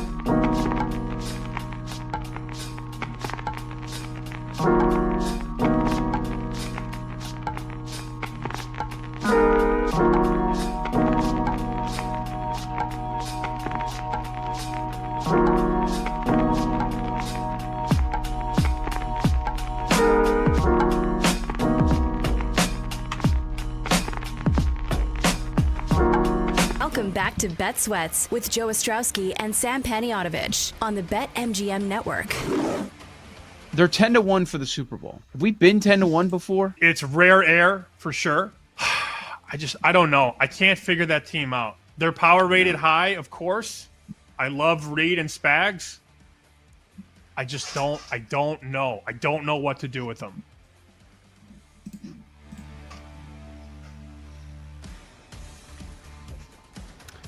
Well, I think a lot of people are going to figure out what to do with them. We're talking about both teams in this matchup. The Chiefs and the Lions, there's going to be a ton of action, probably on both sides. It's going to be interesting to see what the books end up needing. There was a lack of clarity throughout much of the week on this line. Like, everybody wasn't quite lockstep. It was trending up. That is not the case here on Friday morning. Everybody is on the same page. They made the Chiefs -2.5. High total, let's call it 53. That's the number that we have over at BetMGM. So you got the highest total of the week. You have all eyeballs on this game. Like, in some of those contests, like Super Contest, Circa Million, Sam, this is one of those games where I think it's actually possible, even though there's a full card of games, where we could get both sides in the top 5 consensus picks. Really? You think they're going to be that heavy on both? I do see that side of it because you will have an appetite to bet the Chiefs off a loss. That will always happen with this regime. Reed off a loss, Mahomes off a loss, understand it. And then, to play this even more forward, for every Chiefs off a loss bet, Lions is a dog bet.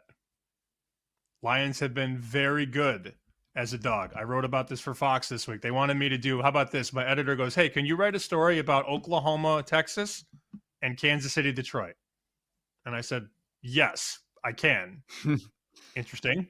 Not exactly tied at the seams, but we'll make it work. I found this stat. Trends don't pay the rent, but maybe they help sometimes. Dan Campbell as a dog, 24-11 ATS. Is that the biggest sample size? No. Only 35 games, but 69%. 24 covers in 35 games as a dog. So you may be onto something. For every Chiefs bet, there might be a bet on Lions as a dog. So, and also it's just Dan Campbell, period. Hasn't he been around 70% for years now? And we find reasons not to go with the Lions all the time. They cover at a ridiculous rate. Another trend that covers a lot, Patrick Mahomes favored by a field goal or as a dog. Like, that covers a lot too. When you get him short, you don't want to back the Chiefs when they're laying 6.5, 7, 7.5. When it's 2.5, when it's a pick 'em, when he's getting points, that's when you want to back Patrick Mahomes. So yeah, you could certainly go both sides of these things. What we're seeing this year is the one-score games, they're not happening for the Chiefs, right? We're used to them winning all of them. Well, they've been losing a few of them, and that is completely normal. That's why it was always brought up that, oh my God, they go 11-0 last year in one-score games. That's brought up because that doesn't happen in this league. So now we're starting to see things level out a little bit, which makes perfect sense. We have two offenses that at one point we had questions about, right? Detroit after week 1. Oh, all this noise about Ben Johnson being gone. Oh no, they just got stomped in their season opener. They're averaging 35 points per game, Detroit Lions. And then the Chiefs, it's like, okay, everybody's hurt. I don't know. It's kind of like last year. Mahomes going through his struggles. No, they're not. Look at them the last couple of weeks. And Rice returns next week. Now, we don't know about Worthy's health. He's dealing with an ankle, dealing with a shoulder. And I thought it was certainly notable that he did not practice yesterday. He practices on Wednesday, does not practice on Thursday. We await word today to see where he is on the final injury report. But, man, you see why this total is sitting there at 53. Sidewise, are you going to be making a play in the game?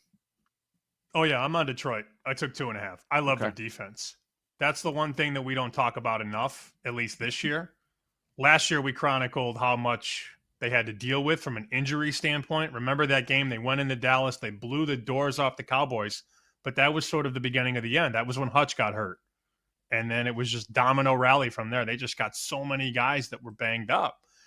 Relatively healthy considering all factors now. And I think a lot of people don't realize this. Not that Pro Football Focus tells the whole story, because, again, a lot of stats and metrics and all that are, not like the end-all, be-all.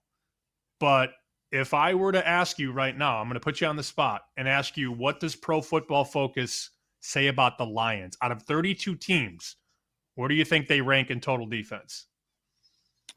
Total defense. Okay. Probably Think high. higher than... They're very good. Yeah. They're not... It's... In the past, the secondary was a problem. And nobody's talking about that this year. So I don't think that's been a big issue, but you got a real test this week.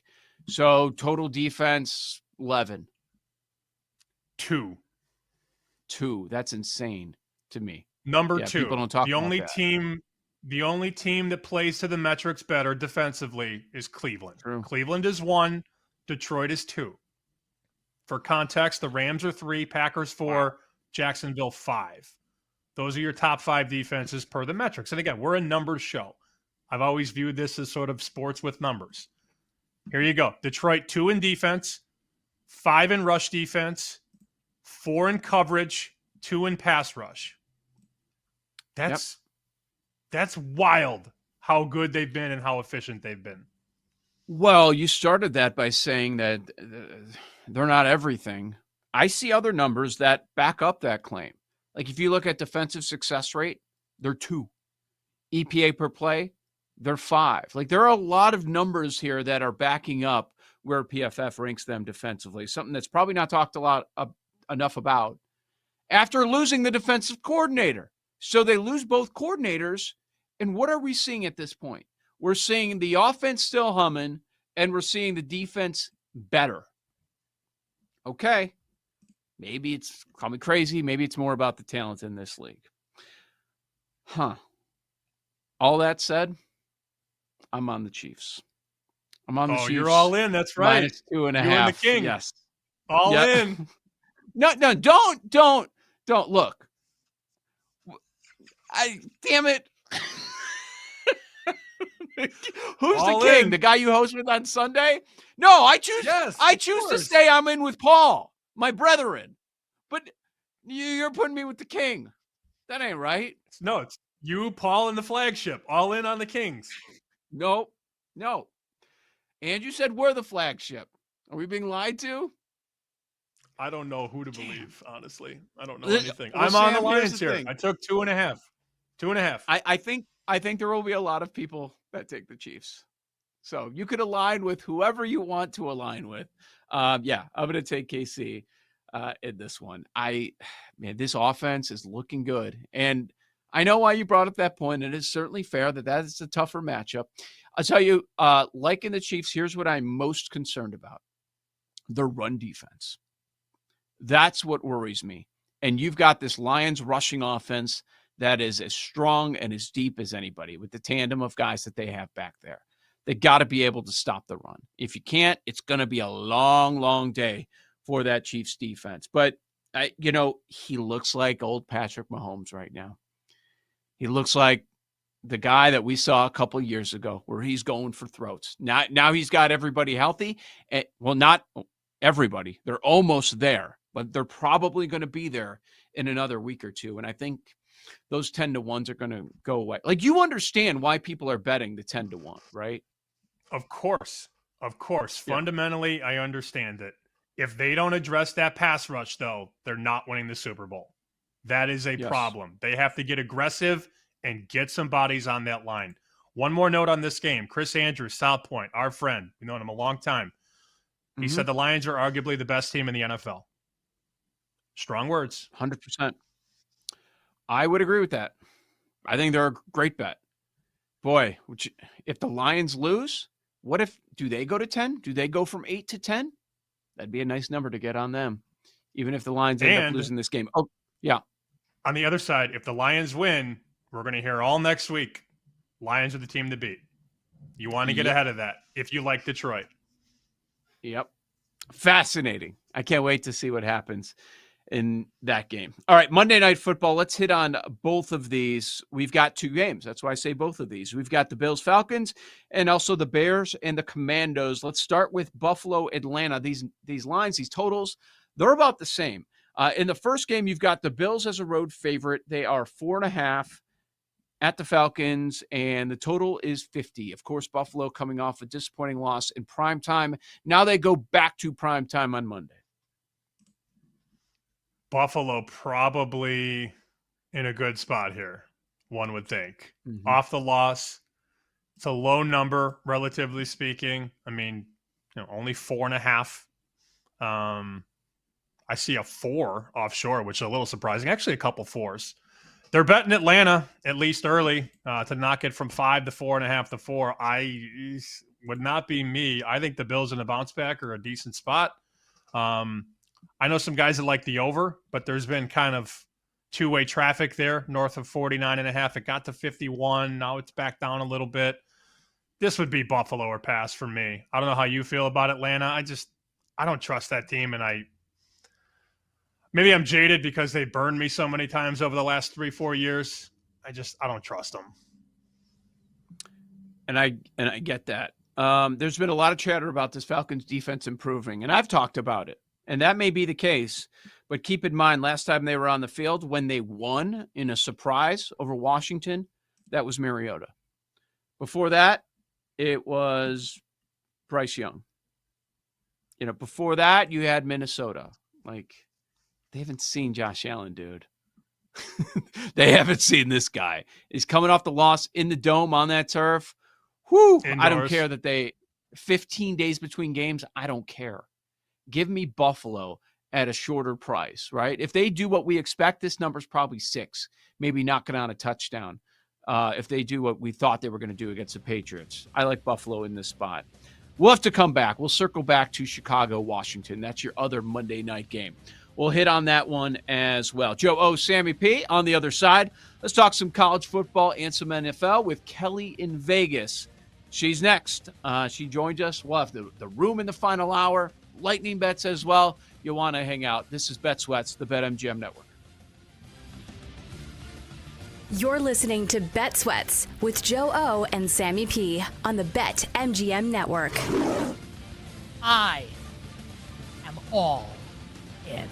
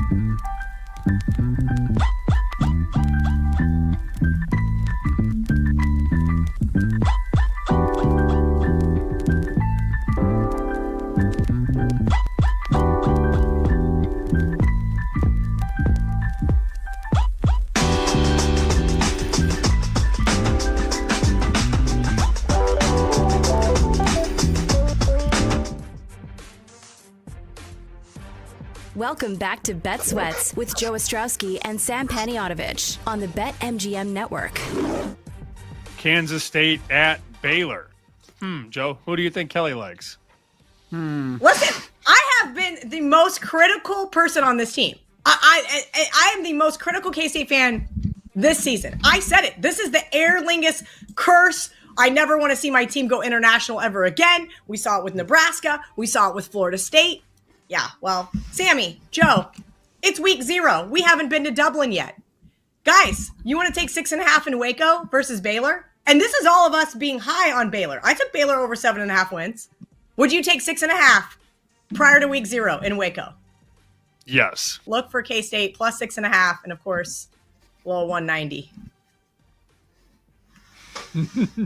Joe O, Sammy P, welcome back here on Bet Sweats in our usual Friday, 11 a.m. Eastern slot. It's Kelly in Vegas joining us. Kelly, we mixed things up last week, had you on Thursday. How were all the wedding festivities? Sam only had a few things to complain about after his weekend football wedding. How was yours?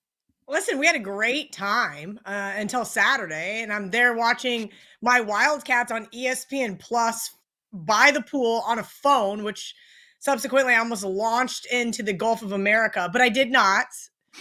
Then I'm at the bar with a bunch of guys that are at least 15 years younger than me because, of course, that's how weddings work. Everybody's young and getting married and full of life and vibrance, and they want to watch the ALCS. And I say, no, we're watching Maryland. Maryland's up 20-3. Oh, it's fine. They're going to win the game. Well, we know how that went. And then we proceed to go out to Hulk Hogan's bar. And UCF's rocking and rolling. We're having a great time. Everybody's loving life. And then next thing I know, what is going on?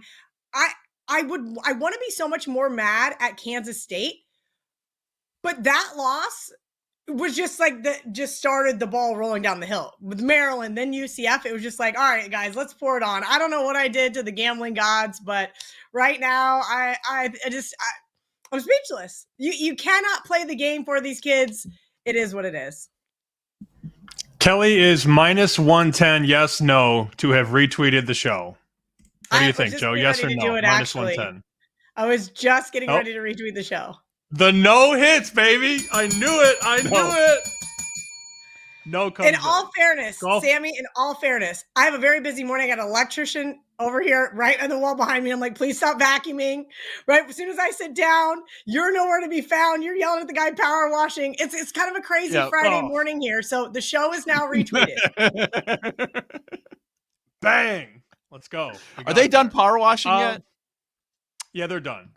They just showed up peekaboo style. I didn't know they were even going to be here today. And then they're blasting the side of the house while I'm trying to focus. Not ideal, Kel. Nope. Always happens. Landscapers love to come during the live show. Never during pre-recorded, never during anything. I'm like, can you guys just come the same time every week, please? Like what? It's Tuesday. It's Wednesday. It's Friday. I'll never know what I'm going to get.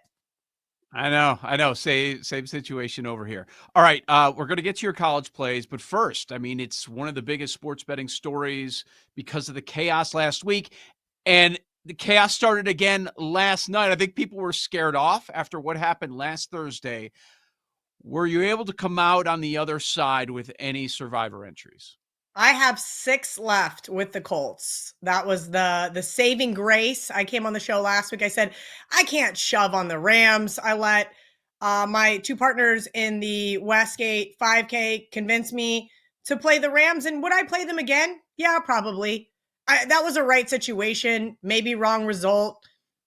If we wouldn't have used them, there's no way they would have let me play the Colts. Nobody loved the Colts like I did last week, and it would have been the Cardinals anyway. So here's the real reality. You take it, you move on.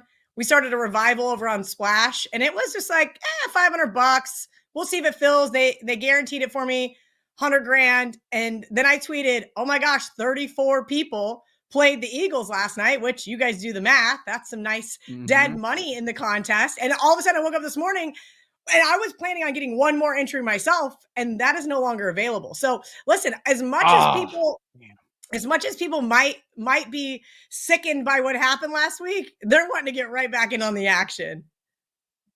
I have a feeling. Jeez. Wait, what? Yeah, it filled. I was going to join. It was there 30% yesterday or something. Yesterday morning, then there was 41,000 during the game. I tweeted 34 people have the Eagles out of 102 people who had entered. And I woke up this morning and I was like, I had texted my buddy Steven. I was like, all right, I'm going to enter one more, Venmo me, half the entry. And I got another text from my buddy and he goes, your contest is already full? And I'm like, no, there's no way it's already full. Well, the dead money in the pool got some people going, all right, I better hurry up and get involved. So have you done your diligence? I assume you have. What are you thinking for this week in Survivor?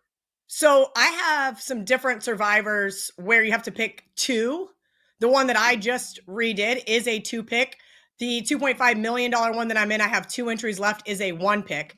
Obviously, I'm going Green Bay Packers, double Green Bay Packers there. This is the spot to use the Packers. Yes, I know Joe Flacco is going to be starting for the Bengals.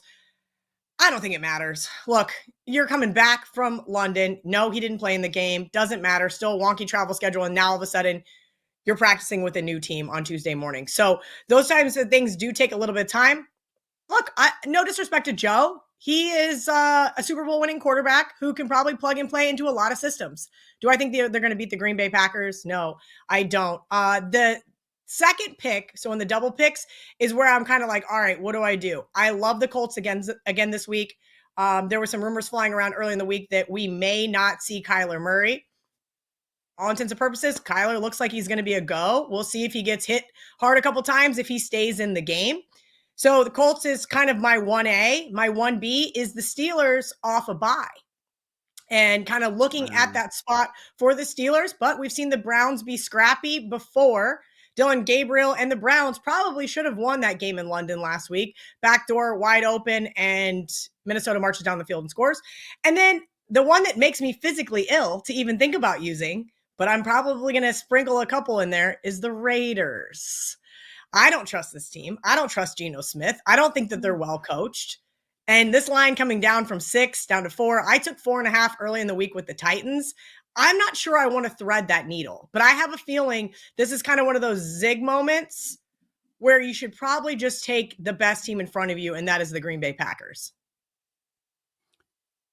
Yeah, I thought about it for like a quick minute with the Raiders. I think you're right. People are going to do that. They're going to go that route and say, this is the only time all year we're going against Cam Ward after he gets a miraculous win, and he didn't really have as much to do with it. Like, I get the thought process. I can't right now. And Bowers is hurt, and I can't with Geno right now. But Geno's got 9 interceptions. I was on them against the Bears.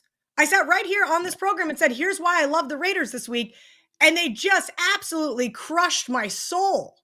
Blocked field goal late. Like, these are not teams that I want to put my hard-earned money on. These are not teams that I want to back in any form or fashion. So when there's at least 1 or 2 other teams in front of you, I understand wanting to zig and hoping for more chaos, which may ensue.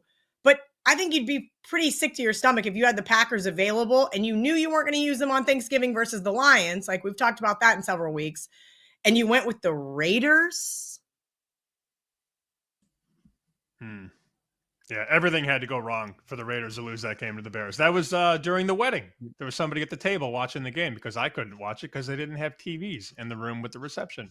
Great idea for a wedding. College. Do you have like a favorite game or two, best bet wise? Yeah, I've got 3 per usual, guys. I'm going back to the wall with Maryland. I think I have that like need to feel right here. And I'm like, looking at Maryland early in the weekend, I'm like, I can't believe I'm going to make a case for this team. I do love Malik Washington. This defense is holding 12.5 points per game to opposing offenses. But the real reality is what have the Cornhuskers done that warrant almost being a touchdown favorite on the road? A team who has won just 1 of their last 7 road games. And so it was initially like on my long list because I was disgruntled. But then when you kind of really start to dig into it, you realize, hey, I think the Terps are not getting enough respect still. Yes, they're a young team, but they're scrappy. Again, Cornhuskers could go in there and absolutely dominate both sides of the ball, but I still think it's going to be a low-scoring game, making points at a premium. I'm also going to take the Florida Gators. I told you guys last week, I can't touch the Gators. They're going to beat Texas. I can't do it.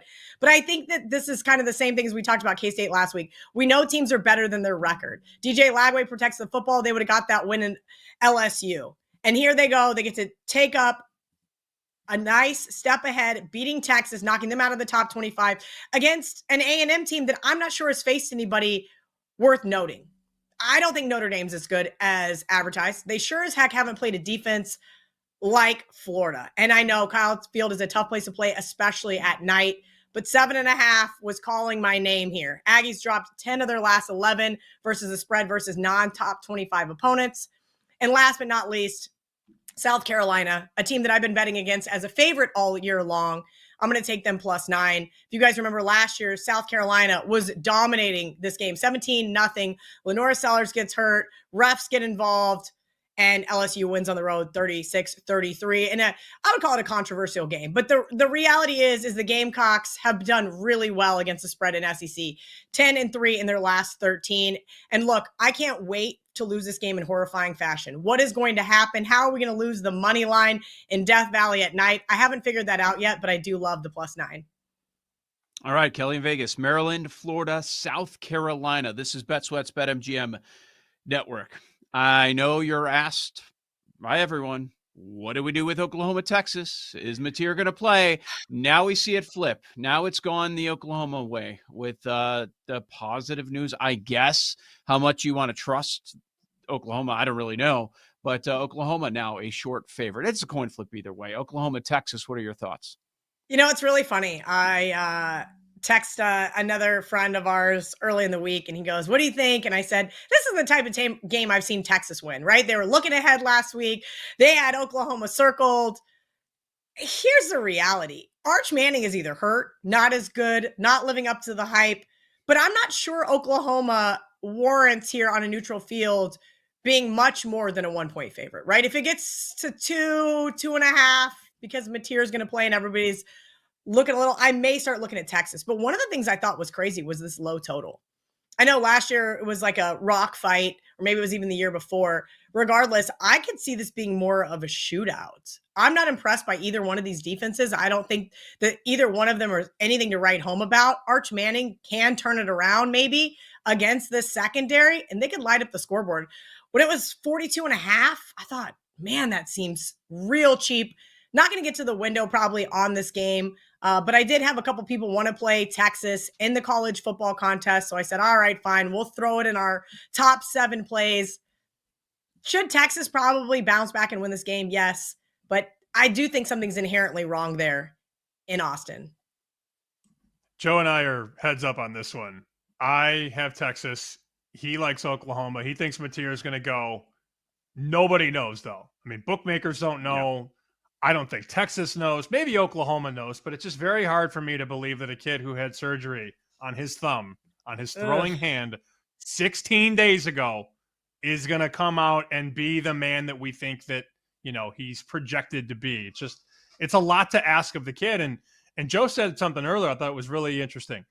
He goes, people are acting like if he plays, they're a lock to win. And that is definitely not the case. Well, you know, like any quarterback that's coming off an injury, one bad hit and next thing you know, the backup's in.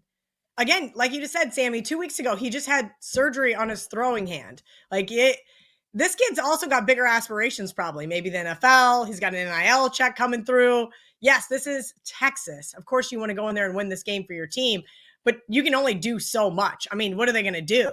Put a glove on? Is he going to Peyton Manning it, wear a double glove here? I don't know. Yeah. Of the other big games this weekend, did you get close on any of them? You got Indiana, Oregon, Ohio State, Illinois, Bama, Missouri, to name a few. Do any one of those kind of stand out as a game you got close to? I'll say this about Indiana, Oregon. I have been dead wrong about Oregon for probably the last 3 seasons.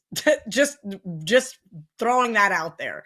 I like Kirk Cignetti. I think he's great. He's been great as an underdog. He's been great in his conference games, 15-6 in conference games when he's undefeated. Like, I wanted to like the dog so much here. But again, being wrong about Oregon at Penn State, being wrong about Oregon last year in the college football playoff, it's just kind of one of those things where it's like, hey, if you don't have a good read on a team, it's okay to step away. I think that the 2 fishiest lines are obviously Alabama, only 3.5 at Mizzou, and Georgia, 3.5 at Auburn. And the reason why I say it's fishy is because we're not used to seeing these cheap lines on these quote unquote powerhouse SEC teams, right? I'm not sure that it's actually fishy. I think power ratings wise, they're correct. But I do have to wonder if the cream isn't rising to the top in some of these conferences, right? When you're able to pay players, you're able to spend the NIL money. Nobody's going to go play for Nick Saban anymore, which is probably why he retired, or Kirby Smart. They're going to go take the bag. And so these other teams have started to catch up. Well, maybe these other two have started to regress. But I do think that, man, it looks very, very cheap. So just kind of look at the games a little bit deeper. I don't love Mizzou. They haven't traveled away from home this year. Their defense, I think, is susceptible. Remember, I bet against them with KU. They ended up pulling it out late in the fourth quarter there. Congratulations to them. So I'm not sure Mizzou doesn't have to still prove something to me before I'm willing to wager on them. Definitely not taking Alabama here on the road. And I did look at Auburn for a brief second.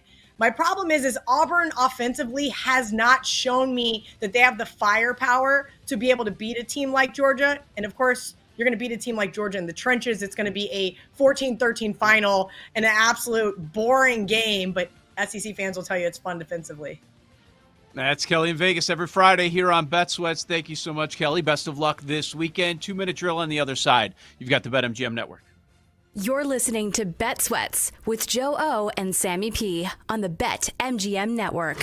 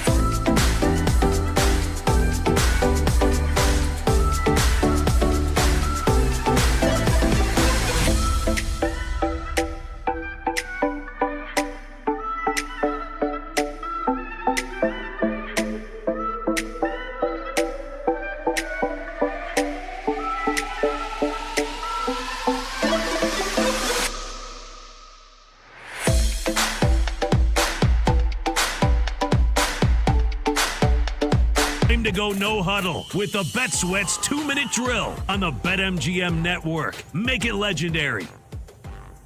All right, we got a lot to get through. The rest of this NFL card, we'll use the 2-minute drill for that. And we've got lightning bets. We'll get to our contest plays. Find out where the room is at. That is the most important activity before we get out of here. Seeing some of the newsmakers tweeting right now. Looks like Brian Dable and the Giants might be in a little bit of trouble with what went down on national TV with the concussion stuff with Jackson Dart. He was cussing out the doctor for not clearing him so he can get Russell Wilson off the field. It's like, I know everybody was laughing about it, but I was thinking in the back of my mind, I'm like, dude, I can't believe this guy's doing this right now. With the state of the NFL and concussions, like it was crazy, man. What's going on, Paul? No doubt. All right. Monday Night Football game that we were about to get to. So probably one of the other best game of the week before we dive into the rest of them. The Bears back in action, +4.5 at the Commanders. Caleb Williams versus Jaden Daniels. Total of 50. Sam, what do you like on Monday night?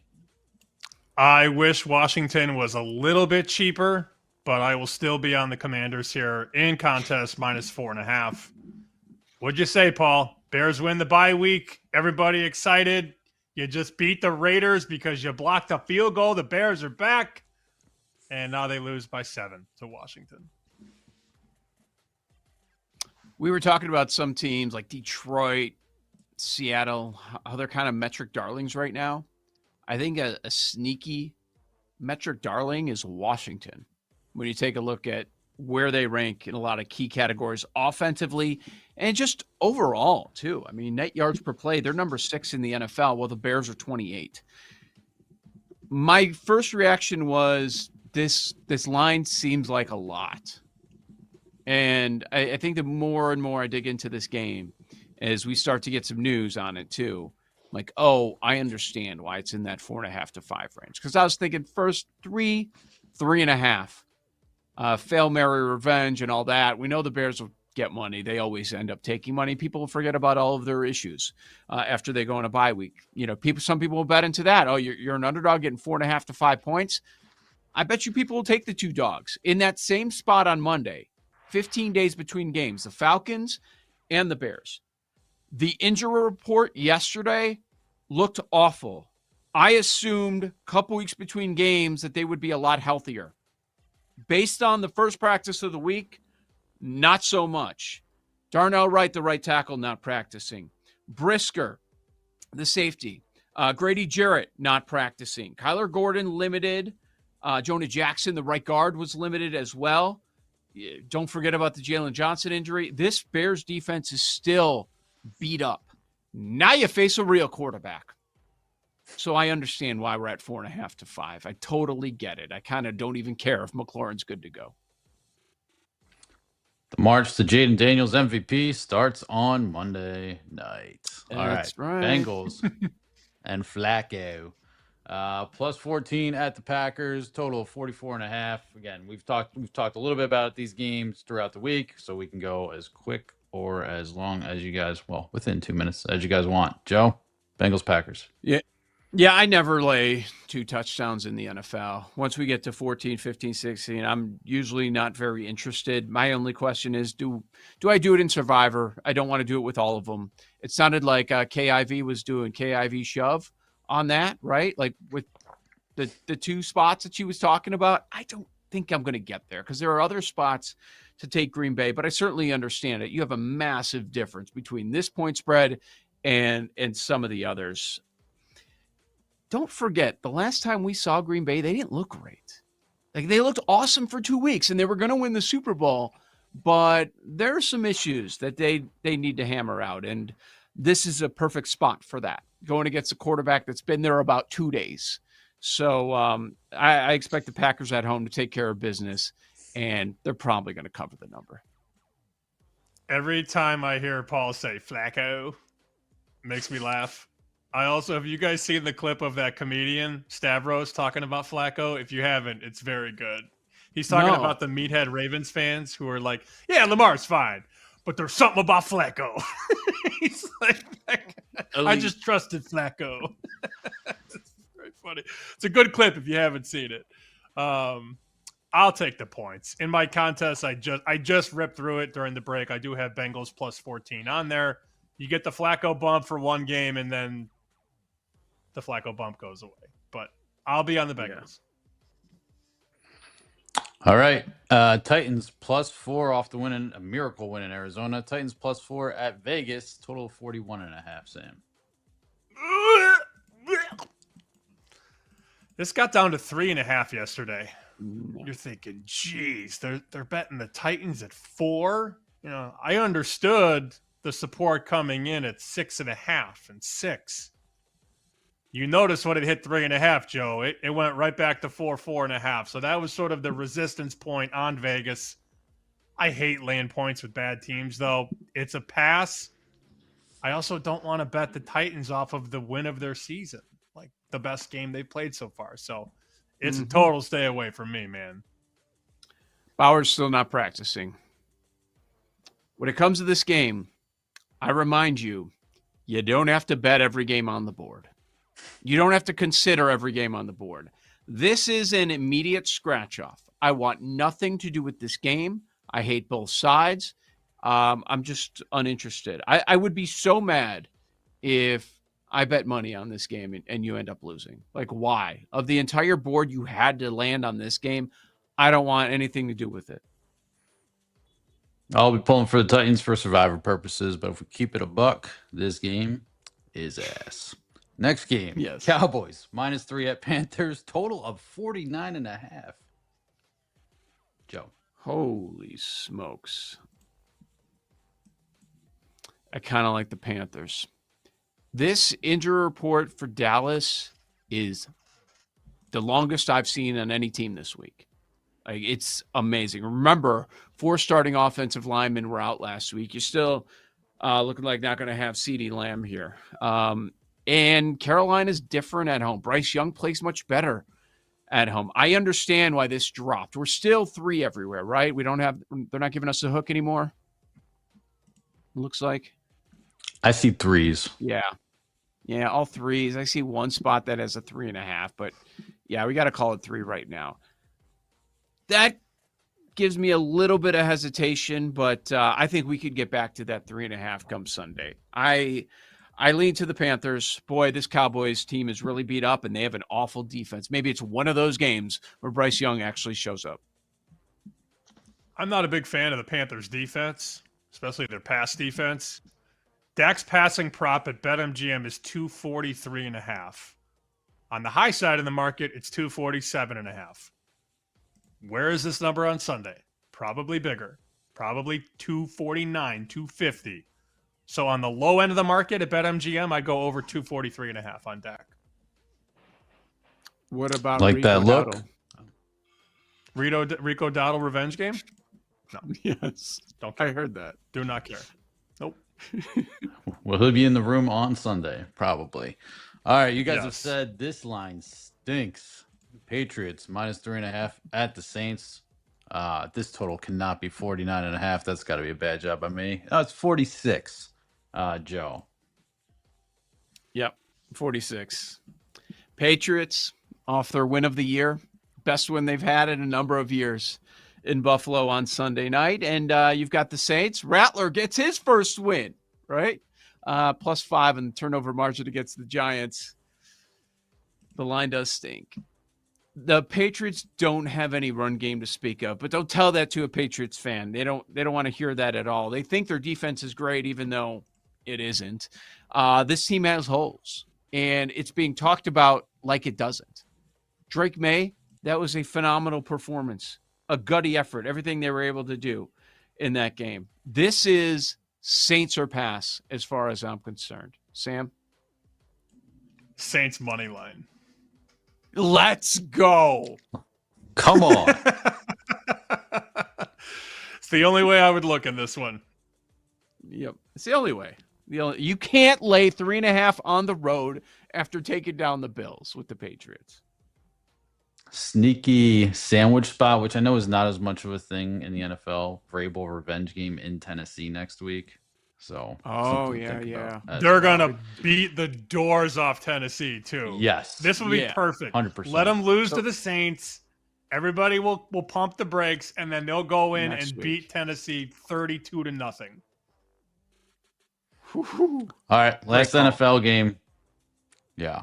I don't know what the hell to make of this, but Chargers minus 4.5 at the Dolphins, total of 43.5, Sam. Hell.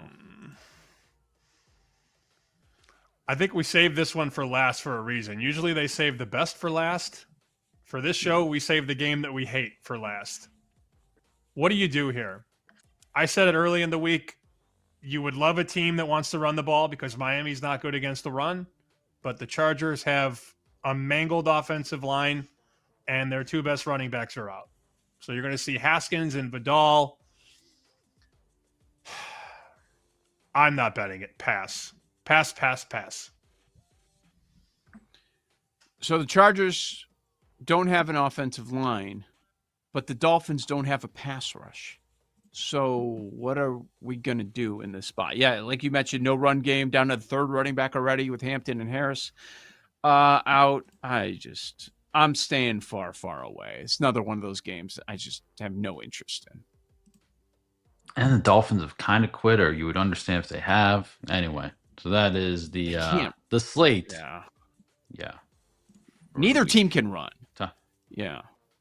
They had 19 rushing yards last week against Carolina. That's a bad defense. 19 rushing yards. You want to do the room here? Or Let's do the room. How do you want to? Okay. Let's check it. Where's the room?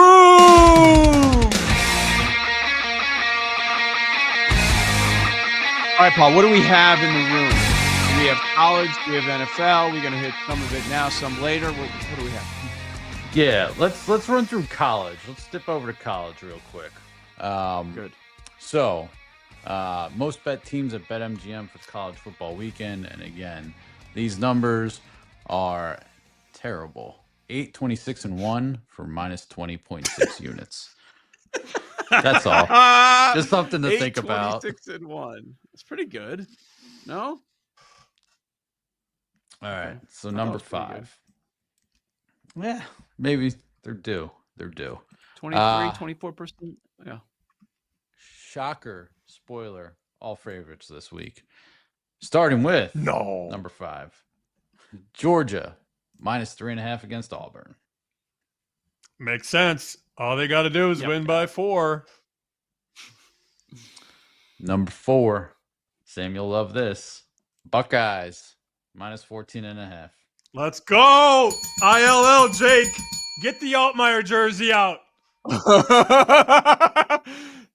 Well, how high does this go? We know they're going to keep betting Ohio State. Is it going to down? They actually bet. They bet 16 and 15 and 14.5 in Vegas over the week. So I mean, you're going to get that Ohio State push tomorrow for sure. But you've seen resistance definitely on Illinois north of 14.5, like maybe 15. But I see Pinnacle and Chris both at 14 right now. BetMGM 14.5. Yeah, Illinois is a play. All right, number 3. Number 3, my favorite part of the Jeff Schwartz interview or like pop-in yesterday was just him going like, you know what? Oregon's just better, and that's okay. Just so dismissive. But number 3, most bet side at BetMGM, Oregon, the Ducks, minus 7.5. The Room and Gertch, both on Oregon. You know what to do. Yep. All right, number 2. I guess they know something. Oklahoma, minus 1. Oh! Yes! Don't like it. I'm flipping. And number 1. So, number 1, I'd like to say, the Room does have 8 wins. Sometimes they go 1-4, 2-3. What do you got? Bama, minus 3. I am in the room. Sense. No, Yeah, it makes perfect I don't betting love. you do.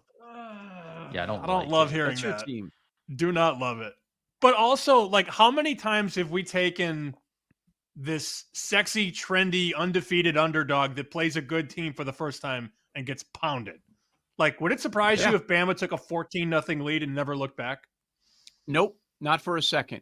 It makes perfect sense because you're getting Bama at a short number against a team to the public, to the betting public, hasn't proven themselves yet. Like, let's slow down a little bit. Really? We're giving them that much respect? I only have to win by more than a field goal? Like, yes, I'm going to sign up for that. They're not facing Georgia. They're not facing one of those teams. They're facing Missouri. So that's why. Also, I get it. There's no Diego Pavia on Mizzou. Like, they got some nice players, but like Pavia's got star power. That's why Vandy was in the room last week. Like, public can't name 3 people on Mizzou. I do like how we shape it when we like the side that the room is in. It's very funny. I know. Yeah. All right, more of the room coming up. Lightning bets as well. Bet Sweats, the BetMGM Network.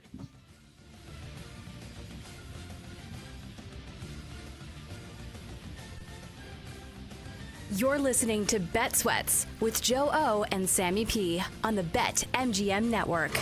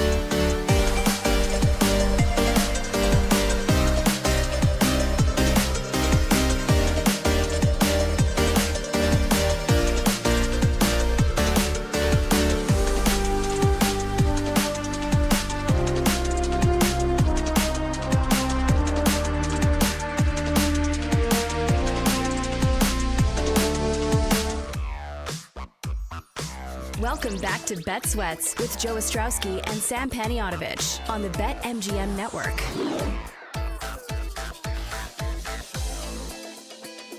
Joe O, Sammy P. We're going through the room. We got you the college football plays, which is important.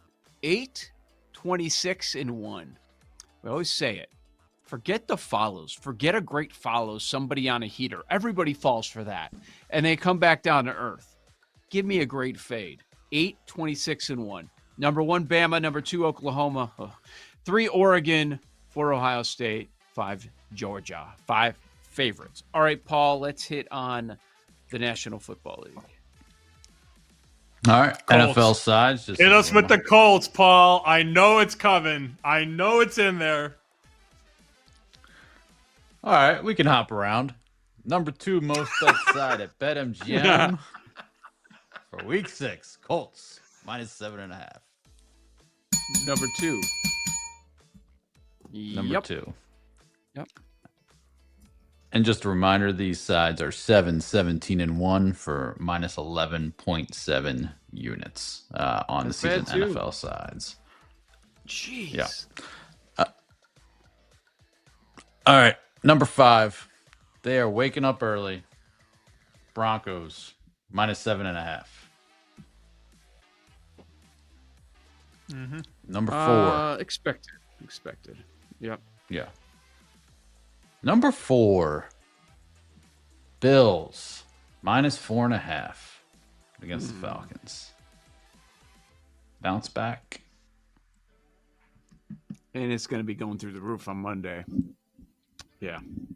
Yeah. All right. I still like them. Yeah. This one, I think I'm on the other side. I mean, a little bit of white knuckling, but Steelers -5.5 is the 3rd most bet side at BetMGM for NFL Sunday. Nope. I don't want anything to do with that. Yeah. All right. The most bet side at BetMGM is for probably the most bet game on Sunday. Sunday Night Football. Oh. I told you guys on Tuesday you were going to be in the room. Lions +2.5. Wow. Sam's in the room. He's in the. I'm Chiefs. Sam's in the room. Sam, You're it's Chiefs? the only dog. Yes, I'm Chiefs. I gave out -2.5. Only dog of our 5 college, 5 NFL. There's one dog, and it is in the number 1 spot. It's Detroit +2.5. Room. Get in the room. Get in the corner. Does not feel good. Does not feel good to Get hear in the that. chair. I'll tell you what. And I've got a You want me to quote. get in the chair, Jake? Did we buy that chair yet? Did we buy the chair on Facebook Marketplace or no? No? What kind of chair? Yeah, it's on its way to Gertrude's right now. I believe it's called the observation chair, Joe. The observation chair. It's from Christian Cipollini, Senior Trading Manager at BetMGM. The Lions are the most bet team to cover as underdogs on Sunday Night Football. That's out of Detroit. Shocker. Nearly every favorite is receiving a majority of the bets to cover. 11 spreads greater than a field goal, and generally the book is looking for underdogs to cover.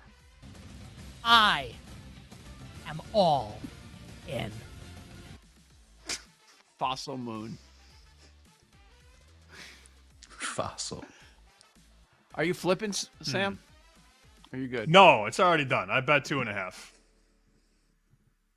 Take the other side. Join us. I don't know. No, I'm good. Did you think KC was going to be in the room?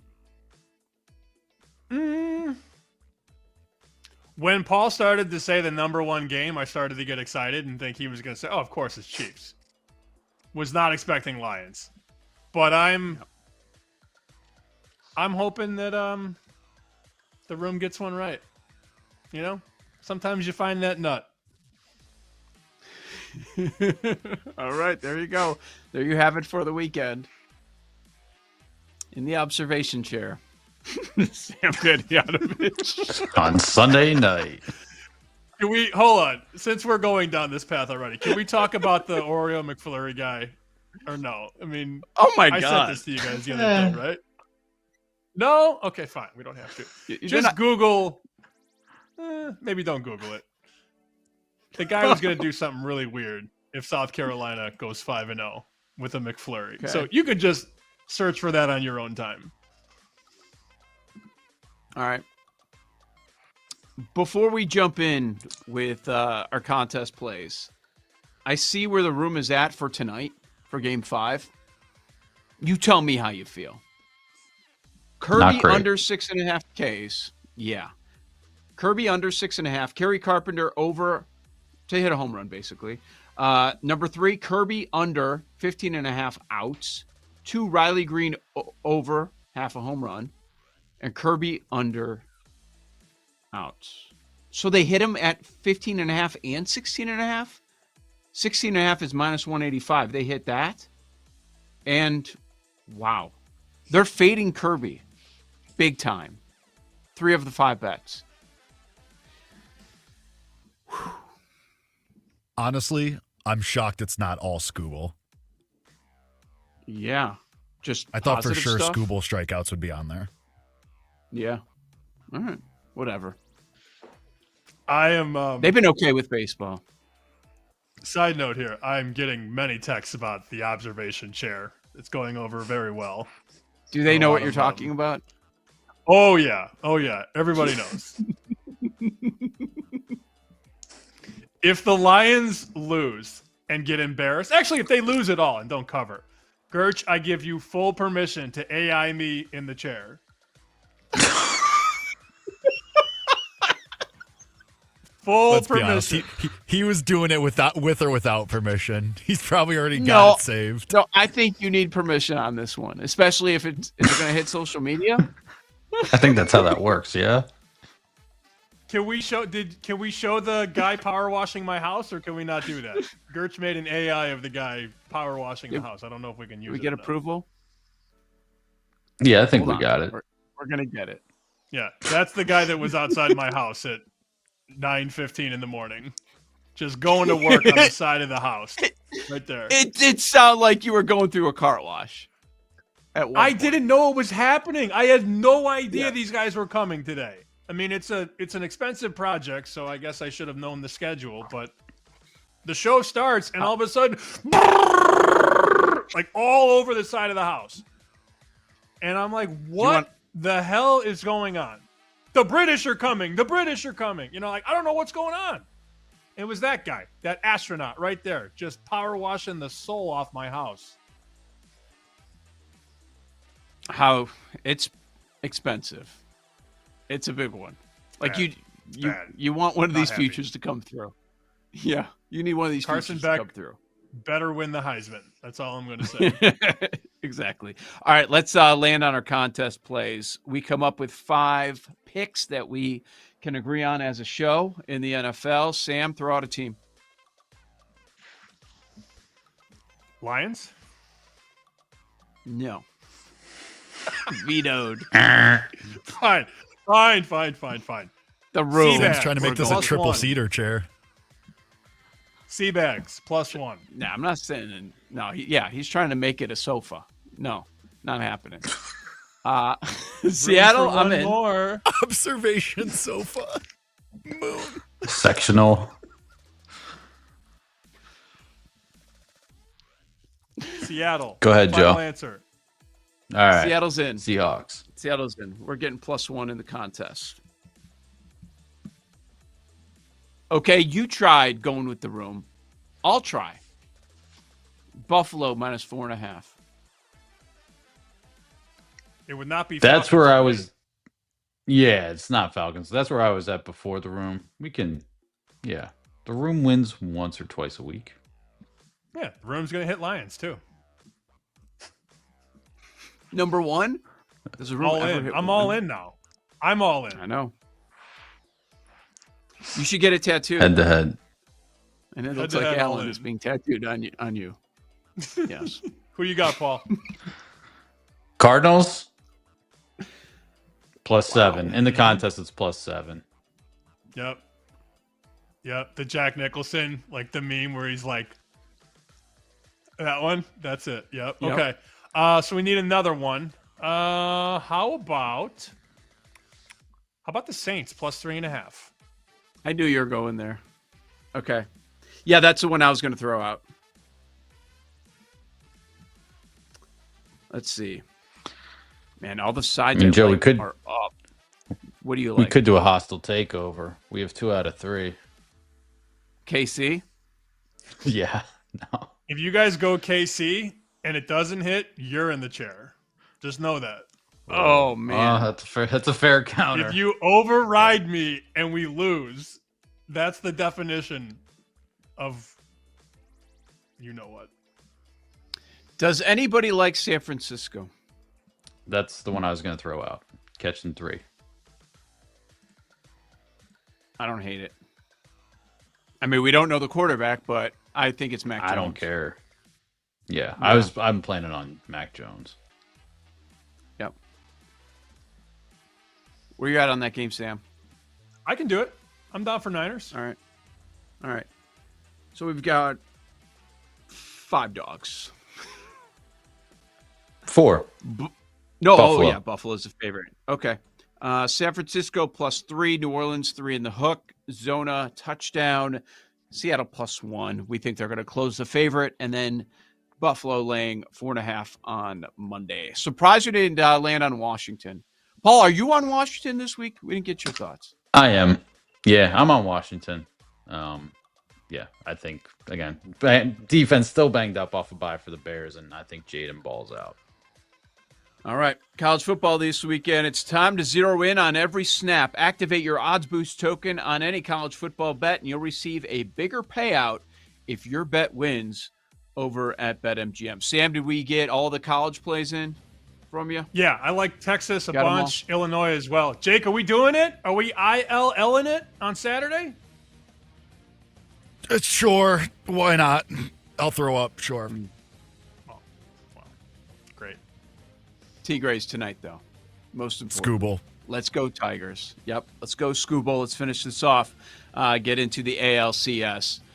For Sam, for Jake, for Paul, I'm Joe. We will talk Monday morning right here on BetSweats, the BetMGM Network. Thanks for listening to Bet Sweats. If you missed anything on today's show, make sure to listen back on the Odyssey app or wherever you get your podcasts on the BetMGM Network. Make it legendary.